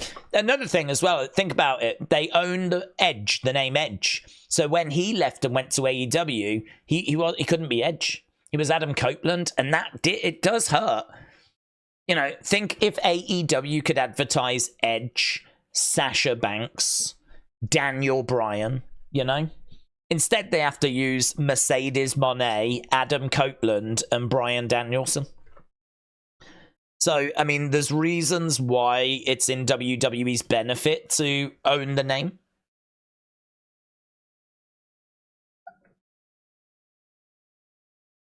No idea what we're chanting. Sounds like we're chanting delete, delete, innit? Delete, delete. Robin, hello. Shout out to you from South Africa. Hope you are well, my friends. South Africa in the house. Great noise coming out of this crowd. They're really fired up. Really fired up. So we've got Cody in the ring. We've got Kevin. They're banging on the barricades. It is France vibes right now. It is France vibes. Standing up and applauding away. These guys haven't even locked up yet. That's it. Oh, that's it. Oh, that's it. Don't know what we're chanting. Very passionate. Handshake between Cody and Kevin. Right now we've got them circling around, and Cody seems to be moving all right. We do have the prime bottle in the ring, by the way. Cody working on the arm of Kevin Owens. I think we got a "Let's Go Owens" chant. Oh, Kevin Owens, Cody Rhodes. Kevin Owens, Cody Rhodes. Kevin Owens, Cody Rhodes. Love the graphics as well on the screen. I mean, it looks classy. Black with like gold, and it looks really good. Yeah, brilliant.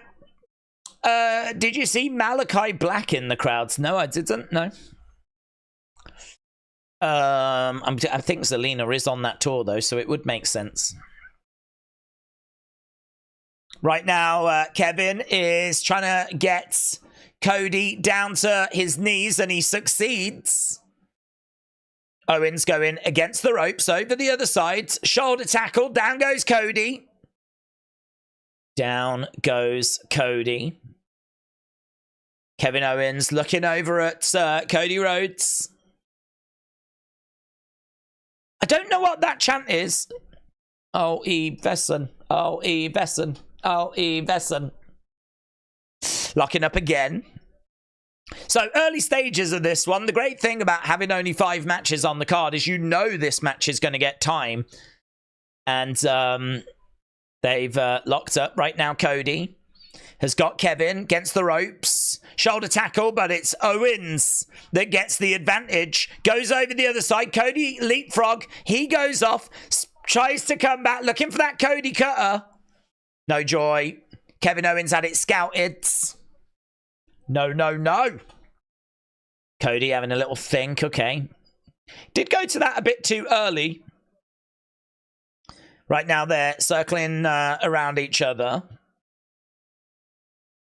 Owens in the corner. They're looking to lock up again. Cody goes over against the ropes. And again, that was lovely, that was. He manages to get round. That was really good by Cody. So they went to like that. He ducks underneath. He gets round the back. He gets the advantage. Reversal there by Kevin. Do you know, these two, they're really locked into each other. We're not getting lots of interacting with the crowd. Went for the disaster kick that time. Didn't get it. Misses with the disaster kick. Kevin Owens hits a senton. And now a kick. It's Owens that's in control. But they're so focused on each other. You know, sometimes they'll stop and they'll gesture to the crowd, whatever. We're not really getting much of that right now. Big club in, bro. To the back. And again there to the back. Cody goes down to his knees. It's Auf die Fresse. It translates to in the face, which in German is more like beat him in the face, says Antonio. Antonio, shout out to you. Appreciate that, buds. Auf die Fresse. Auf die Fresse. Auf die Fresse. And they are forehead to forehead right now. Kevin Owens saying a few words to Cody, pushing him back. Auf die Fresse, auf die Fresse, auf die Fresse. Let's go, man. I'm going to start chanting that down the pub. King Yeti said they are chanting all hail King Yeti. That would make sense. That would make sense. Right now we've got Kevin round the back of Cody. Bradley said WWE and Sesame Street. That would actually make a lot of sense. You got to get them when they're young. Get them when they're young. Oh, into the edge of the ring goes Cody. Boom! Cannonball. Kevin Owens comes crashing down on Cody. Let's go, man. Right now, he grabs Cody and he hurls him back into the ring. Cody goes over. Nice. Kick by Cody. Cody in the ring. Cody's trying to get back. He's looking over at Kevin. Kevin on the outside. Cody looking for a suicide dive. Gets it. Gets it. He jumps on the barricades. Looks out at the crowds. There we go. Look, we haven't had much of that from Cody or Kevin. But suicide dive there by Cody. Kevin is down. Cody is looking to grab Kevin. We got a Cody Rhodes chant as Kevin is thrown back into the ring. Cody gets him. I mean, honestly, the match is good, but the crowd are elevating it. They are just singing and chanting and having so much fun. We've got them chanting Cody, Cody Rhodes. Gets ropes. Oh, lovely. Hip toss there by Cody. Yeah, what is that hold? Short arm scissors, but it's being denied by Kevin. Kevin is blocking it. Kevin Owens is down. He's rolling over. He's managed. Is he reversing it? They're still rolling, and they both get to the ropes. John said only 5 matches. Why is WWE being so stingy to Germany? Well, the true answer is I think they want each match to get time, and they want each match to feel like it's important. Rather than, you know, back in the day we would do 12 and you'd end up with like Baron Corbin against Apollo Crews, which could have been on SmackDown. These matches need to feel like they're special, need to get like time and have a good build. And oh, kick there by Cody. In all honesty, the German people that I know are some of the nicest, most fun people I've ever met. I like Germans more than I like French. Sorry, says Trini. I think I just hate all foreign people equally. So to me, you're either English or bad news for you, really. You're either English and I like you, or you're foreign and I don't. That's it. That's it. It's as simple as that. I don't have favourite foreign people. That's racist. Albright said, I think it's actually nice to have 5 or 6 matches instead of like 37 like AEW. I am your father. Hello. Shout out to you. James is like, yes. I knew you would agree, James. USA! Lamb of God straight in. USA! Okay, Kevin Owens in the corner. Big chop there by Kevin. Shot coming in by Cody. Cody looking to go over against the ropes. Goes up to the outsides. Oh, shot to the midsection. Kevin charges over. Ooh, shoulder tackle. Cody goes hard into the barricades. Kevin in the ring. As German, this makes me so happy to see, says Antonio. It's coming across great. Coming across great. Aaron said, can I get my super chat back since I'm Irish? You're Irish? Oh, I didn't know that.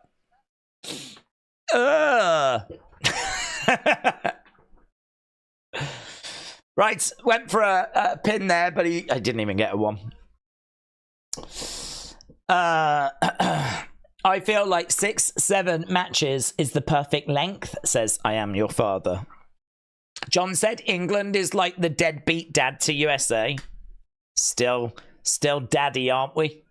Hey, we might be deadbeat dad, but we're still daddy. Over against the ropes. This is awesome, chant. Cody goes into the corner. Kevin comes over. Kick to the midsection by Kevin. Cody over. Yeah, this is awesome, champ. 24 minutes in. Oh, it's been good. It's been solid. They've really gone at each other. 1, 2. Oh, man, that's so good. Ein, zwei. That's so weird. That's so weird. Eins, zwei. Oh, man, they were just waiting for that dry. They were waiting for that dry. This, if we'd have got to dry, this place would have gone banana. Ein banana. Right now, we've got Cody getting back up to his feet. Oh, Alfie Vesson. Side headlock there by Kevin. Kevin going against the ropes. Jumps over the top of Cody. Shoulder tackle there by Kevin. Double clothesline. Owens goes down. Cody goes down. Daniel said, if England is daddy, where's my child support? We're one of those great dads that just leaves our kids and then never gets back in touch with them again. Yeah, that's how we roll. Child support? What child support? Do you remember when you threw all that tea in the flipping water? Yeah? There's your child support. Cody against the ropes. Oh, inverted atomic drop. Went for a clothesline. Cody over. Oh, collides into Kevin. Kevin goes down. Over the top. Lovely.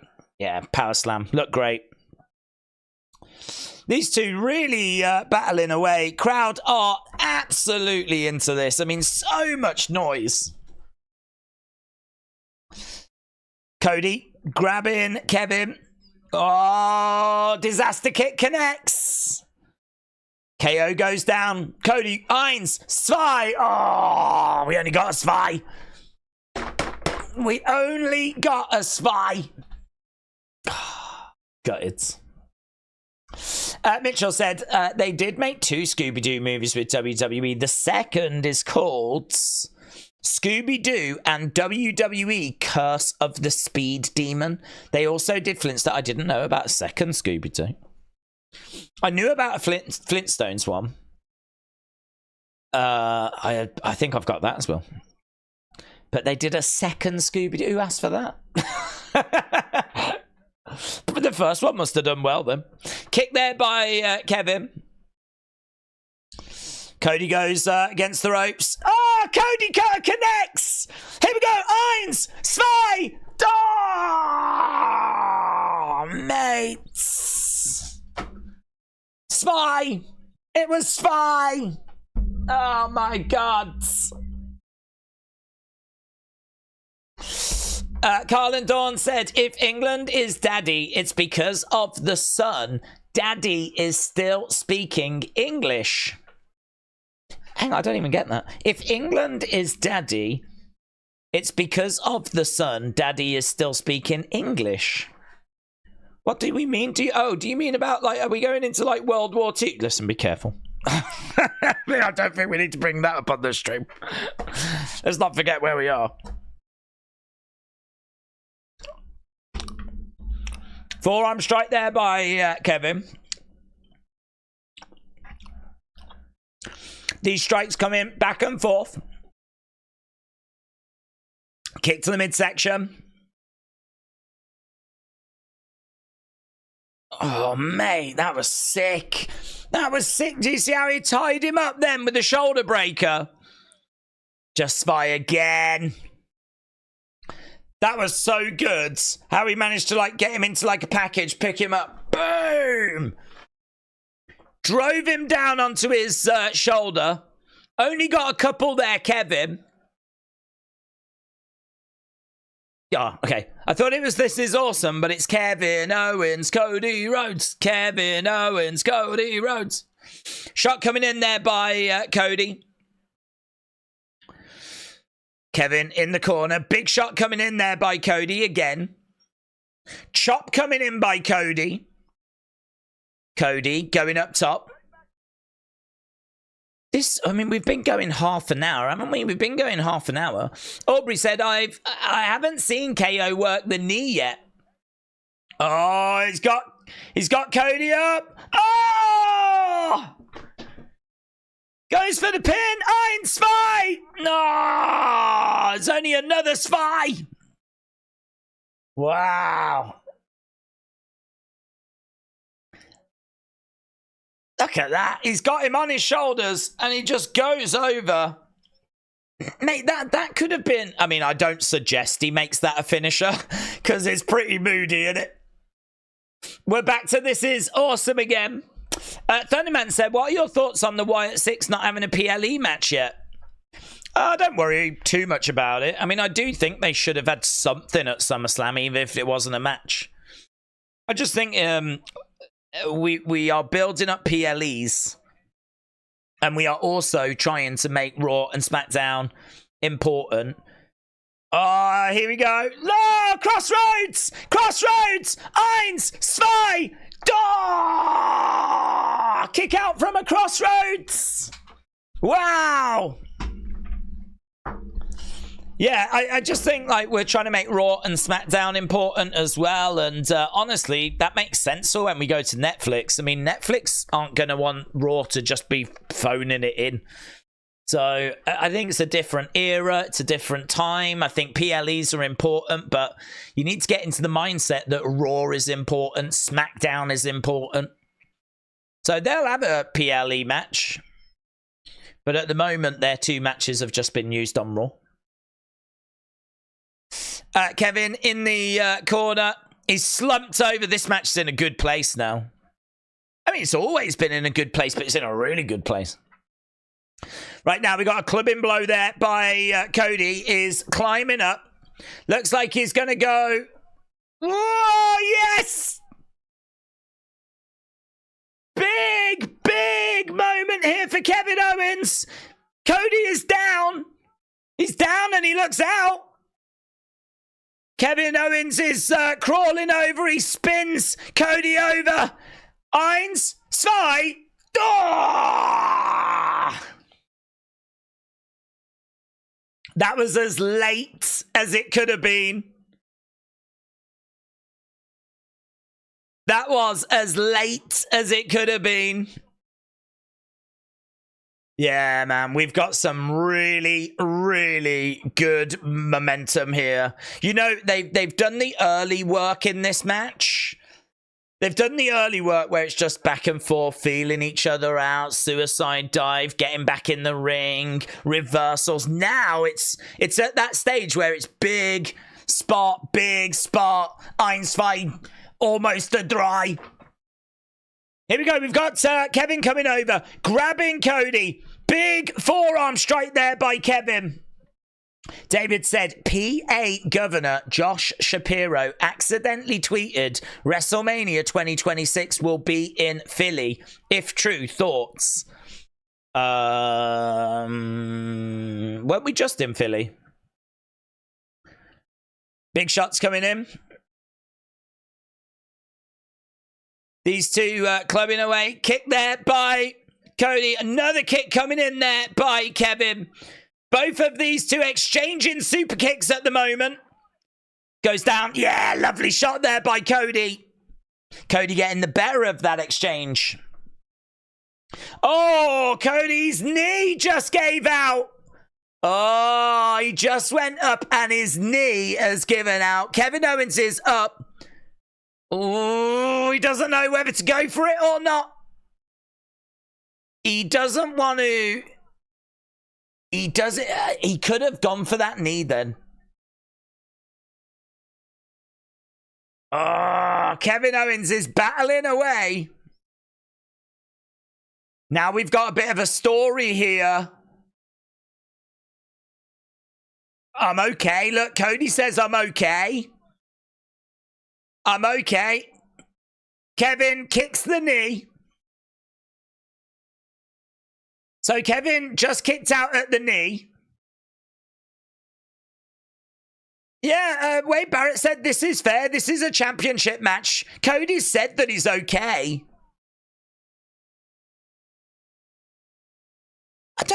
I don't get it. I don't understand. This to me is not adding to the match because Kevin Owens should be free to. This is a match. If he wants to powerbomb Cody on the edge of the ring, then do it. Cody, 1, 2. Just a 2. Oh, stunner there by Kevin. 1, 2. Oh.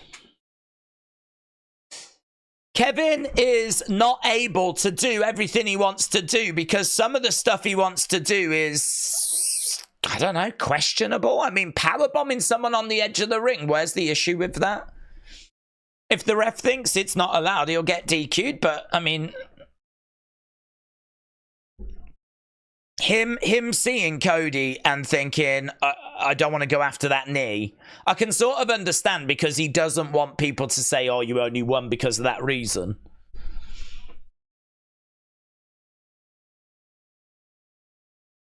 He picks up Cody. You asked for this, he says. No. Crossroads come in. Boom. He picks up Kevin, and he's looking for a second. There's the other Crossroads. And he's going for another as well. KO, make him humble, you boomer, said AR1. No, he couldn't get it. Stunner! Stunner by Kevin! Eins! Zwei! Another stunner. This crowd are on their feet. People are really enjoying this, you know. They are really enjoying this. Whatever you think about him not going after the knee or not powerbombing Cody on the edge of the ring, it's undeniable how much fun this match is. Really good. Really good. Stone said the apron bomb is seen as a dirty move, like it's an intent to injure. Everything's an intent to injure. It's a championship match. I mean, you're trying to beat your opponent. The bomb on the edge of the ring to me is no issue. KO going up. Ah, went for a swanton, but knees up there by Cody. Kevin is sat in the middle of the ring. Cody's going to go for that crossroads. 1, 2, 3, and Cody gets the win. Really fun. Really, really great match. People will be watching now to see if there's going to be a heel turn. He didn't, I mean, purposefully, they made it very clear he didn't turn heel during the match. He could have gone after that knee. He could have done some moves which people think are questionable.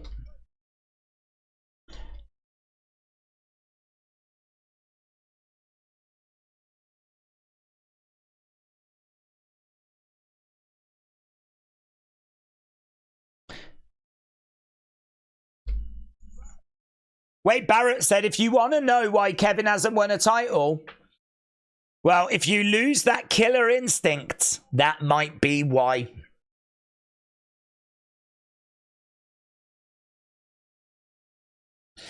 So he kind of charged over and was going to go for that knee, but he didn't in the end. Yeah, that's weird as well. I mean, he did kick the knee once, didn't he? So he did sort of go for the knee at one point.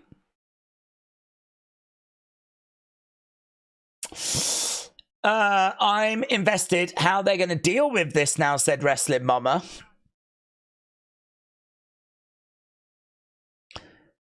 Well, let's get these results in.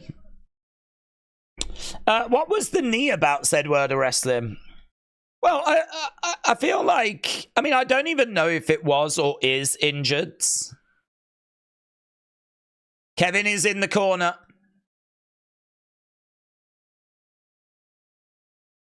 Here we go. Look, he's going to help himself up. They're still both in the ring.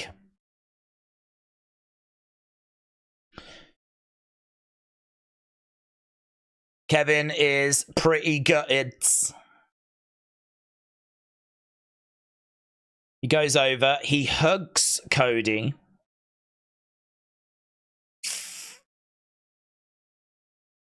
This is very clever. He knocks the camera away. It's very clever. This is normally what precedes a turn.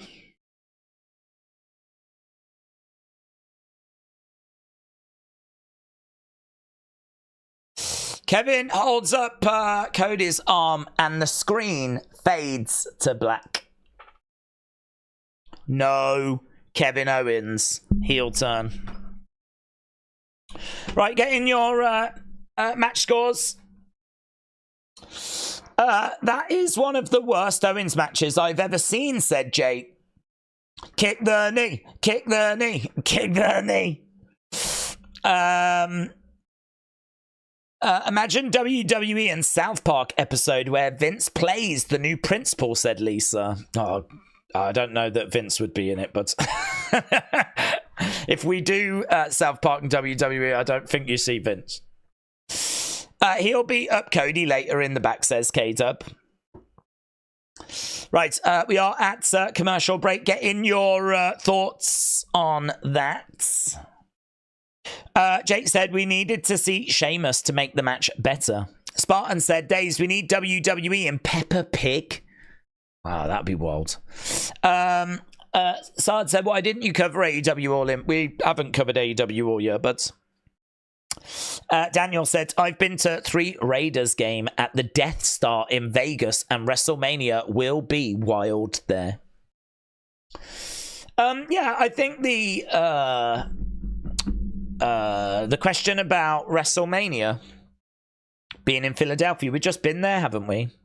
Has he maybe got confused? And is it like a tweet that was, I don't know, in his... I don't know. I haven't seen the tweet, so I can't really say. Be pretty strange if we went back there so soon, but there's some money talks. WWE will go anywhere that pays.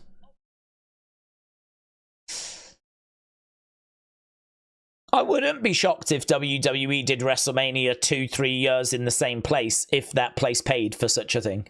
At the end of the day, money is what's going to decide these things. We've got some bash facts. Berlin is the capital of Germany. It's the most populated city in the European Union. There's over 3.8 million residents.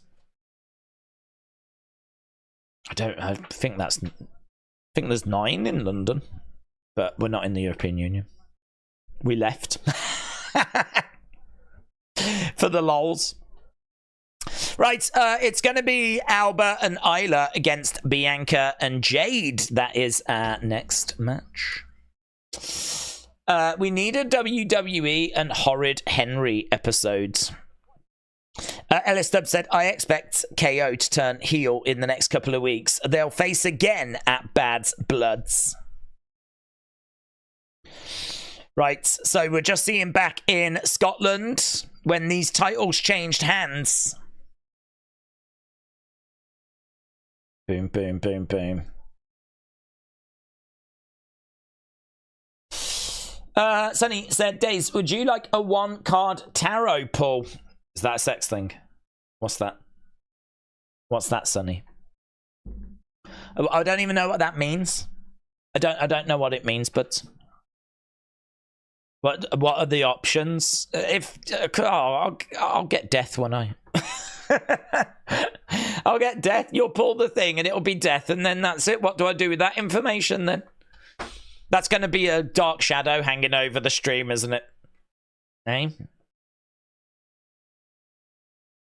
Can you do one that doesn't have death as an option? Can you do one that's only got good options? Oh, it turns out that you're going to come into a fortune. Oh, really? The only thing was, though, I only had the fortune card. I didn't have any other cards. So, Lisa said, breaking news, AEW Collision and SmackDown will go head-to-head next week. Mark said, I'd love Mania to be in Philly or anywhere in PA since I live in that state. Well, you might have a dream come true. BB Yipsy said, how is Berlin with 13,000 more in sales than Silverdome with 90,000? Would that be classed as an arena? I don't know if that would be classed as an arena. They may class that as a stadium. I don't quite know what would warrant an arena or what would class as a stadium. Definition. They just had Mania in Philly. It won't happen again, says Kelly, the wise lady. I would accept that challenge regardless of what the card turns out to be. Wheatley vodka sucks. Never had it. Not really a vodka. I like rum. I'm not really a vodka person. Oh, I would have vodka. I have had vodka Red Bull as a bit of a pick-me-up. But I wouldn't really, if I wasn't feeling like tired or anything, I wouldn't really have vodka. I only have it with Red Bull. WrestleMania, Wembley, opinion, said Jack. Yeah, cool. I'm not bothered. I ain't going, so it doesn't matter to me. But I know there's a lot of people in England, in the UK, that would really love it. So I'm going to be nice and say yes, please, for them. I'm putting other people first, because that's how good of a person I am. But if it came to England, I'd be sat here streaming. So it doesn't really matter to me. Have it on the moon. Not bothered. So I don't know where I want it. I don't know where it could be announced that I would be excited. England, I'd be excited because there's loads of people that we've never had it. So yeah, that'd be exciting. But where else would be exciting? Japan. That'd be fun, wouldn't it? WrestleMania in Japan. That could be fun. Here's Jade.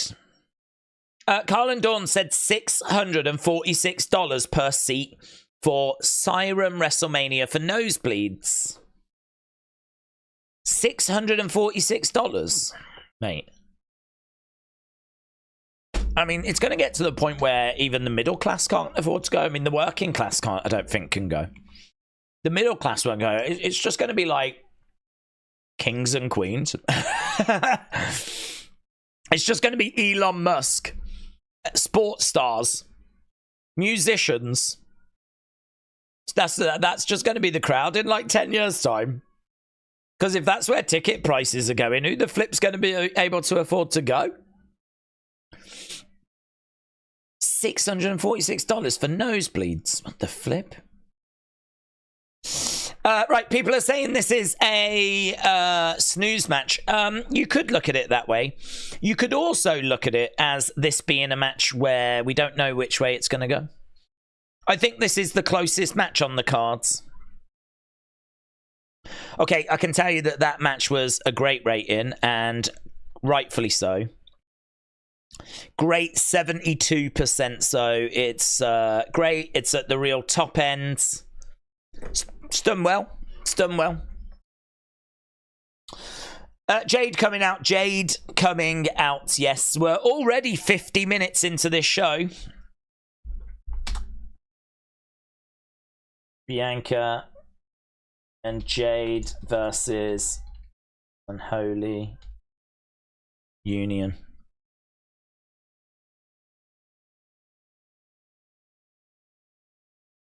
Is Bianca making her way down?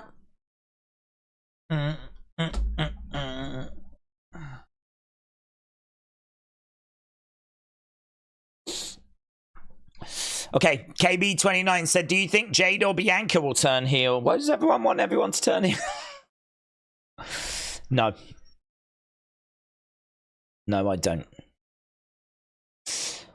I think they will face each other, but I don't think that'll be until WrestleMania. I think we're too far away. Jade would be a great heel, says Kelly. Okay, so first match done. Second match. Gonna get underway. So we got Prime in the ring. Women in their prime, and now we've got like a prime hydration station, and now there's little ping that pops up on screen. Okay, here's Unholy Union making their way down. Daze, you got Knight of the Wands upright? Did I? Knights of the Upright Wand. Is that what I got? Knights of the Upright Wands. That means you are courageous. Yep, checks out. Energetic. Charming. Guys, was this card not just made for me? Let's go through it again. Courageous. That's a given. Energetic. Well, what are we? Nearly 5 hours in and I'm still Do you know what I mean? That checks out. Charming. I'm English. We're born charming, right? Passion. I teach Latinos how to dance. That's how passionate I am. I do regular dance lessons for Latinos that have lost their mojo. That is how passionate I am. I give dating advice to the French. Adventurous. Guys, I am so adventurous. Sometimes I sit like this.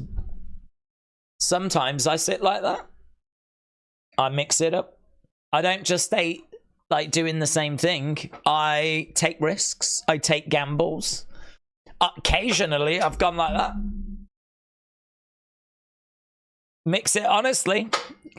Sonny, this is so checking out. This is so free-spirited. Hero. Not my words. Not my words.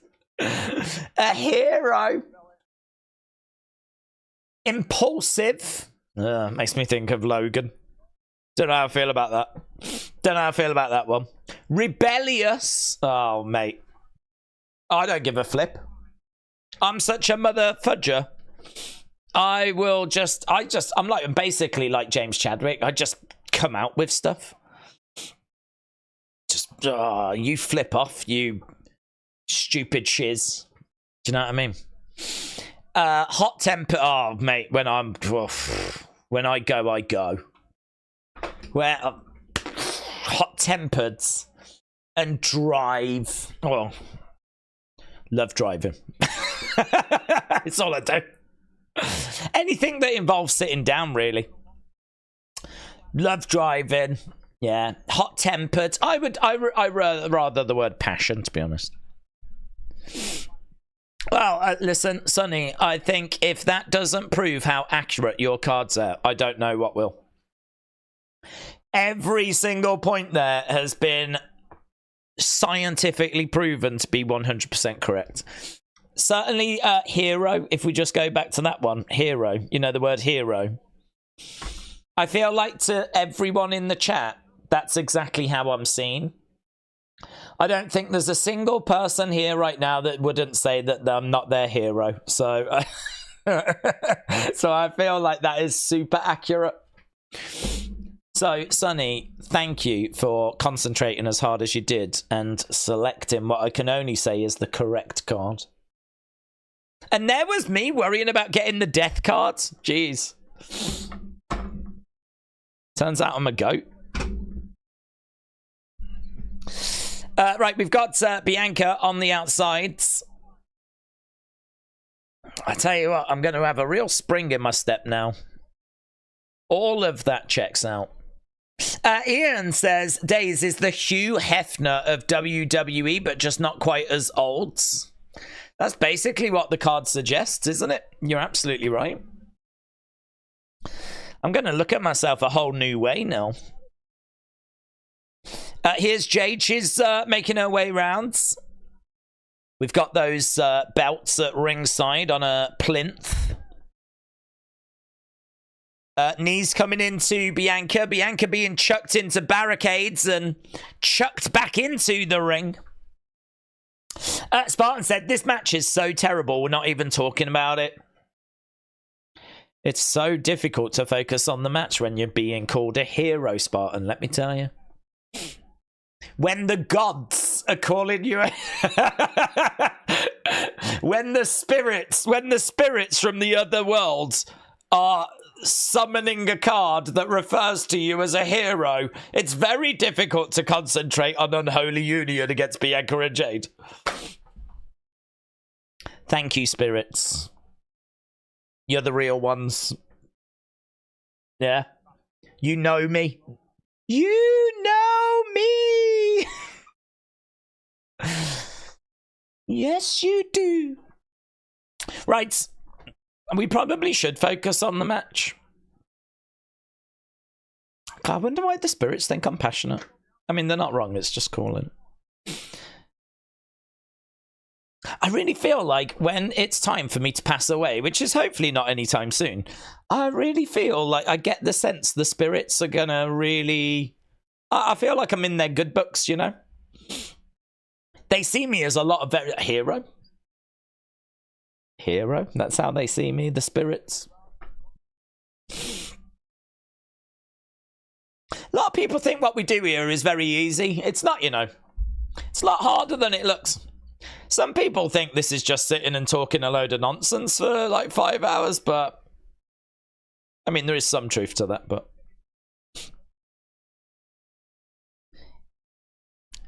Is a fireman a hero?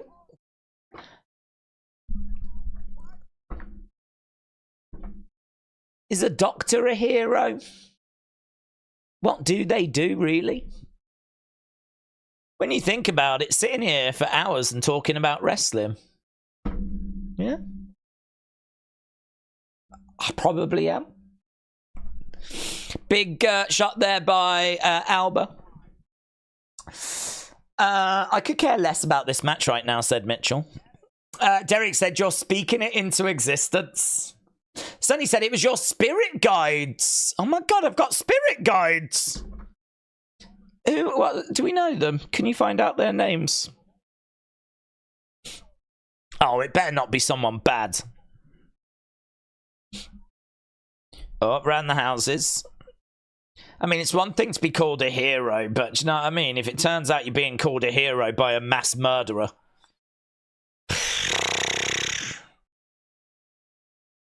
She's got the hair. What if my spirit animal is flipping Bill Cosby? Do you know what I mean? Ah, in the corner goes Bianca. Right now they've got her hair. They're tying her up in the ropes. Daisy's spirit guide is the Spirit Squad. Gone but not forgotten. Big boot there by Bianca. Back elbow there by Bianca. Isla goes into the corner. Metal Mama said Spirit Guiding Daze sounds like a great series. It makes me think of Most Haunted, which was a TV show in the UK. They had a spirit, a guy that was like a medium. He had a spirit guide. And they fed him some false information. And on the show, he mentioned it. So they knew he was just faking it all.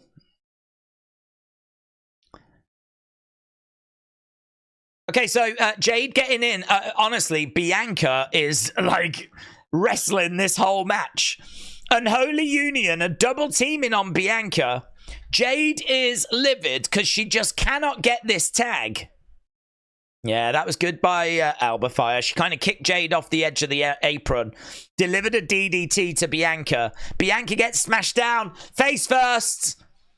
Isla Dawn with double knees, but Bianca moves out the way. Bianca trying to get over to make the tag to Jade. She's trying to get over. Oof, to the outside goes Alba Fire. God, she was so close to making that tag. Bianca lands on her feet. She grabs Isla. Boom. Yeah, back suplex. Nice. Bianca down, trying to get back up to her feet. Trying to get over and make the tag to Jade. Jade's got her hand out. Bianca makes the tag. Jade comes in over the top. Down goes Isla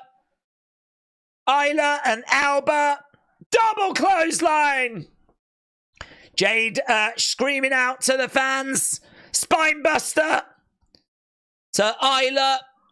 Alba on the shoulders. Oh! Fall away slam. Jade with that hot tag. Cleaning house. She's got elbow in the corner. Elbow in the other corner. One woman super kick. She grabs. Gonna go for a suplex. Got her up. Oh. 1, 2. Kick out. Kick out. Jade is like Ultimate Warrior in there, said Aubrey. Nah, she's done way more wrestling moves than the Warrior. She's done way more wrestling moves. Jade going over in the corner. Shoulder tackle. She's got Isla Dawn in the corner. She gets chucked down. Alba comes in, grabbing Bianca's hair. Back elbow. Moves out the way. Super kick there by Jade. Bianca comes in. Goes over. Gets caught. Gets caught. No, looking for a backslide maybe. She's got Bianca up. Isla Dawn. Oh. 1, 2. Jade makes the save. Jade makes the save. This match is heating up. This is all right. This is all right. I was fearing worse than this. This is all right. Lord Shoagurath says, the upright wand might scare the ladies. Beware. Good advice. It's a bit strange that my spirit guides have got upward wands. I don't know how I feel about that. Don't know how I feel about that. It's fine with them having wands, but do they need to be upright? Whoa, look how high they've got. Alba fire! And she came down real quick. Ugh. Here we go. Bianca is up. Planted on Alba fire. 1, 2. Oh! I thought we were going to get dry. We did the old Eins and Zwei. Kick coming in. Bianca round the back looking for the KOD. KOD! No! Headbutt there by Alba. Bianca goes down. Alba and Isla have really done a lot of work here. Isla gets into the ring. Backstabber. And she holds on there, Isla. Alba has gone up. Oh! Swanton, but did Bianca manage to get out the way? I think she managed to get her out the way. Alba fire, I think, just swantoned onto the knees of Isla. Bianca has got Alba, chucks her to the outside. She gets caught by Jade. Oh, that was sick. That was sick. 1, 2. Oh, that was really good, though. Yeah, this is all action here. Belair with a spine buster. Isla goes down. She's getting dragged over to the corner. They're working together. Jade's going to pick her up. Oh, into a DDT. Oh, into a suplex. 1, 2, 3. And it's a win for Jade and Bianca.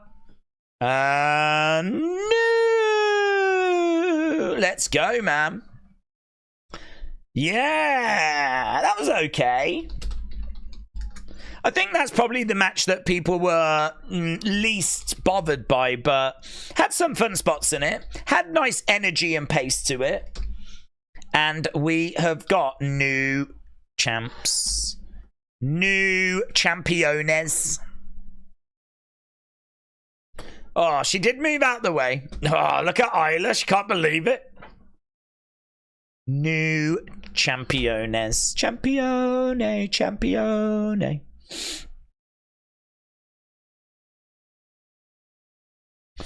So there we go. Bianca and Jade. Jade has got better in the ring, said Pooter. Won it with a German suplex. Oh, yeah, good spot. You'd think every time a German suplex was hit, this place would go bananas. An us suplex.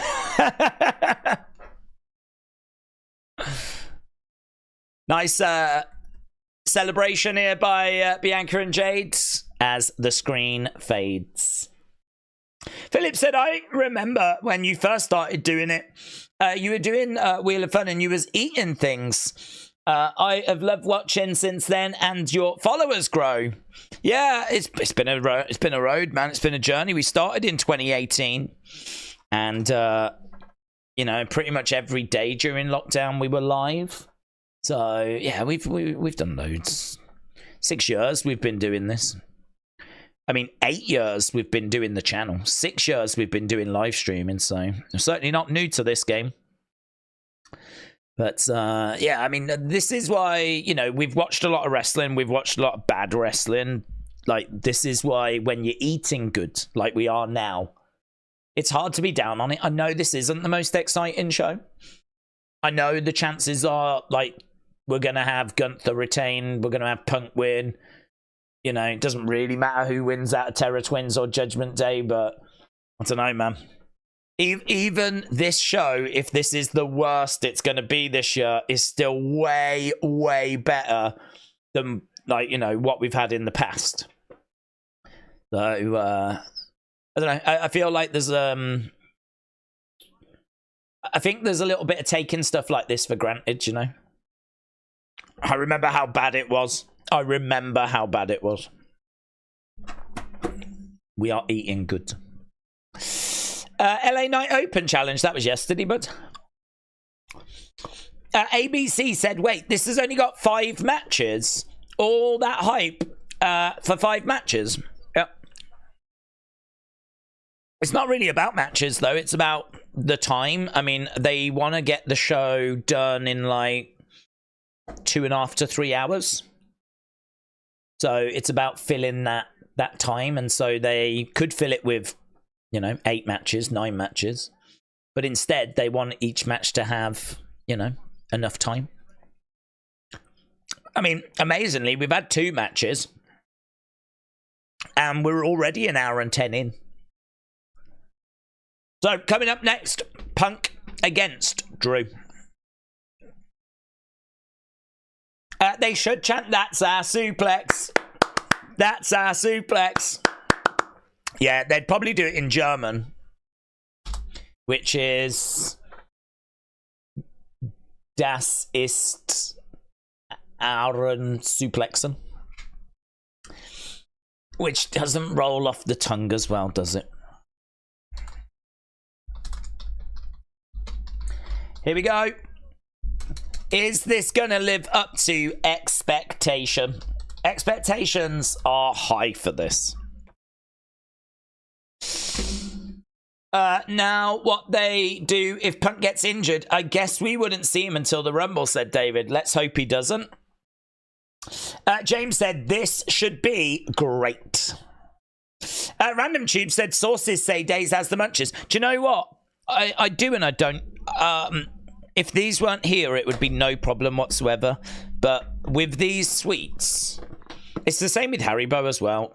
If they're around me, I'm eating them. That's it.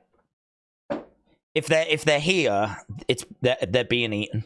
I can't stop myself from just grabbing and snacking. But if they're not there, I wouldn't even think about it. So I put them down. Very nice though. I'm guessing Damage Control will get the next title shot, said David. The ref needs to take that bracelet away after the match. Daze, your spirit guide is definitely Richard Whiskey, aka Dick Licker, said Mitchell. I don't know, Dick. What did he do? Give me some information on Dick Licker. Should I Google him? Should I Google him to try and find out more information? ABC said, can you imagine if they end this feud with the match where the bracelet is on the line? That's what we're dreaming of. That's what we're building towards.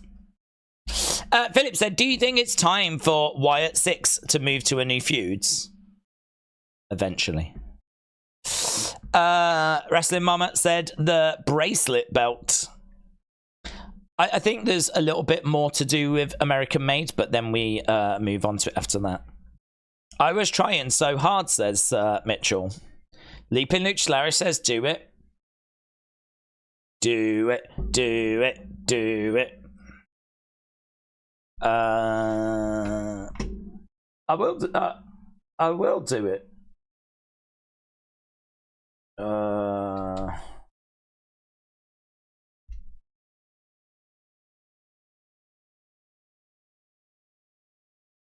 have a look. Are you ready? Whoa.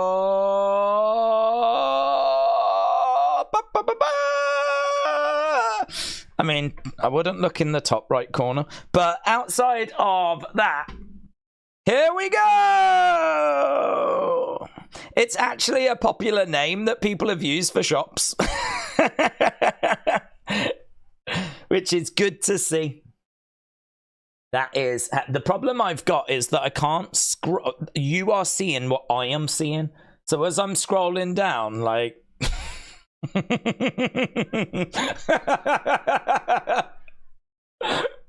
Some of these are pretty wild, aren't they?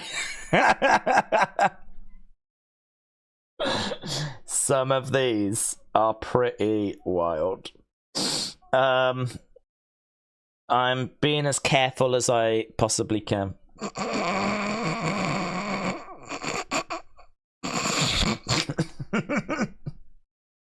Oh, look at the dog. Wow, look at that. Look at that cabinet. That is amazing. So, what is this? My spirit animal? Amazing. Look at me. I'm reckless. I'm a risk taker. They did say that about me. Okay, Drew McIntyre is making his way. Look at this. I've not only have I Googled it, I've scrolled down willingly. Nothing, mate. No drama.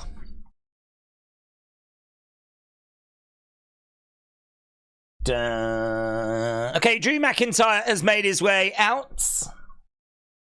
He's got a gauntlet. He's got gauntlets on. He's looked at what Uncle Howdy had and he fancied a bit of that. So Drew making his way down to the ring. Let's get rid of this poll. So this was for the second match. 48, 32, 9, and not 9.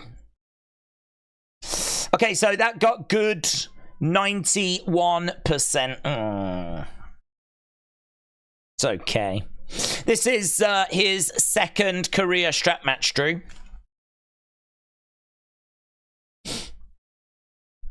Okay, so they've got to touch the four corners, don't forget. That is a stipulation that we don't always get, but it is a stipulation we've got here. Just get the bracelet back so that we can all move on for the love of Daze's spirit animal, says Ian. Well, actually, no. I hope that this bracelet story never ends. I'm starting to come round to the idea of embracing it. I hope we actually do away with one of the mid-card titles and the bracelet becomes like one of the new championships. Do we need the Intercontinental belt? We've already just had the longest reign ever. That might not get beaten, so it's probably... Oh my god, they've got little lights in the corners! No way! So that you can see who's touched them. Ah, mate, look at that! We've got red and green lights in the corners. So that when they... What do you do? What do you touch? What do you touch? Oh, they're going to go off like a disco. Whoop, whoop, like this. Woo, woo, woo, woo. All the lights in the corner. Yeah. Let's go. A rave? You could have a flipping rave in the ring. Bow, wow, wow, wow, wow. Wow, wow, wow, wow. Wow, wow, wow, wow. It's not really a rave, is it? It is Daft Punk, though. Oh, let's go. No pyro because the little lights for Drew's intro. I love those little lights. Oh my god, Mattel, get on it. I need Mattel to make a ring that's got the little lights. Strap rave. Strap rave.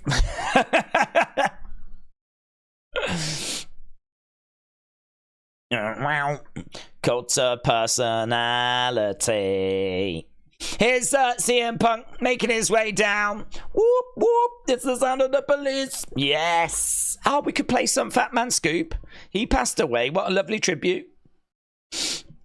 It's clobbering time. Jeremy said we should get rid of the lady tag belts and have trios defend on all shows. No, we should get rid of lady tag belts and have lady friendship bracelet championships. The girls would love that, wouldn't they? Girls don't want big belts. Imagine if the women were competing for like gold friendship bracelets. Mate, you might be on something there. Oh my god, we should so do that. Listen, I know all about women. I know all about women. They would love that.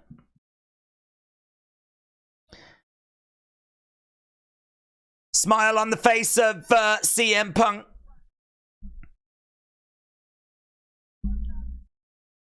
Strut killer game all on the outsides.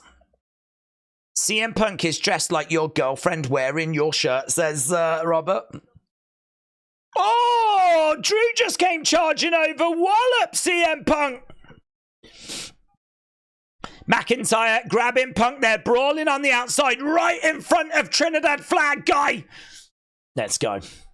Let's go. Where's Green Shirt Guy? He's not there, is he? Is Green Shirt Guy there?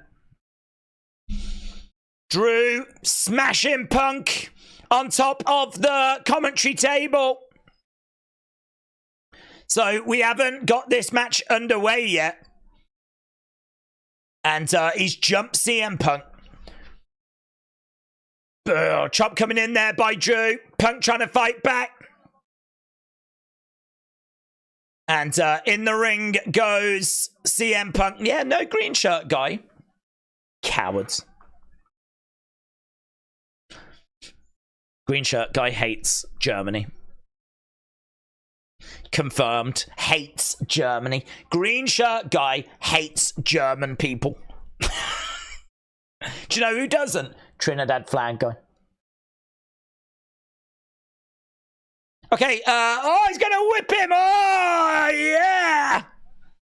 Let's go, man. So, he's whipped him with that belt. He's put the one end on. He gives the other to the referee. Loud CM Punk chants. He's going to whip him again, and he does. And now he puts the strap, the thing over Punk. Ah, shot there by Drew. Punk goes down. Yeah, this is good. There is a guy with a green shirt to the left. Ah, no, it won't be him. It's confirmed. Here we go. In the corner. Chop there by Drew. Oh, Evesen. Oh, Evesen. Ah! He uses that strap to wallop Punk. Austin said, I wish I was CM Punk right now. Oh, I don't think you do, mate. I don't think you do. I know you're a kinky minx, but even this looks a bit too far. They need to get their strap on, said Wrestling Mama. They do. Absolutely right. Should we all start chanting it to encourage them? Strap on, strap on, strap on, strap on. They've already done it, actually, in all fairness. We're underway. It worked. CM Punk being dragged into the ring. Drew whipping away with that strap. And again, he's got marks all over his body. Aubrey said, Punk's in white, he's gonna bleed. He looks great. He looks so good. I think so many people get their ring gear wrong.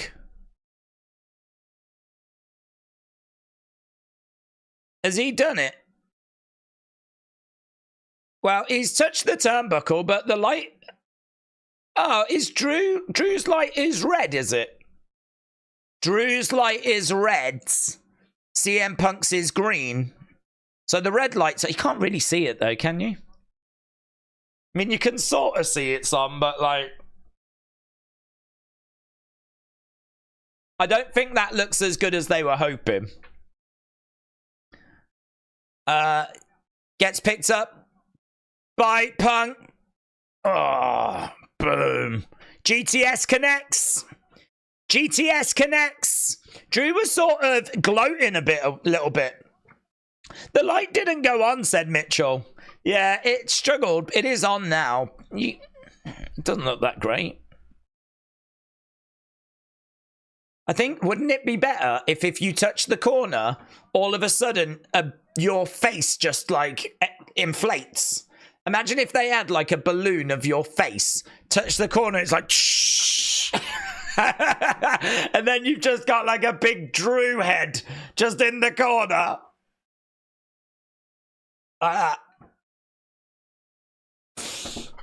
That's it. As soon as you've touched it, you've touched it. Problem is, though, you do have to touch them in, so you'd have to have the head kind of deflate and reflate. It'd be a nightmare, actually. The more I think about it, it'd be a nightmare. Into the corner goes Drew. Punk's tired already, is always breathless, said Word of Wrestling. We're on the outside. This is better. This is much better. I've already enjoyed this more than their SummerSlam match. From behind, down goes Punk. Loud boos from the crowd. Crowd have been brilliant. Face first into the commentary table. Get away from the hydration station, says Aubrey. Right now, we're on the commentary table. McIntyre standing over Punk. He's trying to grab a hold of CM Punk. What's he going to look to do? What's he doing? Oh, no joy at the moment. Battling away. He's looking to pick up. Oh, big back body drop there by Punk. That was good. That was good. I mean, we're standing on... Oh, and then he whips him with the strap. And again. Yeah, man. Yes. Oh. CM Punk jumps off that commentary table. He's going underneath. There's a big cheer by the crowd because it looks like he's going to get a table. Fans love tables, don't they? Absolutely love tables. Love them. I am the table, said Pooter. Yeah, no give on that commentary table. I can't decide if I like Wade Barrett's suit or not, said that's what she said. I don't think I do. Oh, he's putting it back. Drew is putting the table back. And that is going to disappoint people. He's got that strap and he whips Punk again. He goes over. There's Samantha. McIntyre has managed to grab the chair. Ah, into the midsection. Punk goes down. Punk goes down. So we're still on the outside of the ring. Drew throws in a chop there to CM Punk. And again. Oh, mate, he's just unloading, but Punk's unloading back as well. Oh, rake of the eyes. Rake of the eyes. Sign in the crowd says, I hate CM Punk. Drew gets into the ring.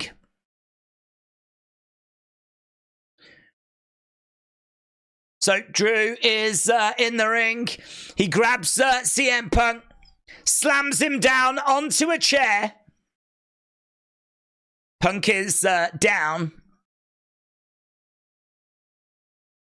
Look at the blood, man. The blood. There's bloods. There is bloods.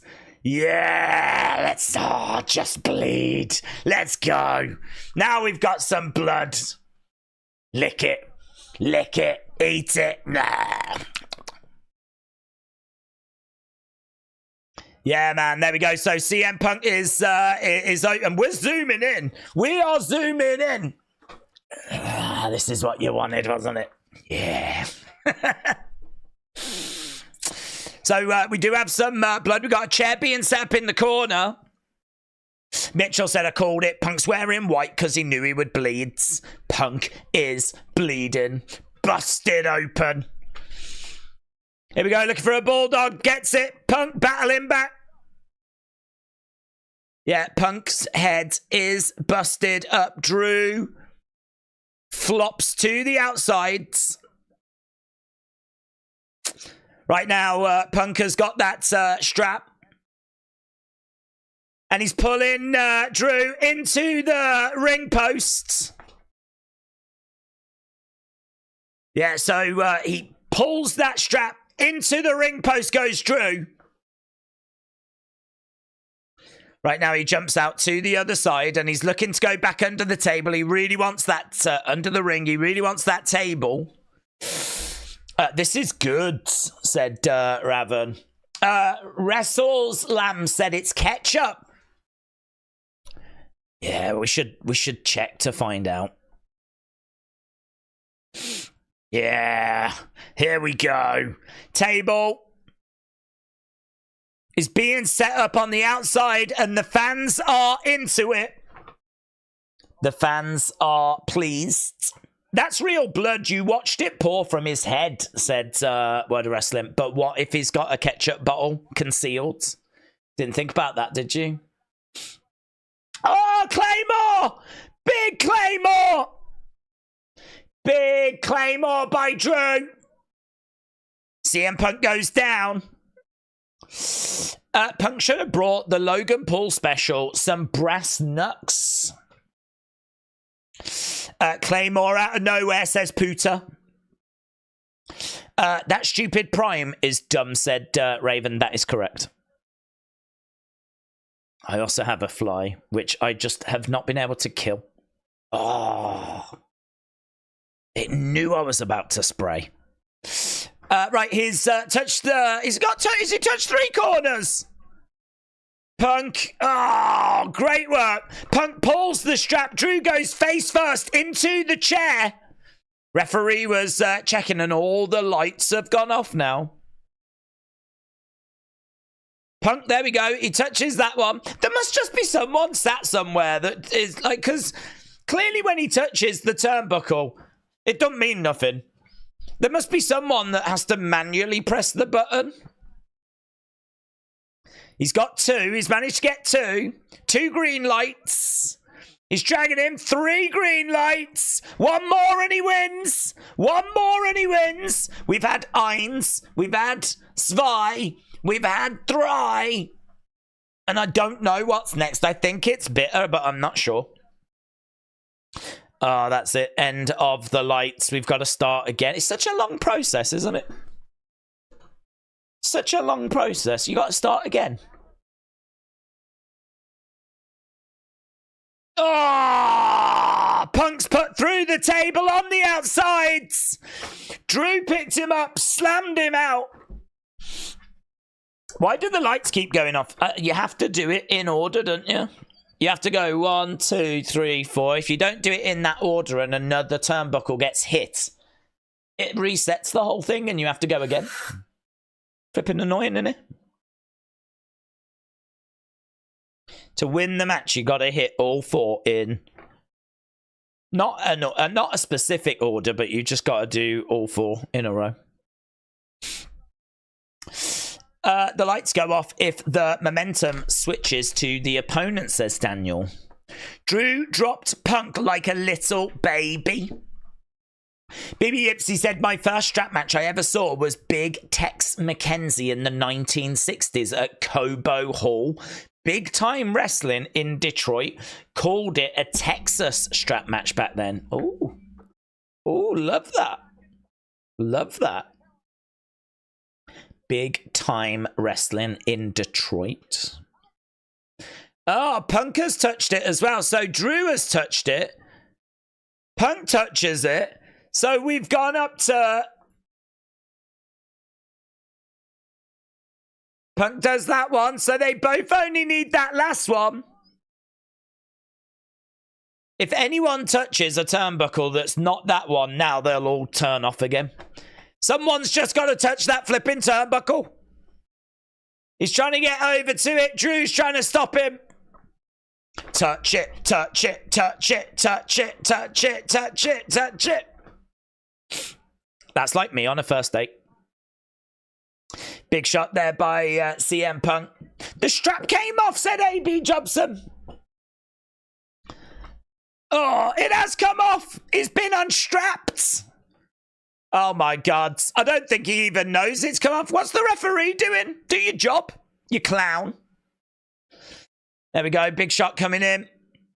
He's telling Punk to put that strap back on. These two exchanging shots back and forth. Both in the middle of the ring. They're just throwing away, banging away at each other. This one's got a lot more violence, a lot more hatred. Bloods. They're both absolutely exhausted. Yeah, the crowd are absolutely loving this. The crowds are loving this. No one touched the turnbuckle, said Dad Stuff. Has no one touched any turnbuckle? Perhaps you've only got so long. Perhaps you've got, like, so many seconds. Because all the lights are back off again. Now we've got to start the whole thing again. Is he going for a sharpshooter? Sharpshooter! Yes! Hitman, hitman, hitman, hitman. Wow, McIntyre is tapping. McIntyre is giving up. Sharpshooter is in. Sharpshooter is in. Look at that. He's screaming in pain. He's tapping. He's tapping. Look at him like a child. Like a little baby. Doesn't matter. I can't do it. That's cruel, isn't it? The ref's like, I can't do anything. You can't. You got to touch the thing. There is no rope break. McIntyre has passed out from the pain. McIntyre has actually passed out. Like a girl. Right, here's CM Punk. He's going to go over. He touches that one. Yeah. Owens. Right, we've done Owens. He's going over. He's trying to get the fans. Come on. Come on. Oh, he's trying for Spy. He's so close to Spy. He gets Spy. Here we go. He's trying for Dry. But Drew's getting back up to his feet. No. Oh. Well, that stopped that. There we go. We go back to 0 again. It's funny how half the crowd was chanting, "We don't see anything." The other crowd were chanting, "We see everything," when they were fighting outside. Oh, is that what they... I didn't hear that. Were they saying it in German? Right, we've got both guys down at the moment. Kip up there by Drew. So Drew getting back up to his feet. This crowd is hot, man. It's a brilliant crowd. CM Punk is still down. Oh, my God. Oh, my God. The bracelet. Oh, my God.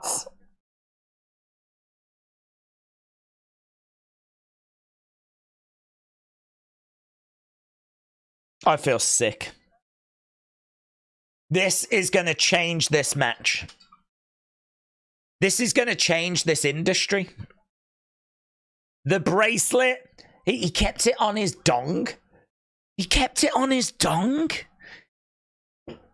Oh, Claymore! Boom, Punk goes down. Oh, my God. He kept a bracelet with Larry and AJ's name on his penis. That's the Scottish for you. They've got no class. He went down there and he took it off his PP. Oh. And Punk wants that back. Oh, my God. I'd be like, keep it. Keep it. I don't want it anymore. Here we go. Oh, looking for a GTS. Boom! GTS! Boom! Look at that. Drew goes down. CM Punk. CM Punk. Matt said the LED posts would have been... Oh my God, you're so right. They would have been good. Imagine if when you touched them, it put your name on the LED thing. That'd be good, wouldn't it? I suppose you wouldn't see the far side, though. That's the problem. Oh, he's looking for another GTS. Yes! Gets it! Another GTS. One! Eins! This feels a lot more promising, to be honest. Here we go. He's going for Spy. Go for Spy. Spy. Oh, he's trying to stop him from getting to dry. Drew is down, and Punk's decided he needs to give him another GTS. Be quick. Boom. There's dry. Here we go. Oh, we're all going to find out what 4 is in German. It's very exciting. Here we go. It's about to go over. Oh, yeah, he's going to do it. Drew is completely down. He's a completely dead weight here. No! What's he doing? What's he doing? He's trying to pick up Drew. He's going to go for another GTS. This feels unnecessary. Boom, but he gets it. Get the bracelet. Get the bracelet, Punk. Get the bracelet. Oh, God. This is just like when Macho Man and Miss Elizabeth got back together again, but better. Big pop. Big cheer. CM Punk wins, but he gets the bracelet back. Oh, my God. A lot of people are saying that that is better than when Cody finished his story.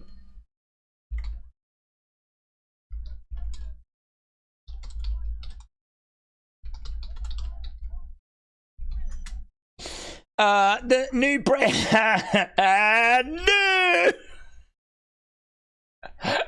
bracelet holder, CM Punk.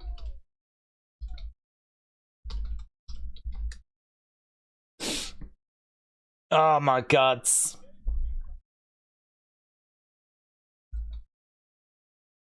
Well, there we go. CM Punk has his foot on the fallen body of Drew McIntyre.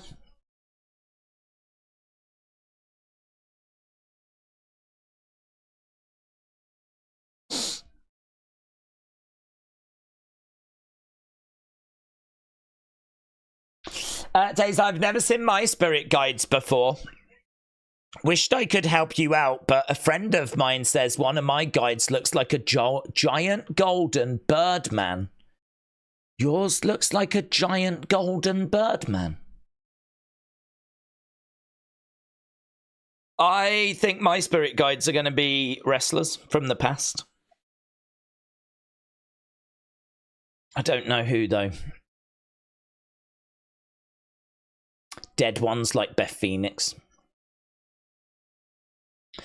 Rob said, Hell in a Cell to finish this feuds. Oh, Daze, that definitely wasn't touched in succession.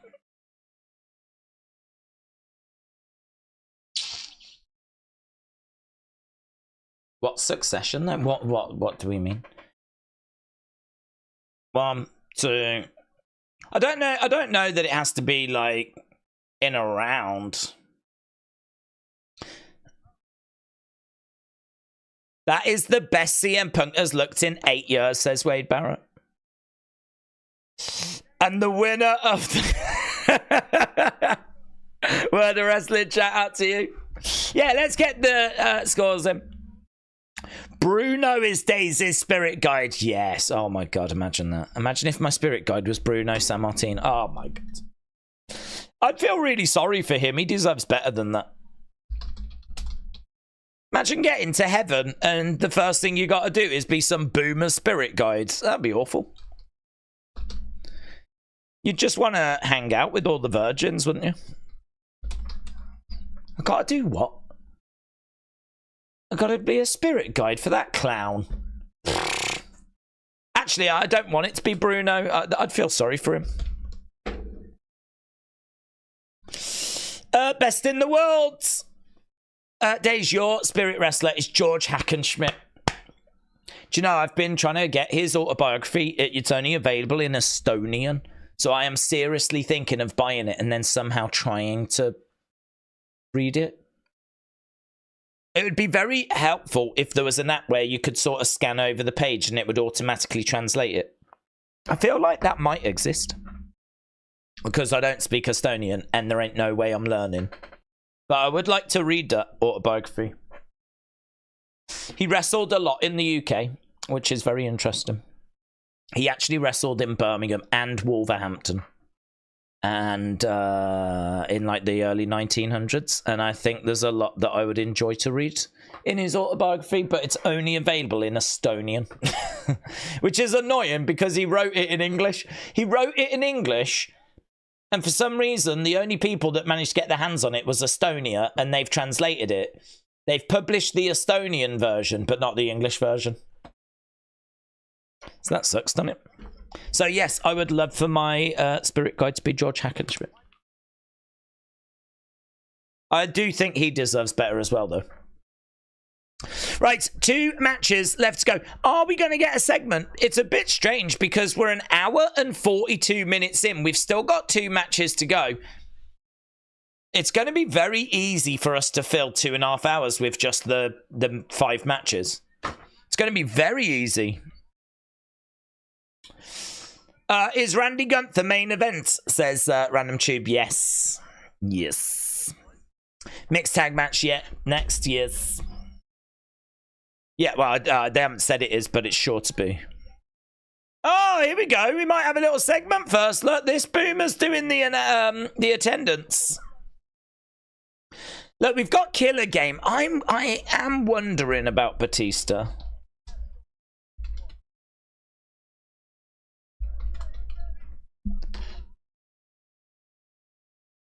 Bash in Berlin.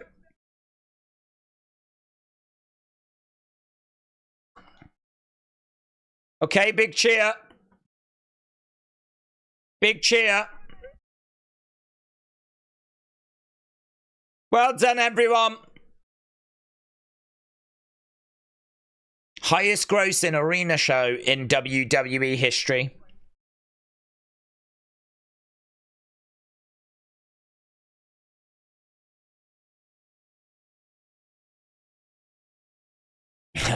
You're a fast learner.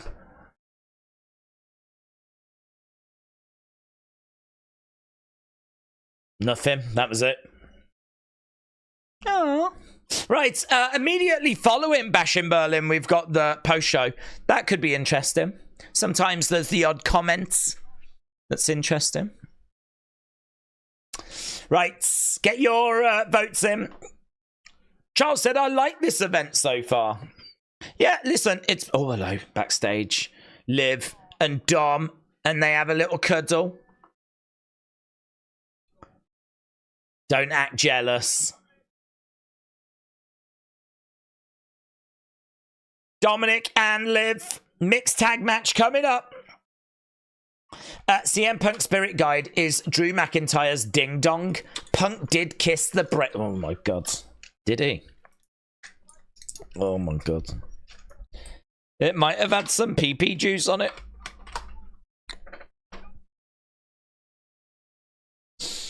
Honestly, when he watches that match back, he's going to be horrified. I don't even know if he knows where it came from.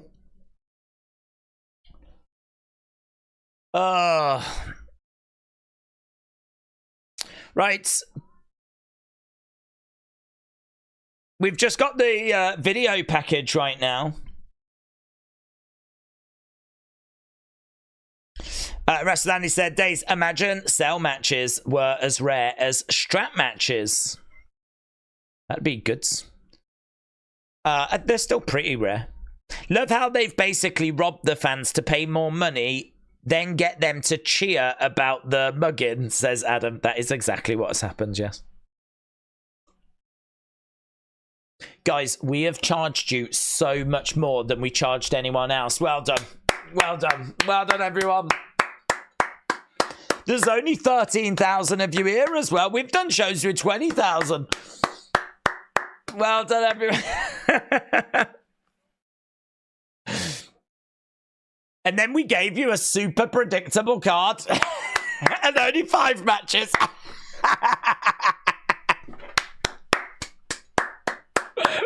Well done, everyone. It's brilliant, isn't it? It's probably not the right way that we should be looking at it, but it's definitely what's happening. Defo sets up Bad Blood. Rhea Liv said word of wrestling. James said it's like Tony bragging that they sold 82,000, but then only 72,000 went. It is turnstile count. Turnstile count. Right, video package. This is our co-main event. Co-main event. When you word it that way, yeah, WWE fleeced them. They will still do Hell in a Cell at Bad Blood, said Jeremy. Halftime scores? I think we're past halftime, but I think we're past halftime. Meek said, how do you rate the matches? Well, I so far agree with everybody. I still think Cody Kevin was my favourite. So I think Cody Kevin first, CM Punk Drew second, and then I think Bianca Jade Unholy Union third. That's how I think I would have them so far. And I think it might be how you lot have them. I'm not sure, though. You might have enjoyed Cody KO a bit more. Don't know. We'll see. How many votes we had? Keep your votes coming in. We'll have a look at that in a second. Germany has had to pay loads for Bash. This is the first German PLE, said Thruka, so people still would have gone... is the show how much it costs? I get what you're saying. This is the first German PLE, so people have paid. I do get that. Don't even do halftime scores for pay-per-views. Slipping. Bianca Jade against Unholy Union was the best. I thought you would have loved the whipping one, Austin, to be honest. I would have thought the whipping one would have been right up your street. It has to be Larry on a pole match to finish that feud, said Jason. Yep.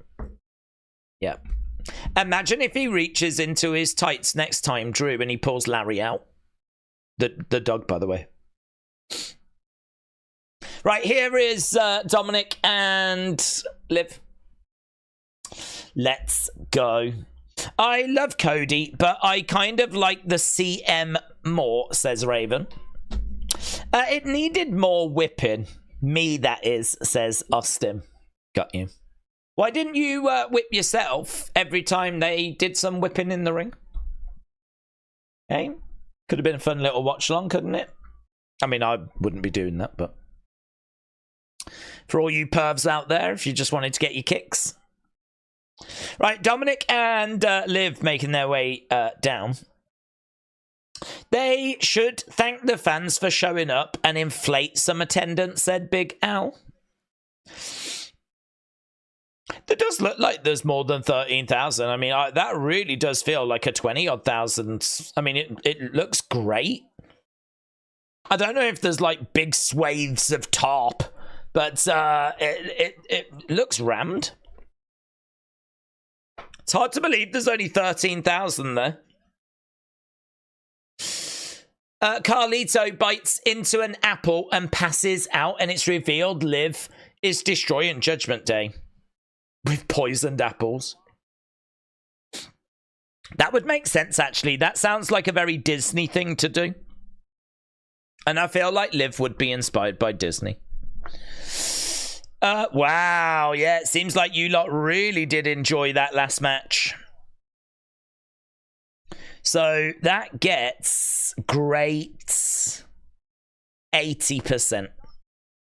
So, it's not too far out though. Cody KO, great 72. CM Punk Drew, great 80. Bianca Jade and Holy Union, good 91. Yep, quite close between those two. I don't think there's much doubt, unless you called Austin, as to what the two best matches have been. Maybe a little debate as to the order. I do think I would have Cody Kevin though. I really enjoyed that match. It's not quite the same seeing someone having to just touch the turnbuckles. I've decided that's not as good. But it was violent, hard hitting. They were really not holding back. We had a bit of blood as well, so it delivered. I think rightfully getting its great score. Same as Cody Kevin. I think this has been what we expected. All three results have gone the way we expected. And I think it's been entertaining. Crowd have been brilliant. I prefer Rhea without her makeup, said Mitchell. Punk and Drew did have whipping, said Austin. Randy Orton, please win. Charles said, I love Liv's gear.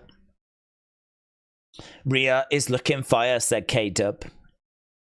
Steven said, Germany is watching the football today. Leverkusen lost 2-3 against Leipzig. And now Berlin against Kaiserslautern. It's the most German word I've ever heard. Kaiserslautern. Here's Rhea Ripley. I think she might be my spirit animal, you know.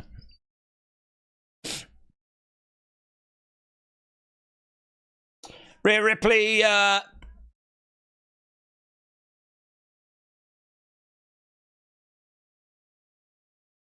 hello. Michael Cole is talking to Dominik and Liv, who are on the outside. Look at the Rhea Ripley side. Everyone's got a different letter. Rhea Ripley behind the commentators. Thomas said if it wasn't for turnbuckles, it could have been the best strap match ever. It did get brought down a bit with that gimmick, says Thomas. Yeah. I liked the idea of going back to touching the four corners because we haven't seen it in so long. But in execution, I think I would have preferred it to have not had that. But it didn't matter. The community enjoyed it, and it got a great 80%. Now, can this keep the good vibes going?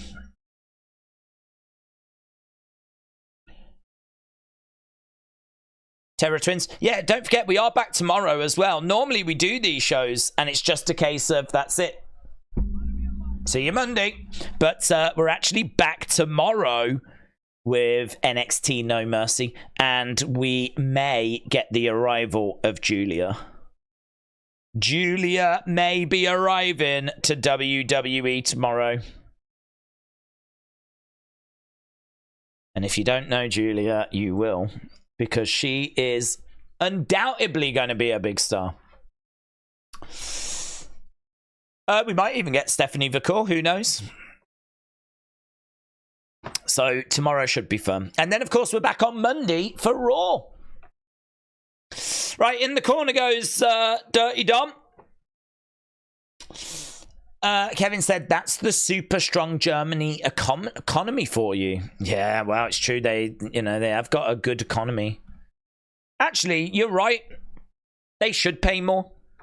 They're earning more. Back elbow there by Damian. But after Brexit, times have been hard in the UK. They should only charge like £5 a ticket. Should be £500 a ticket in Germany and like £5 in London. £5, please. Thank you, Governor. This sometimes been hard. We had to go through Brexit. And then we had to go through a pandemic. And then also we were cursed by having really stupid prime ministers.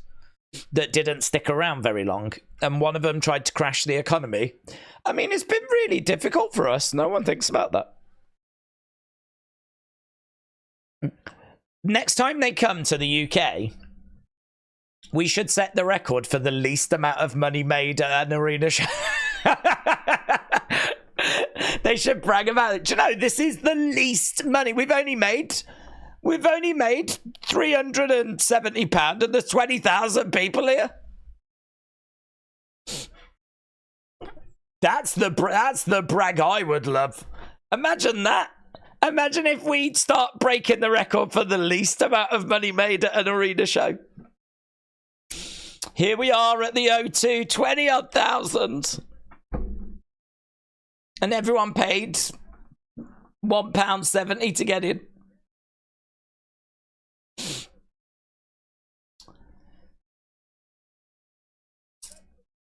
Those freeloading royals, they wouldn't be allowed. They're not allowed in. They've got too much. If they want to go, they have to go and buy a German ticket.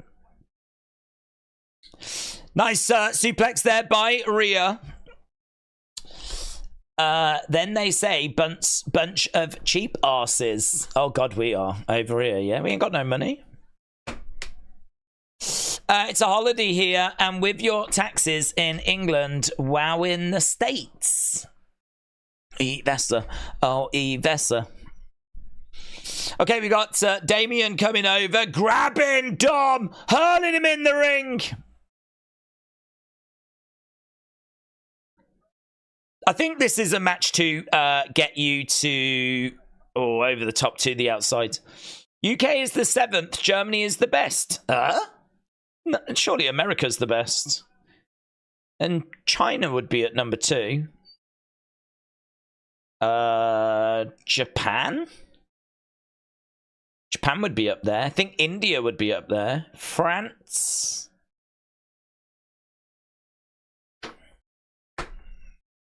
I think England, I would guess at 6, actually. If we've gone to 7, could it be 7? I would have said we were 6th, but maybe we are 7th now. Listen, times are hard. Keep saying this, no one's listening. Dropping like a stone. We're at 7. Close kiss. There we go. US is number 4. US is number 4. In what league? That must be based on, like, growth or something. I don't know. If it's size of economy, US is number 1.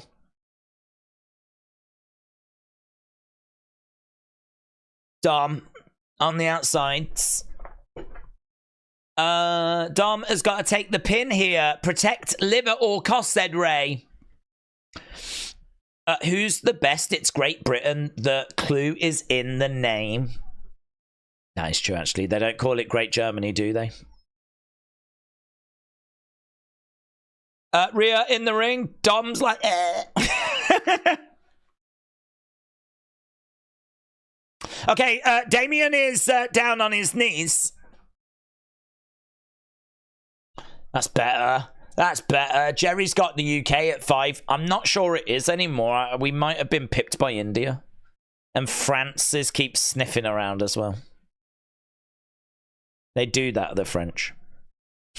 Damian Priest trying to charge over. Got a horrible little thumbnail in the corner of some Star Wars. Oh, it's gone. Thank God. 1. That must be a new thing they're trying. Don't like it. Liv comes over and a rake of the eyes to Damian by Liv. And she is laughing away. Yes, bad cheated. Tom said USA, China, Germany, Japan, India, UK, France. So where's the UK? 1, 2, 3, 4, 5, 6.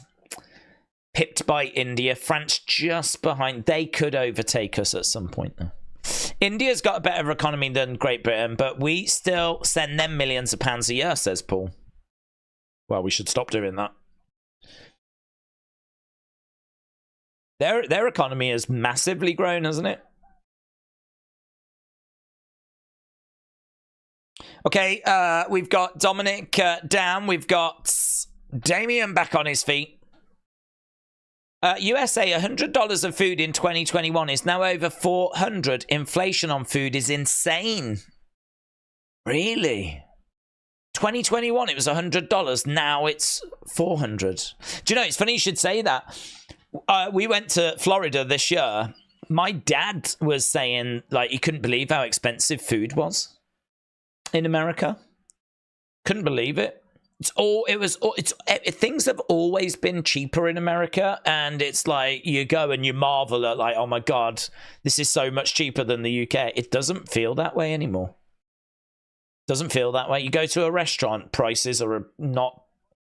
I think they're about the same. There might be a touch cheaper still, but they're about the same, to be honest. Right, we've got Rhea and Dom. Face to face. Dom wants to hug it out. Come on. Come on. Hug it out. Hug, hug, hug. Yeah, no, hug him. He's sorry. He's saying sorry. Forgive him. Look, oh, she's gone and clotheslined him. Oh, God. I hate it when that happens. You say you're sorry, and next thing you know, you're getting flipping clotheslines. So, Rhea, oh, she's wrapped her. Oh, look at that. She's wrapped her leg. Is that punishment? Is she punishing him? That doesn't look like punishment. She wraps her legs around. She starts choking him out. Has she forgiven him? How can you treat your ex so badly? I don't think that was being treated badly. It looked like they were getting back together. Oh, my God. Oh, I thought she grabbed his dong. Right now, she's going for a riptides on Dirty Dom. No. No joy. Liv's in. Liv makes the save. Oh, boom. Liv, backstabber on Rhea. Rhea goes over to the corner. Liv, charge. Oh, big knee. Big knee. Yeah, loud crowd. This crowd have been so good all night. Liv, look at Liv. Liv's really come on. So, oh, God, that was great by Liv. That was great. She's really shining now, Liv is. Since she got addicted to marijuana and arrested, she's really started to come through. Rhea down. Liv getting back up to her feet. That was dope, said Charles. It really was. Drug dealer Liv is my favourite.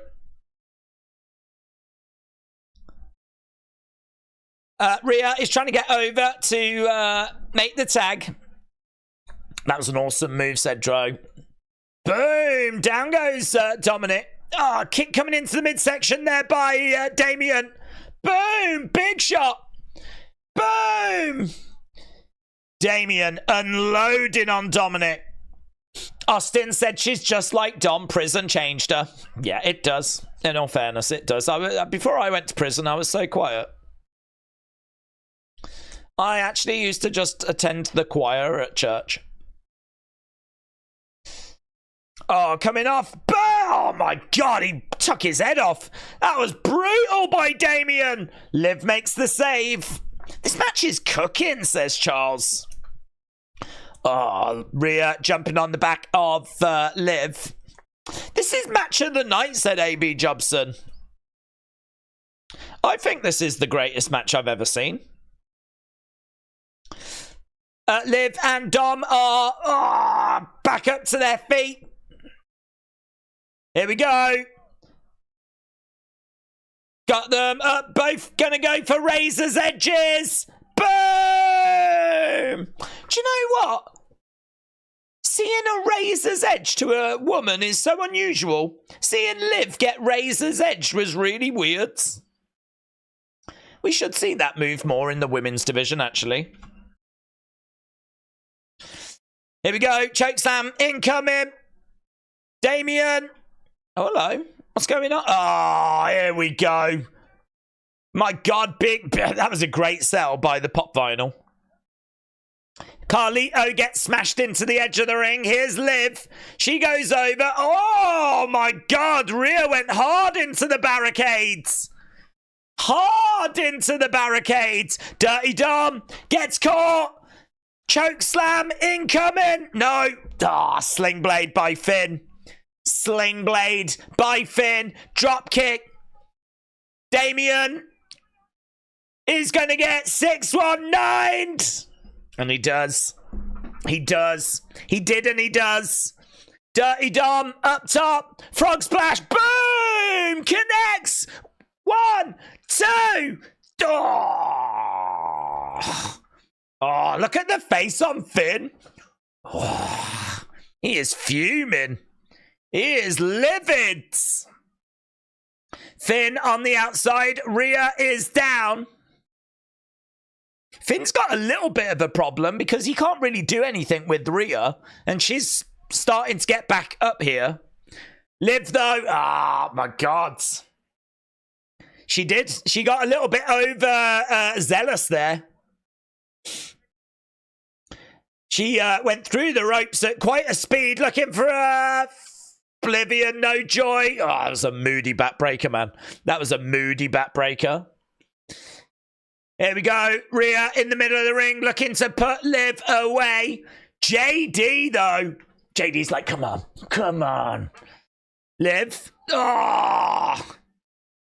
Planting Rhea. This is a real problem having the rest of the Judgment Day out here. Here's Damian. Oh, JD. Oh, super kick to Carlito. Here's Finn. Boom. He went down. Oh, my God. Everyone's getting murked. Everyone's getting murked. Yeah, this is really fun, man. Dominik goes through the ropes. Lands on top of Damian. Here's Dominik. Dominik trying to grab Damian. Is strip one commentary table. What is Dirty Dom doing? Dom? No, Jesus, it didn't work, whatever it was. Whatever he was going for, he goes running over. Boom! Ah, that's a nice shot. Rhea standing up behind Liv. I don't think she even realizes yet, but she does now. Look at the smile on Rhea's face. Oh, headbutt! Headbutt! Headbutt! Here we go! Riptide! Boom! 1, 2, 3! Done, mate. Done.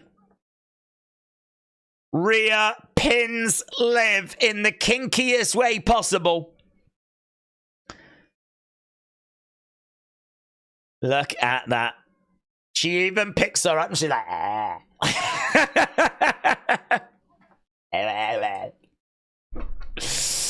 Honestly, that pin might be the single greatest moment in the history of wrestling.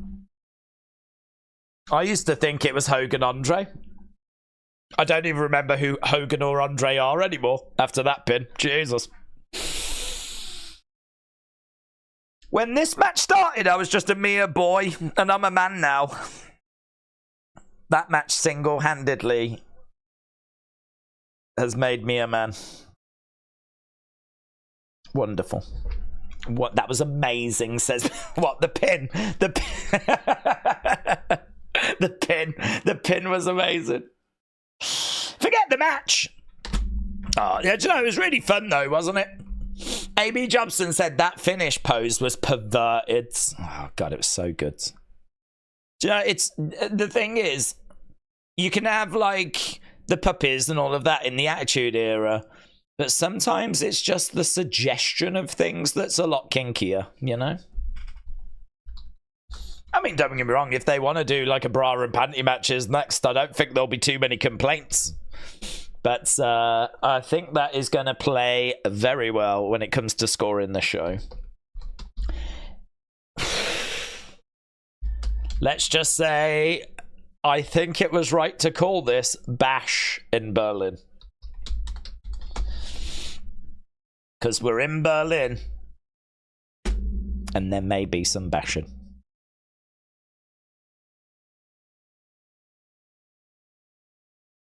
Right, Terror Twins have picked up the win.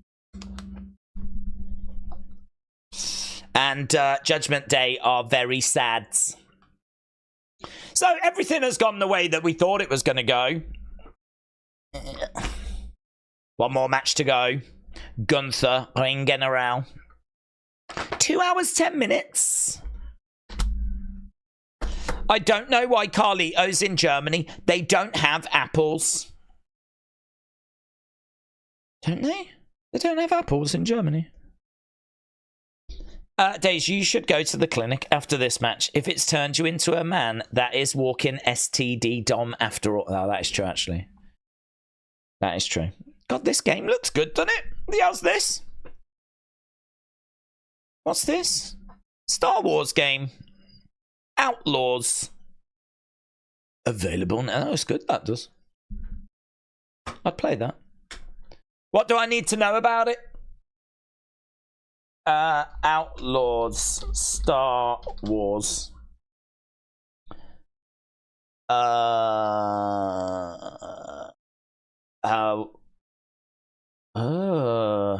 no.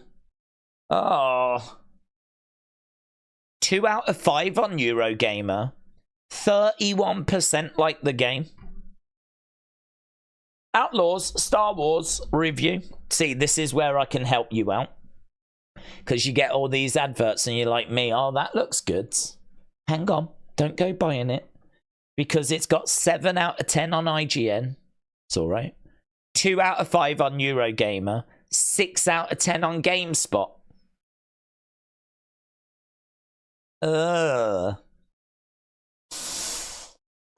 This isn't the Star Wars we need right now. The good and lots of bad of Star Wars Outlaws. There we go. Look at this. Not goods. Not goods. GameSpot 6 out of 10. IGN 7. Well, there we go. Glad I didn't buy it. I love the game, said Guzma. Well, Guzma, I'm sorry, but your opinion is incorrect. I don't know what to tell you. Not my words. The words of the internet. The internet has decided it's not a good game. And so it must. You've come to the wrong conclusion. You've played it, right? And you've enjoyed it, but that was wrong. You was not meant to enjoy it because the internet has decided it is not a good game. So you're going to have to replay it knowing that now. Yeah. The game looks like a movie. It's not open world, said the clone.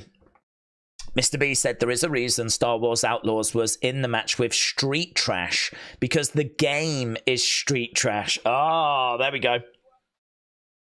Guzman said people hate it just because only hate it because it's Star Wars. Well, I don't know that that's true. I don't think IGN would hate it because it's Star Wars. I'm not sure Eurogamer is going to take that opinion for that reason. 7. Oh, no. I don't know what the issues are. It says the good. Here's Forbes. Bad. Way too much stealth. Guzma, was there lots of stealth? Because if so, that's a problem. Insta-fail stealth. I don't even know what that means. Combat is middling. How did you find the combat? Was it middling? Speeder bikes. Dated character modeling. Lockpicking. Lockpick. I don't buy a video game for lockpicking. Oh, boring. That's all the bad. And the good, just 2 things. Live in Star Wars worlds. Apparently it does feel alive. And Kay and Nix. There we go. Tegan Nix. She's in it. So, there we go. Turns out the game sucks. Right, moving on. We are moving on. Guzman said, I don't care. I'm living in it. Well, Guzma, you enjoy it. We're only joking. Sucks. Right, here we go. Main event. Lego Star Wars is still... Yeah, Guzma, play that. Have you ever played that? You're playing the wrong Star Wars game. You're playing the rubbish boomer one. You want the real proper one, the gritty one, the Lego one. You get to, like, destroy things and they break into blocks. It's good. It's good. I want Orton to win, but I think he'll put Gunther over, said Alkaline. Word of Wrestling said I can't wait to play Outlaws. Word of Wrestling, did you not just hear what we said? It sucks. I'm doing so much work here to save you money so that you don't go wasting it. And now you're like, oh, I can't wait to play the game. Dude. Danny said people don't like it because it's an Ubisoft game. Apparently that Punk gear was his all-in gear. Oh yeah, I could believe that. I could believe that. It was nice. I like it. I've been playing Outlaws. It's actually really good. No, Ian, sorry, you're wrong.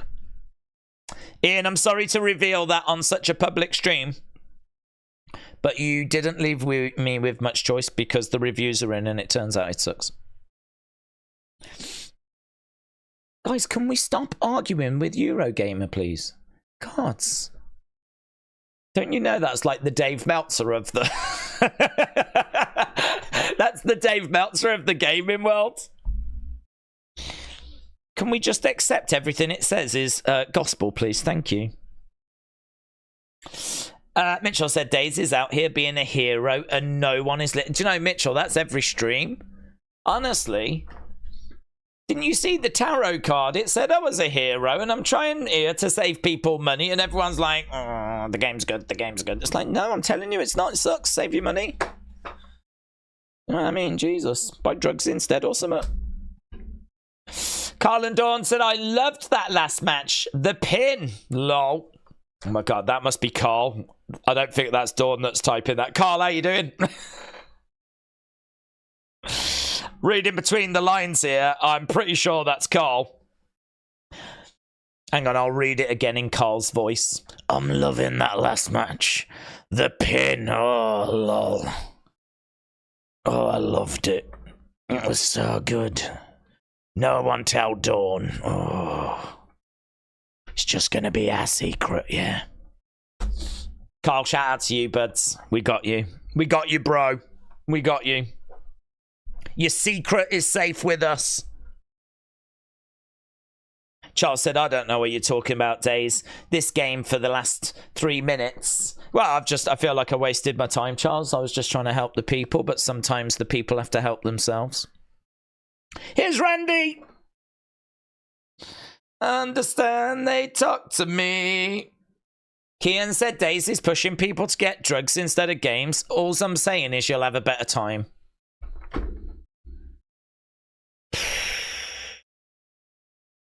Okay, here's Randy. Crowd had fallen asleep, said GS Dub. Ajax said, is it Ajax? It's Ajax, but it could also be Ajax. It's hard to know which is correct. And the comments got... Oh, no. Let's go, Randy. Here he is. Looks to be one of those 8K cameras that I don't think looks very good.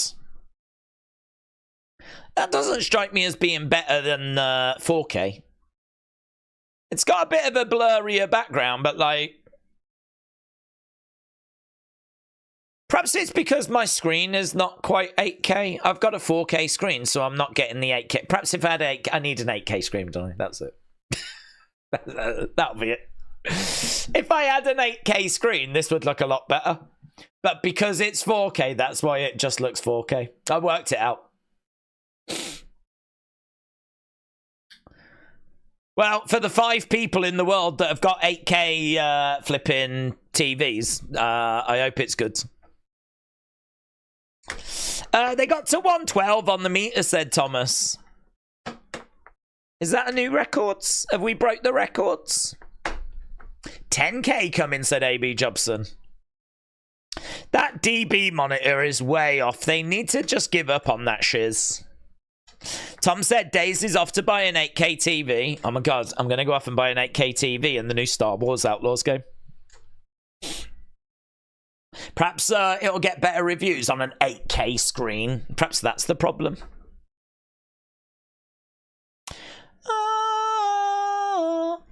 Okay, Randy making his way down. The other crowd sang his whole song, said Word of Wrestling. Yeah, that's true. English isn't their first language, but then it wasn't France's. And I don't even know if it's Scotland. Randy is on the outside, lots of smiles. People having a good time. Orton is taking it in, says James. Imagine that Rhea pin in 8K. Imagine that Rhea pin in VR. Oh my god. I might start crying. I might start crying because you might be able to select like ref cams and stuff in the future.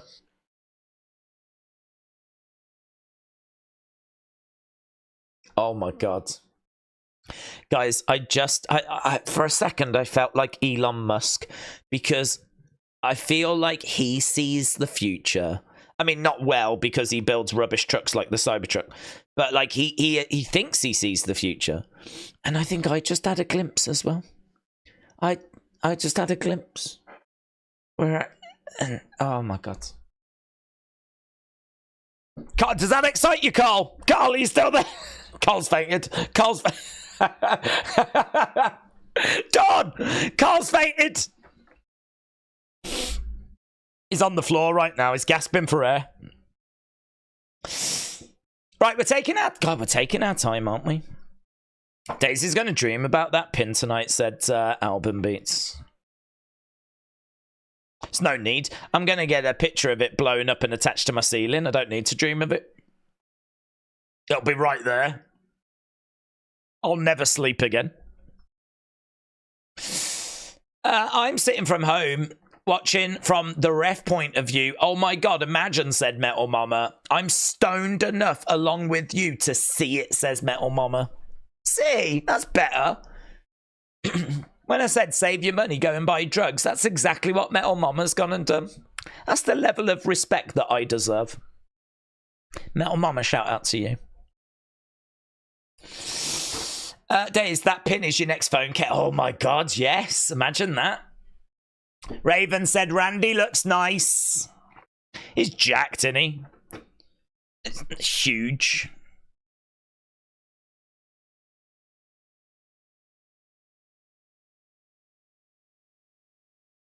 Randy in the ring. King Yeti said Gunther should use Erica as his entrance theme. Gunther should use Erica as his... What's Erica? It's a German marching song. It's a 1930s German marching... Why would you think I would know the name of a 1930s German march?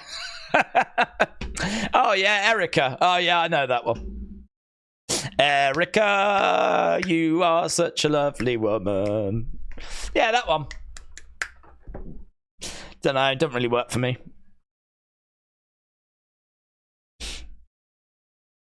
Here's Gunther. The Ring General.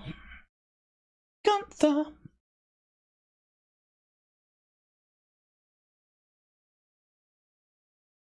Gunther making his way down, and there is no joy on his face whatsoever. Don't do it. Do not play it. Well, should I play it? Well, should I play it on my phone? It's a 1930s. I've never heard of it. I can't play it on the thing because we'll probably get a copyright strike or something. Whatever band came up with it, you know. Das Beatles. They'll probably sue me.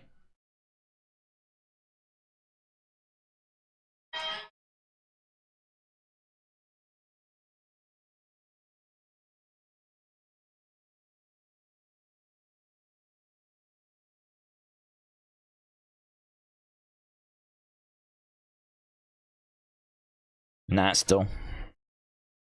Boring. I'd much rather have something from Def Rebel. Thomas said, I would love to see WrestleMania in Seattle. That football stadium is built to keep noise in. It has been measured on the Richter scale, says Thomas. Don't know it. Don't know it. I would agree as long as we can have Frazier announce the attendance. That's literally the only thing I know about Seattle. Didn't Nirvana come from there? Did Nirvana come from there? Did Nirvana come from there?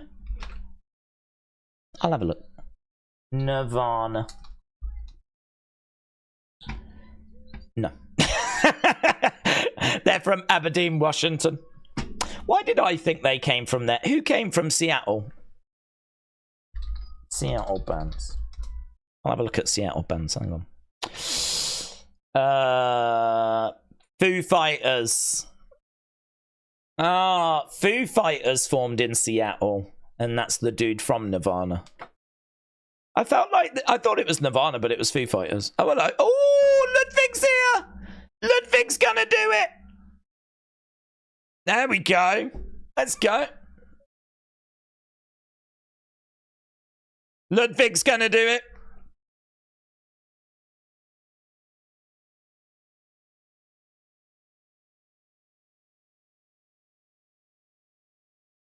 Big cheer. Don't know what he said. Here's ladies and gentlemen.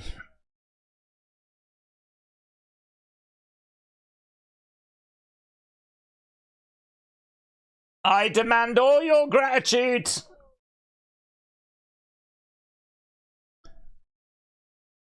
For your world heavyweight champion. There he is. There he is. Ludwig is so good, said K-Dub. I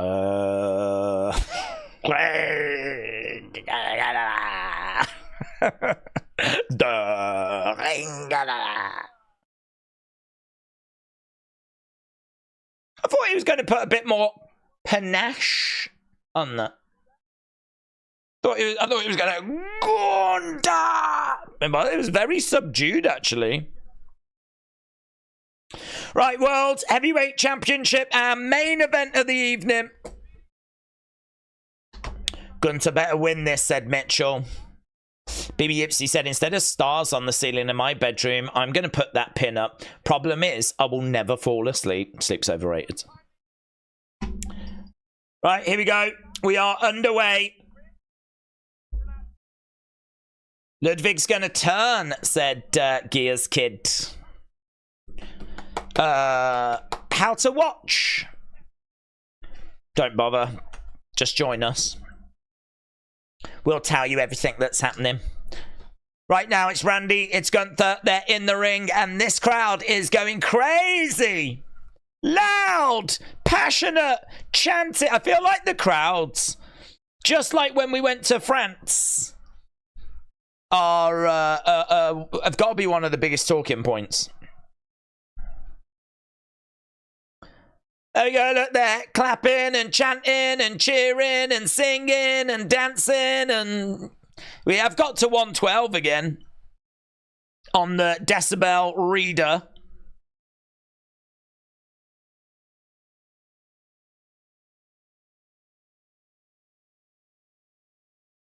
Yeah, so we've got Orton applauding the fans. Orton really enjoying it.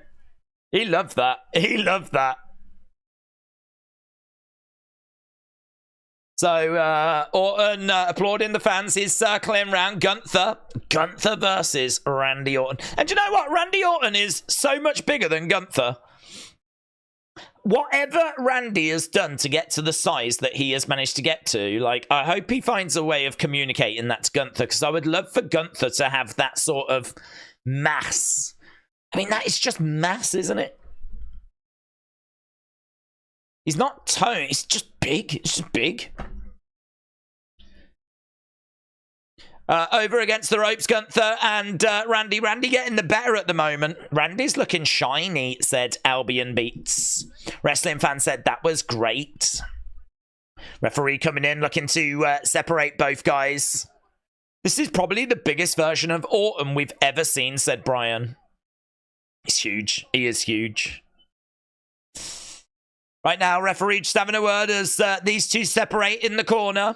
It's called TRT or steroids, said Mitchell. Well, he needs to be on that then, doesn't he?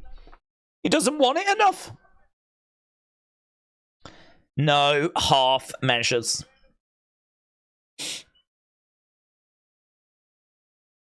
Here we go, looking to lock up and take over. Good work there by... Oh, kick out by Gunther. Randy has always had a lean type physique, but ever since he returned, he's turned into a monster, said Brony. Ronnie Jones said, it's the Nutella. Ah, that's a great comment. That is great.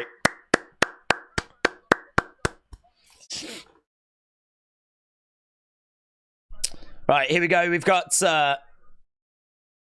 Orton back in the corner. It's still going, man. This crowd is still going.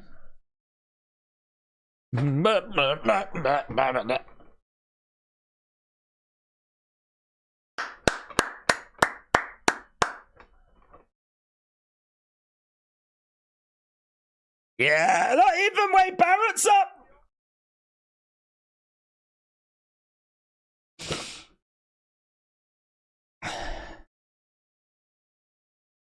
Randy, round the back of Gunther. It does seem like a very fun place to be. But then, if you've spent the amount of money they've spent to be in that building, you're going to want every cent's worth, aren't you?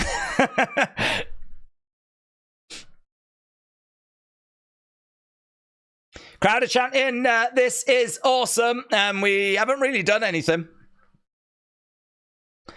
I think the crowd are chanting that they are awesome, really, because the crowd have done more than Gunther and Randy. They're feeling each other out, said Albion Beats.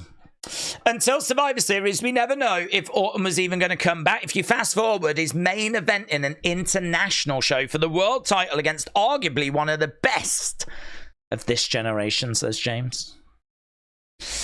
It is fantastic to see him in this position. It is true. I really didn't think we were going to get him back. People were asking, when's he coming back? And I remember saying a few times, let's just get him back. There's a Mexican wave, which is normally a bad sign that a match is boring, but I think this crowd have just worked themselves into such a frenzy. There we go. He's back up on his feet. Back in the corner. Referee coming in, looking to separate both guys. No joy at the moment. I would love to be at this event, said Charles. Alpha Ginger, shout out to you. Randy looking out at the fans. He can't believe this atmosphere. He's actually watching the Mexican wave going rounds. He probably should be watching Gunther.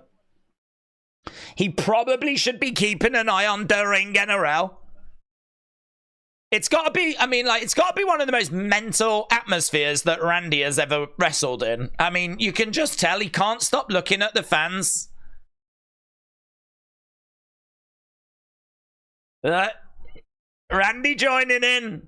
So it came round and he was like, joining in as it was like whooshing round. Is he waiting for it again? Where's he gone? No, he's just ruined it. Randy's ruined it because the Mexican wave stopped so they can all applaud him. Oh, he's such a party pooper.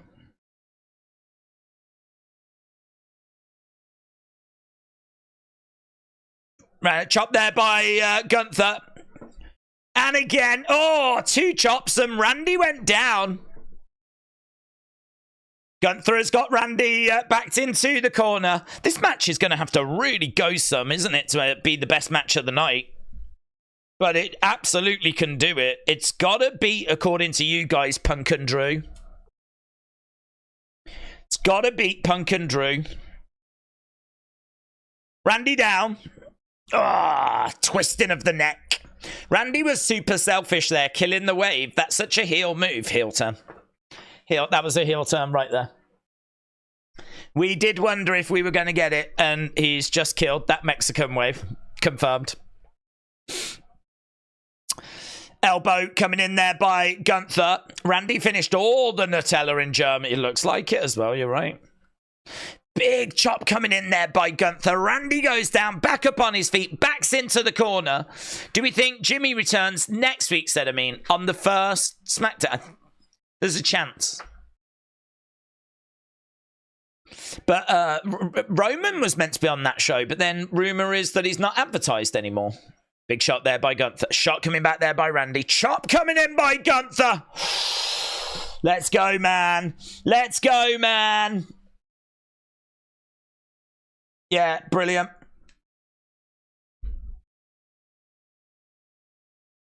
Randy goes to the outsides.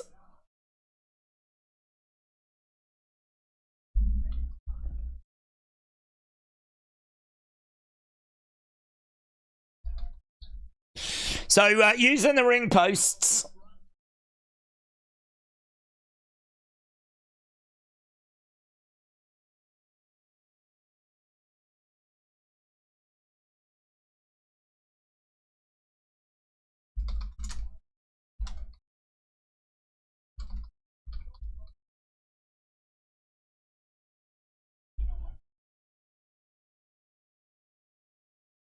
Okay, so into the ring steps went Gunther.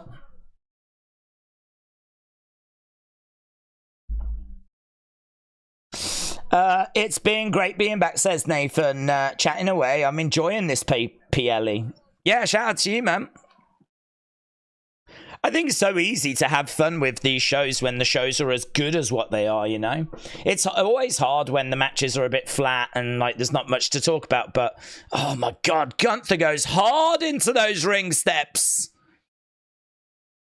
Gunther hard into the ring steps. That dude's sticking his finger up, I think, at Randy, is he? I think we've got a real Gunther fan here. Gunther being dragged.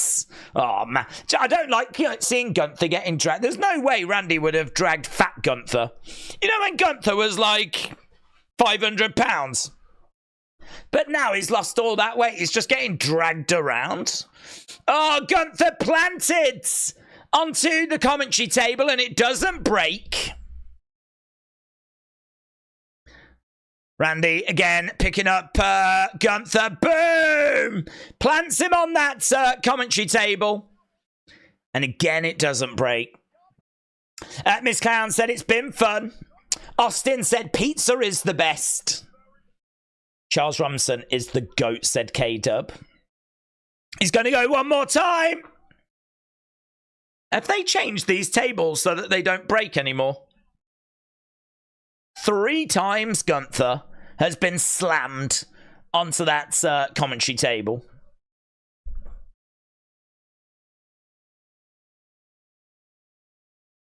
Here we go. He's looking to pick him up again. Boom! That's 4, and it still hasn't broke.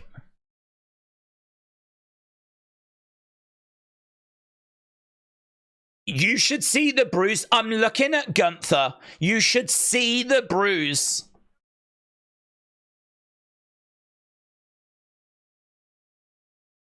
Okay, so Michael Cole is really saying, is it the shoulder?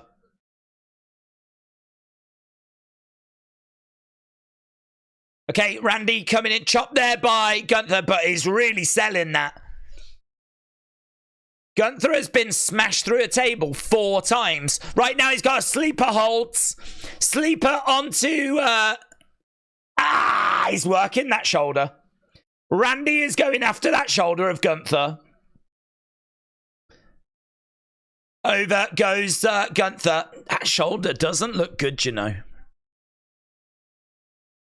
Yeah, it has got a nasty bruise coming all here. And again, that arm getting slammed down. 1, kick out by Gunther. And again. German tables are like IKEA. Would they really not break, said David. That's true. German-made tables are going to be very well made. Crowd applauding away. Is it the shoulder? It is the shoulder, yeah.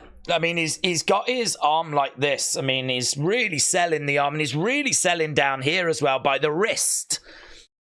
He keeps grabbing his, like, wrist. Ah! Down he goes. 1, 2. Just a 2 count there for Randy. This is for Randy to become a 15-time world champion. World championship on the line. Gunther is saying something there to Randy. I don't know what he just communicated. I don't know what he just said to Randy, but he did just say something. Right now we're down. After Gunther raises his title, defeating Orton, just then Cena's music hits, and he comes with a receding hairline. What you think, Cena, Peniba? I'm totally down for Gunther Cena next year.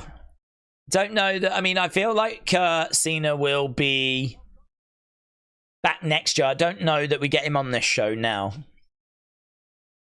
I don't know. Be interesting, wouldn't it?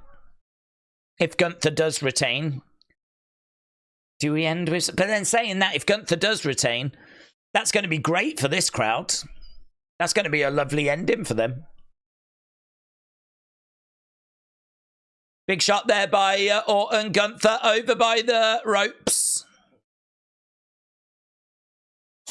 His arm does look pretty beat up, said Sweet Cream. Sweet... Is it creme? Might be creme. Crowd are still, man, the crowd are electric. This crowd are absolutely fantastic. Against the ropes goes Gunther, holds onto the rope, throws out a kick there to Orton, comes over, clothesline into Orton. Orton stumbling round. Gunther coming in, another big clubbing shot. Ram said, if Orton was to win, who do you think would go after him? Well, I don't know if we would not do a rematch. I mean, maybe we would have someone turn on Gunther to get him out of the way. Oof, big shot coming in. Another big clothesline. Down goes Gunther. I don't know if you wouldn't do the rematch. Against the ropes, picked up. Boom, power slam. 1, 2. Shoulder up. Randy is laying off the arm. Maybe it really is jacked up, said Ajax. I'll never know. Cena would have already been spotted, especially with Daze and us fans, says Alan. Okay, Gunther on the outside of the ring. Moldy Spoon said, why does it feel like Gunther is wrestling as the good guy and Randy is wrestling like a heel? I think the crowd are cheering both, to be honest. Oh, chopped there by Gunther. Boom. Goes down. Orton on his knees. Never seen Gunther. I don't know. Not dominant. Here's Gunther. Gunther going up top. Randy coming over. Big right hands. We are now 2 hours 43 into this match. Big chop coming in there by Randy. Headbutt by Randy. Gunther perched. Right now we've got Orton going up looking for a suplex. This match has been good. I feel like it's been quite similar to... oh, it's a big superplex. Big superplex. Feel like it's a bit similar to the start of Kevin and Cody. We've gone through the motions. Maybe a few more big spots at the start of this one. But I'm sure it is gonna heat up. Been pretty hard hitting though. Both guys feeling the effects. Both guys are down. Both guys are selling. Crowd have been MVPs of this match. Yep, 13,000. Green shirt guy is in black tonight. Well, I don't think he's there. Here we go. Orton is up. Orton is going over to Gunther. Throws in a big shot. Gunther feels that. Shakes it off. Goes over to the corner. Orton coming over, but a big chop coming back there by Gunther. Yeah, Gunther really feeling that. Keeps grabbing his wrist. Uppercut. Chop coming in there by Gunther. Chop coming back there by Randy. Gunther with another big chop of his own. These two exchanging blows. He just chopped him with that hand. Yeah, he really felt that as well. And again, he throws a big shot and immediately grabs a hold of his hand again. Anything with that right hand that's involving that wrist is a problem for Gunther. Big shot there by Gunther. Kick coming in. And again. Kicks there by Gunther. Every kick that comes in is cheered by the crowds. Poke by Randy. Referee having a word. Smile on the face of Randy. Old school.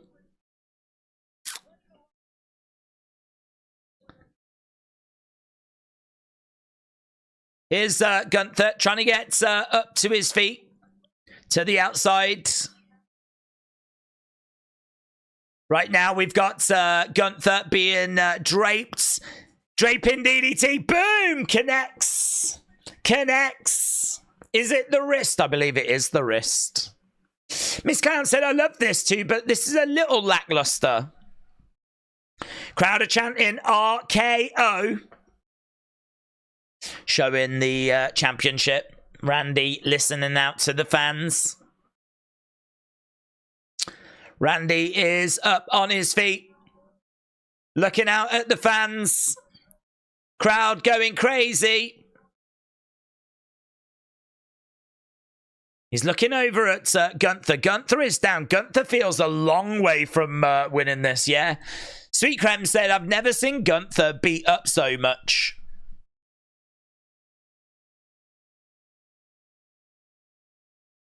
Randy. Randy goes down.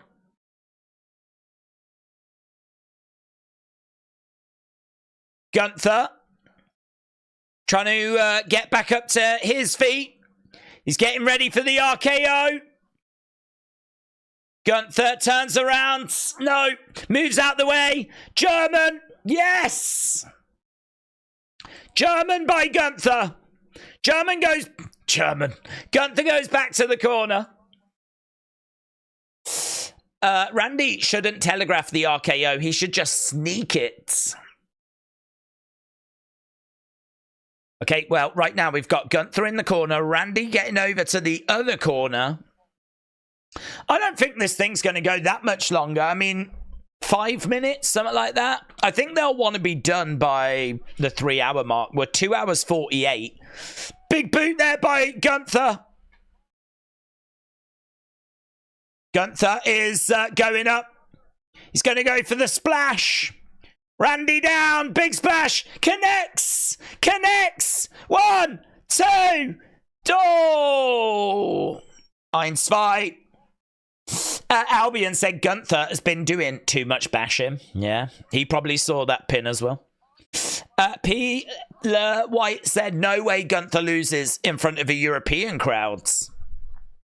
Randy's body figure matches his entrance theme more now, said Rumour. God, that's loud. That is loud. Loud, this is awesome, chants.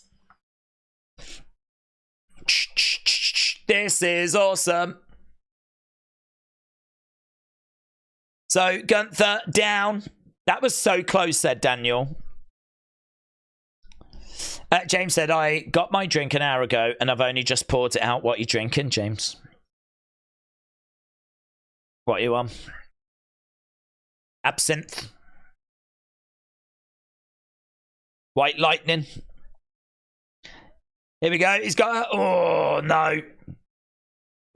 He's having real trouble with his wrist. He's really selling that wrist. Gunther. Back up. On his feet. Charges over. Clothesline. Down goes Randy. Gunther shouts out at the fans. He's trying to grab Orton. Orton's like a dead weight, man. Orton's like... Oh. He is going to go for a pile driver, is he? He's got him up. No, no joy. No joy goes down to his knees. The crowd counting in Germany's goated, said AB Jobson. Miss Clown said, I had black absinthe once. It is pure nasty. Didn't even know they did black. I'm going to go for it again. Are you enjoying the pay-per-view, said Gamer Right? Yeah, it's been good. It's been fun. It's not provided shock moments. It's delivered everything we thought it would. But I've said before, I mean, such a treat to be watching wrestling on a Saturday. So, yeah, great. Randy trying to power up to his feet. Gunther on his shoulders. He's in a position for like an Alabama slam, but he didn't go for it. Gunther, powerbomb! Powerbomb by Gunther. 1, 2, oh! No joy. No joy. Aubrey said the wrist is a work. It's so Randy doesn't have to take a powerbomb on the back. Never mind. Sweet Crumbs, this is my favourite match of the night. Brony said, I'm not feeling this match. It's been a bit slow-paced the whole match, and it hasn't picked up speed. It's just an orange Fanta, nothing special. I ain't got no booze left, says James. Here we go. We got Gunther up, crowd cheering. Randy down. He's looking to grab Randy. Drew versus Punk, match of the year. What, the one tonight? That's your match of the year. Looking for the RKO, gets it! RKO! RKO! 1, 2, oh! Wow! RKO! Out of nowhere! 1, 2, 9. And you're going to have to take German lessons to know what that was, because that was pure German. Oh, that's not German. Holy shiz! Holy shiz! Wow. Kick out, said LS Dub.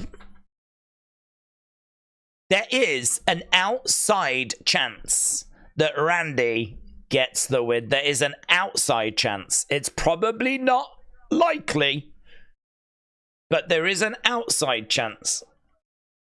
Just because there's a few reasons why you would do it. There's a few reasons why you would book it. And Gunther losing here isn't really a problem if you think they had Drew lose in Scotland. They had Sammy lose in Canada. Right now, stripping the table. Will the German table be stronger than the Spanish table? Definitely. So that German table has been stripped. Spartan said Randy's gonna puke. He's gonna puke after the Nutella. Punt kick him. One of the greatest is being defeated by Gunther, says Ms. Zorn. Well, at the moment, Randy is in control. They'll make a good Mattel of Randy with some Nutella. Imagine that. Imagine Mattel make a Randy figure and he comes with a little pot of Nutella. Gunther on the outside. We got some ring steps that have been set up in front of the commentary table. Adam said the German table will last 1,000 years. Oh, shot there by Randy. Clubbing blow there by Randy as well. He's picking up Gunther. Slams him on the ring steps. Let's go, man. Oh. These two are selling. Everything feels like it hurts. Crowd are cheering for Randy. Blame Bret Hart for Canadians always losing in Canada unless you are Trish, says David. The German table is stronger than the Spanish table, and the French table automatically surrendered, said that's...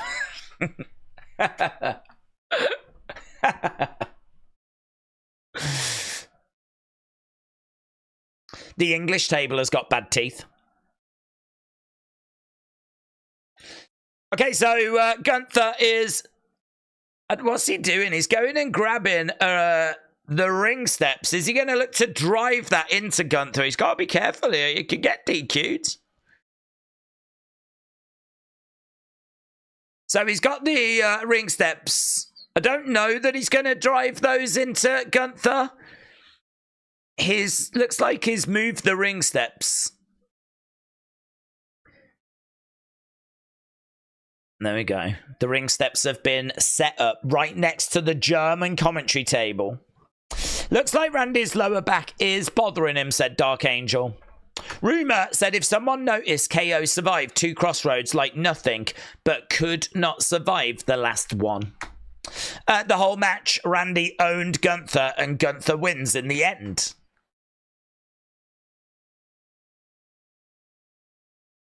Randy Orton, let's go, Gunther. Randy Orton, let's go, Gunther. Gunther smashed into the commentary table. Randy breaks the count. Boom! He's got a pin or submit. You can't win by count out. Gunther goes face first into the ring steps. And again. It is true. I mean, it's so hard to remember seeing Gunther being, like, dealt with like this. He has absolutely smashed Gunther. Manhandle. I mean, this is the guy that has just had so many amazing banger matches. And he has just bullied people.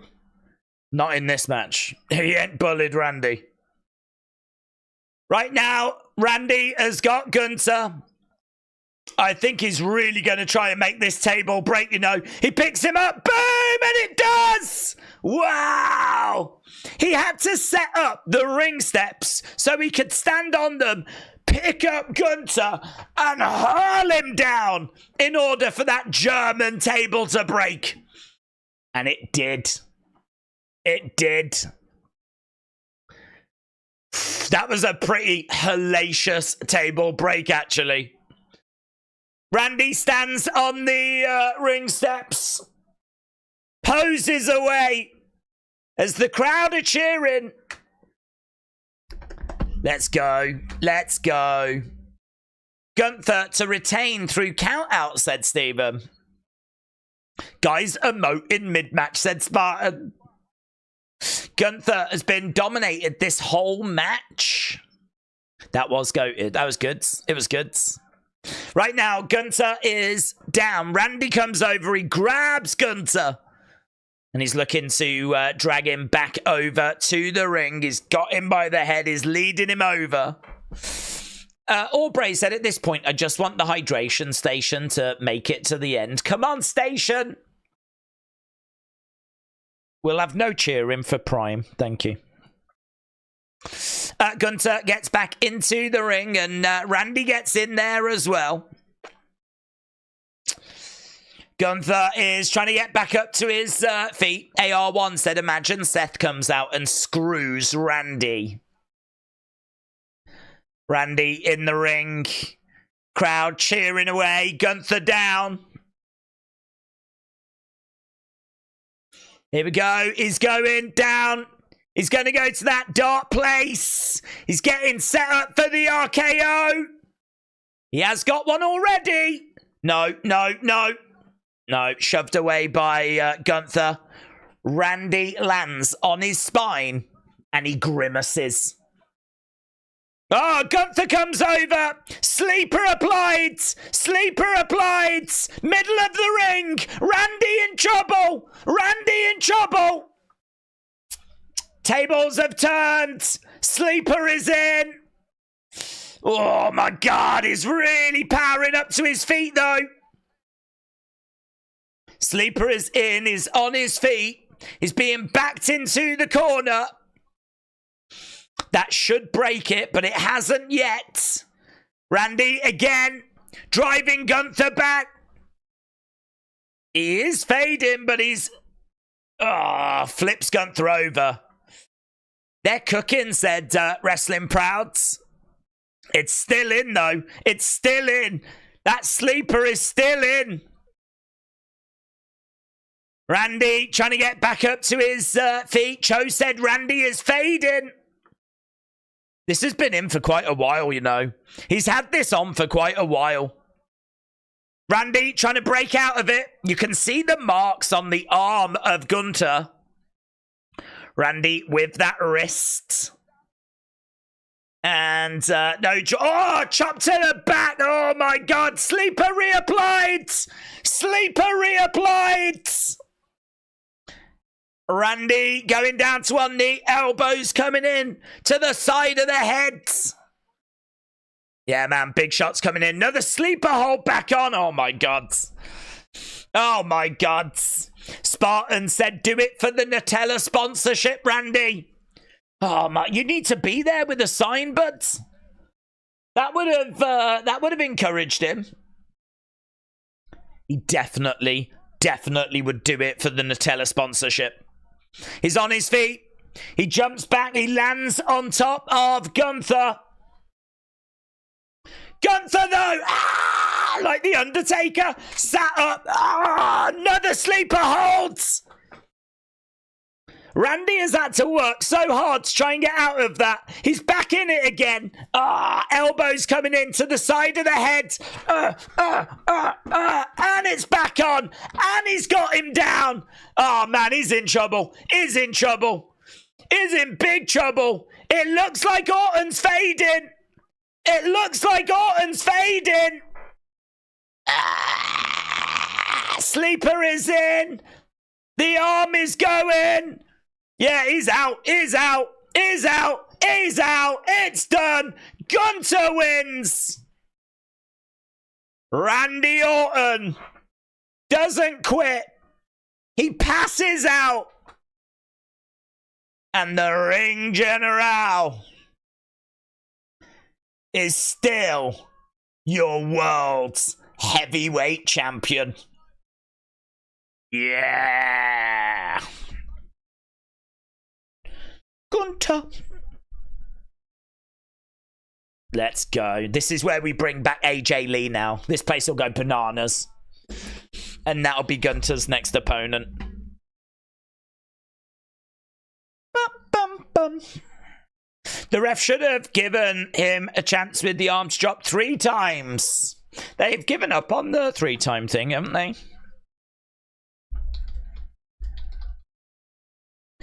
Rarely will you see a matchup that physical. Rarely will you see a match with that great of a crowd. Great crowds. Watch Gunther's wrists. That crowd made that match a classic, said Tamar. Randy just put Gunther over astronomically, said Charles. Where is Ludwig, said Rumour.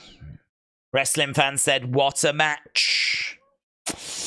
Gia's kid said, bro, Brock. King Yeti said, de ring general. De ring general. Getting it done. That means every result went the way... I think it went the way we predicted. I can't remember what we predicted for the Terror Twins. But I think everything went the way we thought. It went the way we thought on the night of the show.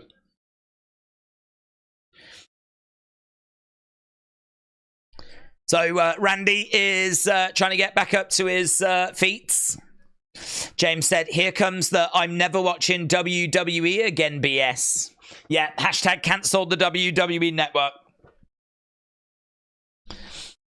Cancel the WWE Network. This is a flipping disgrace. Randy on his feet. Gunther puts his hand out. It's a nice sign of respect, isn't it? Randy shakes it. Do you remember when he called his granddad a screw up? And his dad a screw up? They're shaking hands now. Gunther goes over, puts his arm in the air. Randy goes over to the ropes. That's ridiculous, says Mizano. Awful show, said Jake. Gunther points at the crowds. Gunther.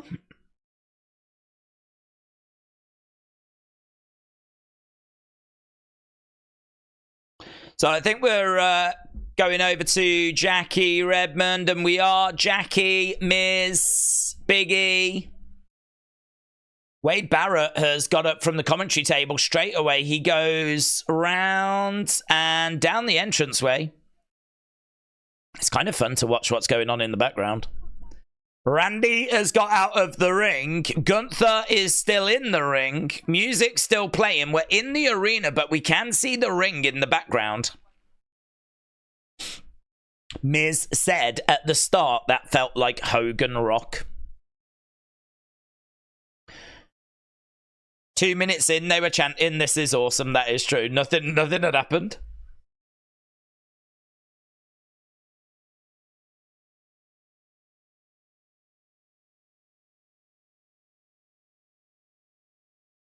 Big E, they said, "Can you believe that Gunther put Randy to sleep?" And Big E is like, yeah, I can. yeah, that's right. Yeah, I can. I like this presentation of them being there with that in the background, with the music still. Like, you're not outside. This is better. Gunther is different.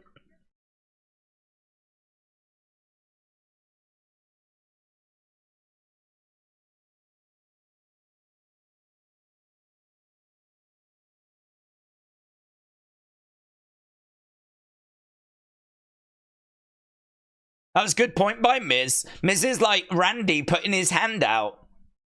It's like, it's Gunther putting his hand out. It's kind of like Gunther showing respect to Randy. And it's kind of like, you did really good, well done, you tried, but you did fall short, well done.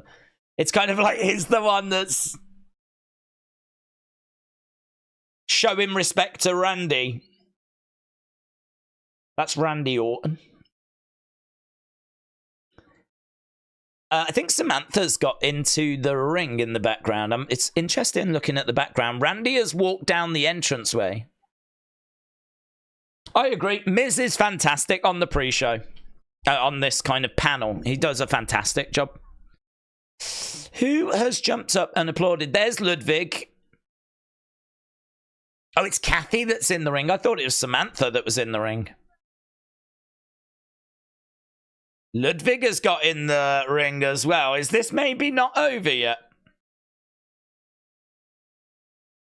Any words for people in Germany? It would suck if people had left because they thought the show was over and now they do something. I don't know. It's interesting though.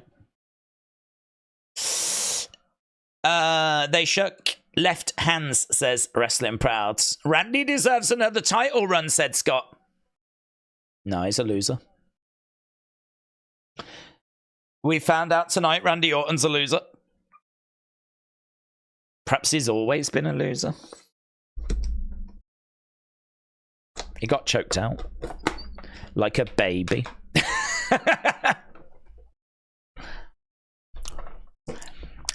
He's saying some foreign things.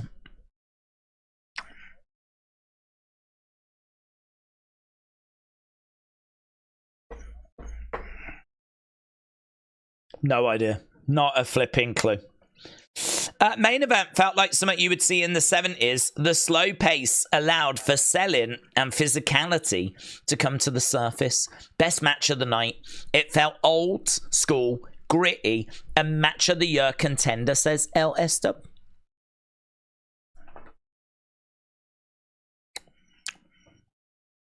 Gunther jumps out the ring.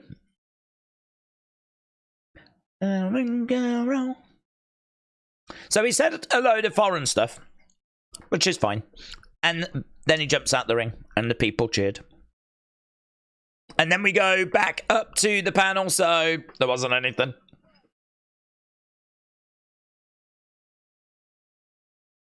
They're asking to translate. I don't understand a word of what Gunther's speech was, but it was emotional. I cried. Lost in the Woods, I cried. Tonga Loa would dominate Gunther. Let's be real. That's true. I was hoping for Dragunov to show up, said Durom.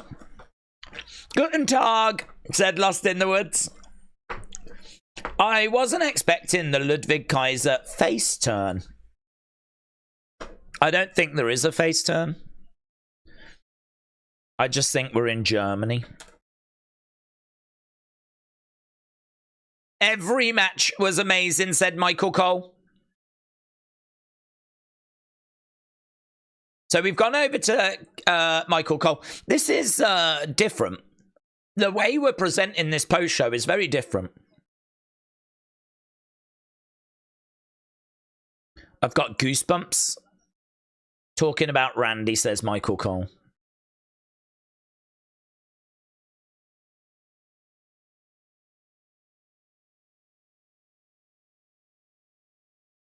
I thought he would get closer to history tonight.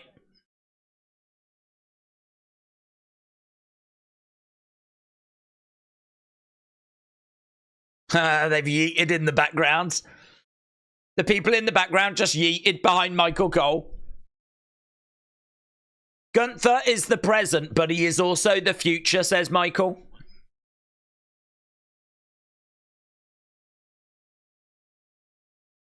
In 20 years, we might talk about Gunther be approaching, like, Cena and what. I don't know about that. How old is he?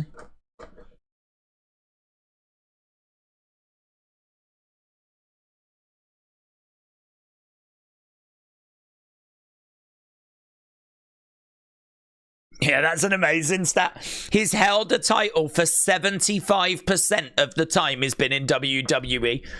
75% of the time he's been in the company, he's been a champion in some degree. Hello, where are we going? Who are we talking to now? Oh, they're going to the backstage bit. Who's going to be the people that ask the questions? I just heard Jackie go, are we still live? Are we still live? So, Cody, we've gone over to the usual press conference bit now. Post-show is amazing. It's so clean, said Charles. I agree.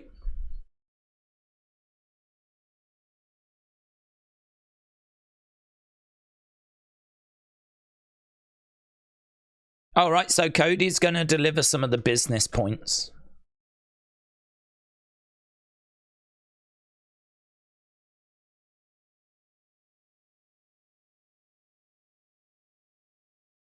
Cody says, I love saying this. It's the highest grossing arena. For him, it's good because he's on that card, you know? That's an honor, isn't it? To be on the card that was like, but this thing changed it. Literally, the next arena show will be the next highest grossing. This ain't going to stay a record for long. Cody in charge. Cody in charge now. I noticed the crowds overseas are very loud.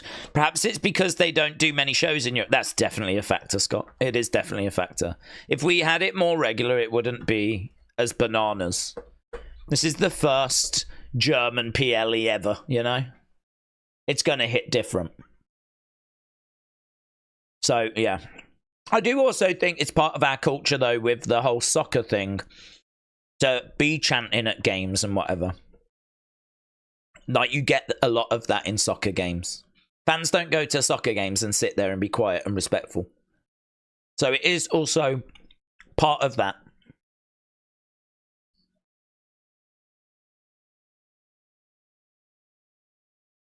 He's just shouting out the producers of the live event tour. Look, I'm snacking again. Look at Cody's wrist. He has a darn bracelet too. Oh, everyone's got them. It's the flipping friendship bracelet era. That's what we're in. We've come out of the Triple H era. We're in the friendship bracelet era now.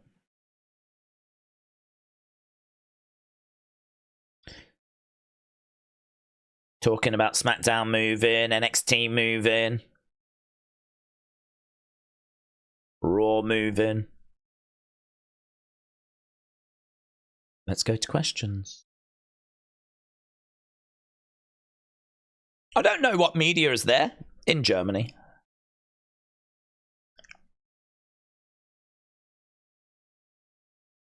Don't even know who this is.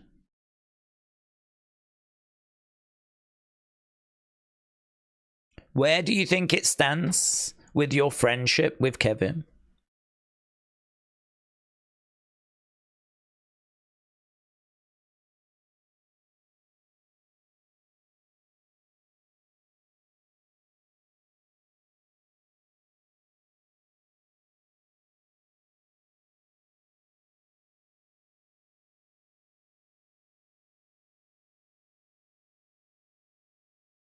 Speaks to the strength of our relationship. People would have called that he would have turned heel. But it speaks to the strength of that relationship that he didn't.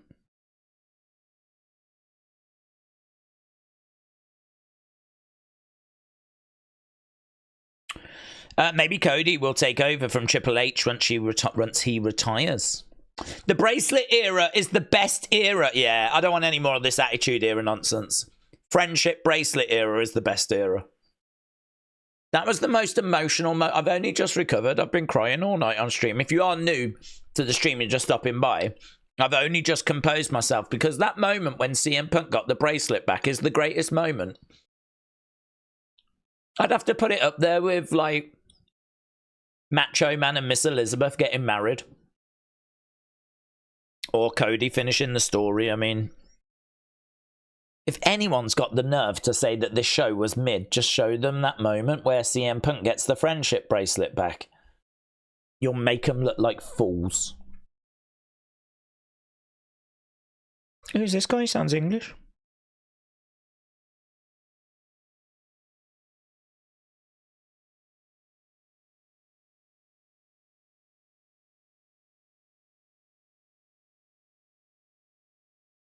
I didn't hear the question.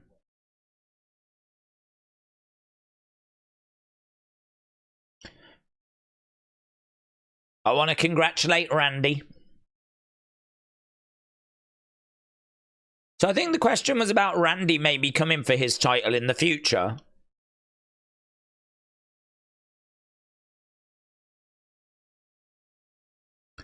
That's an old school thing, thanking whoever was in the main event for the house.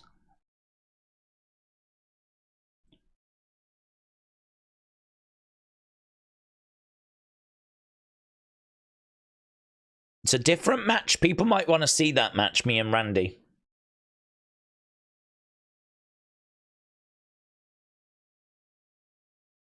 I don't want to give you a bad answer.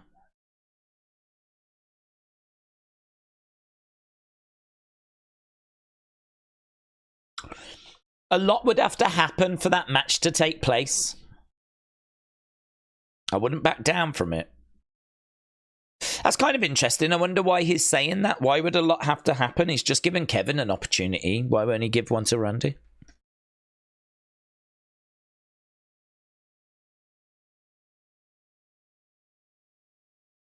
No one's closer to me than Randy Orton. That's just really upset Brandy Rhodes.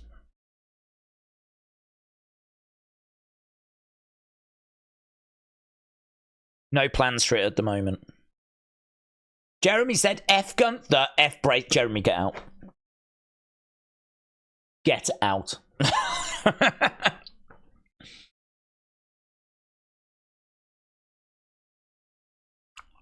Strap match should have them attached on the wrist, said Albion.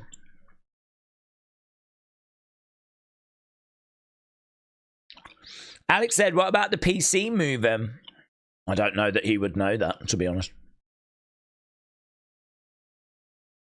That would be a question for Triple H, though. That'd be a good question for Triple H.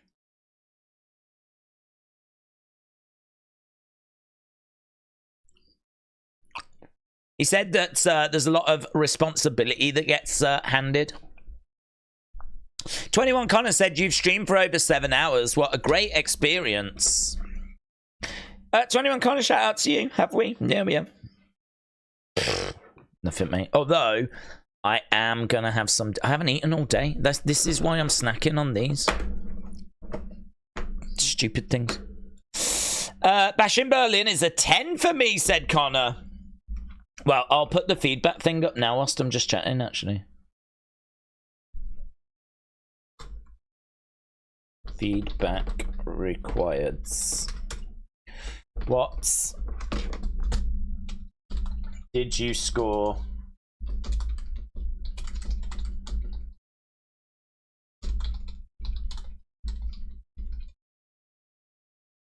So Cody said, this is a lot of responsibility. Every decision I make, it affects the WWE fans. I've put the post up for the feedback.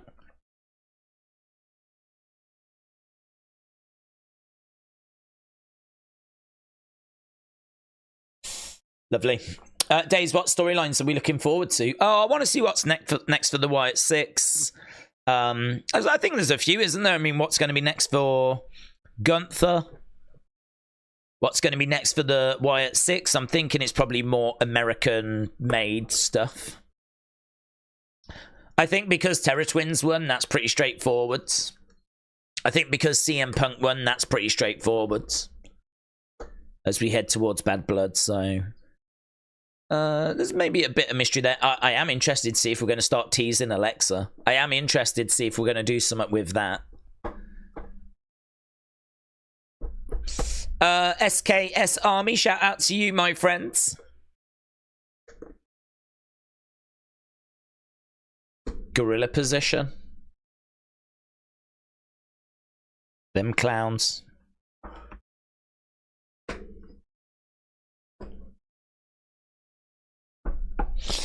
Daze, I've got Gunther, Cody, Damian, Rhea, Jade, Bianca right, said Connor. Well done, buds. Well done.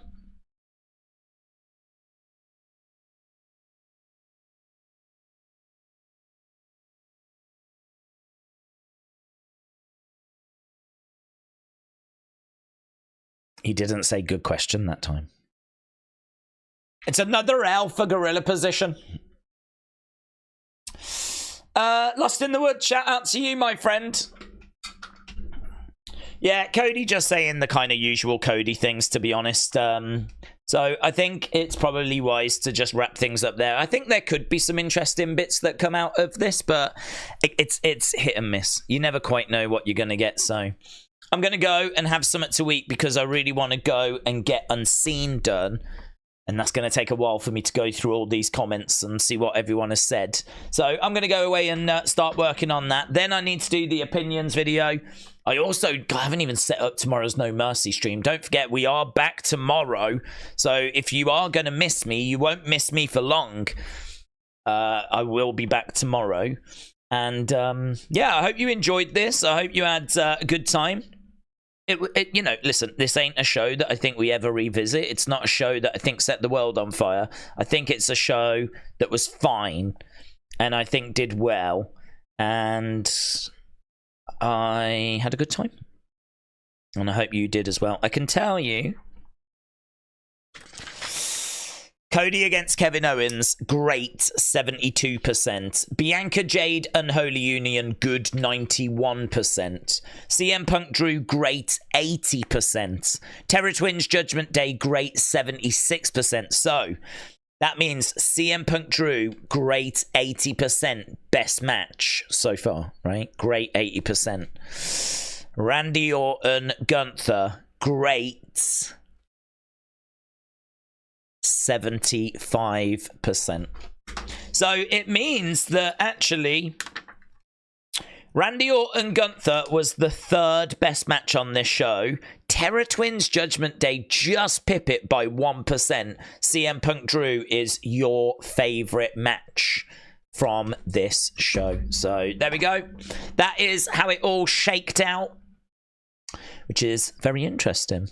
So yeah, I'm going to off and get some food. Thank you so much for joining us. Appreciate the support as always.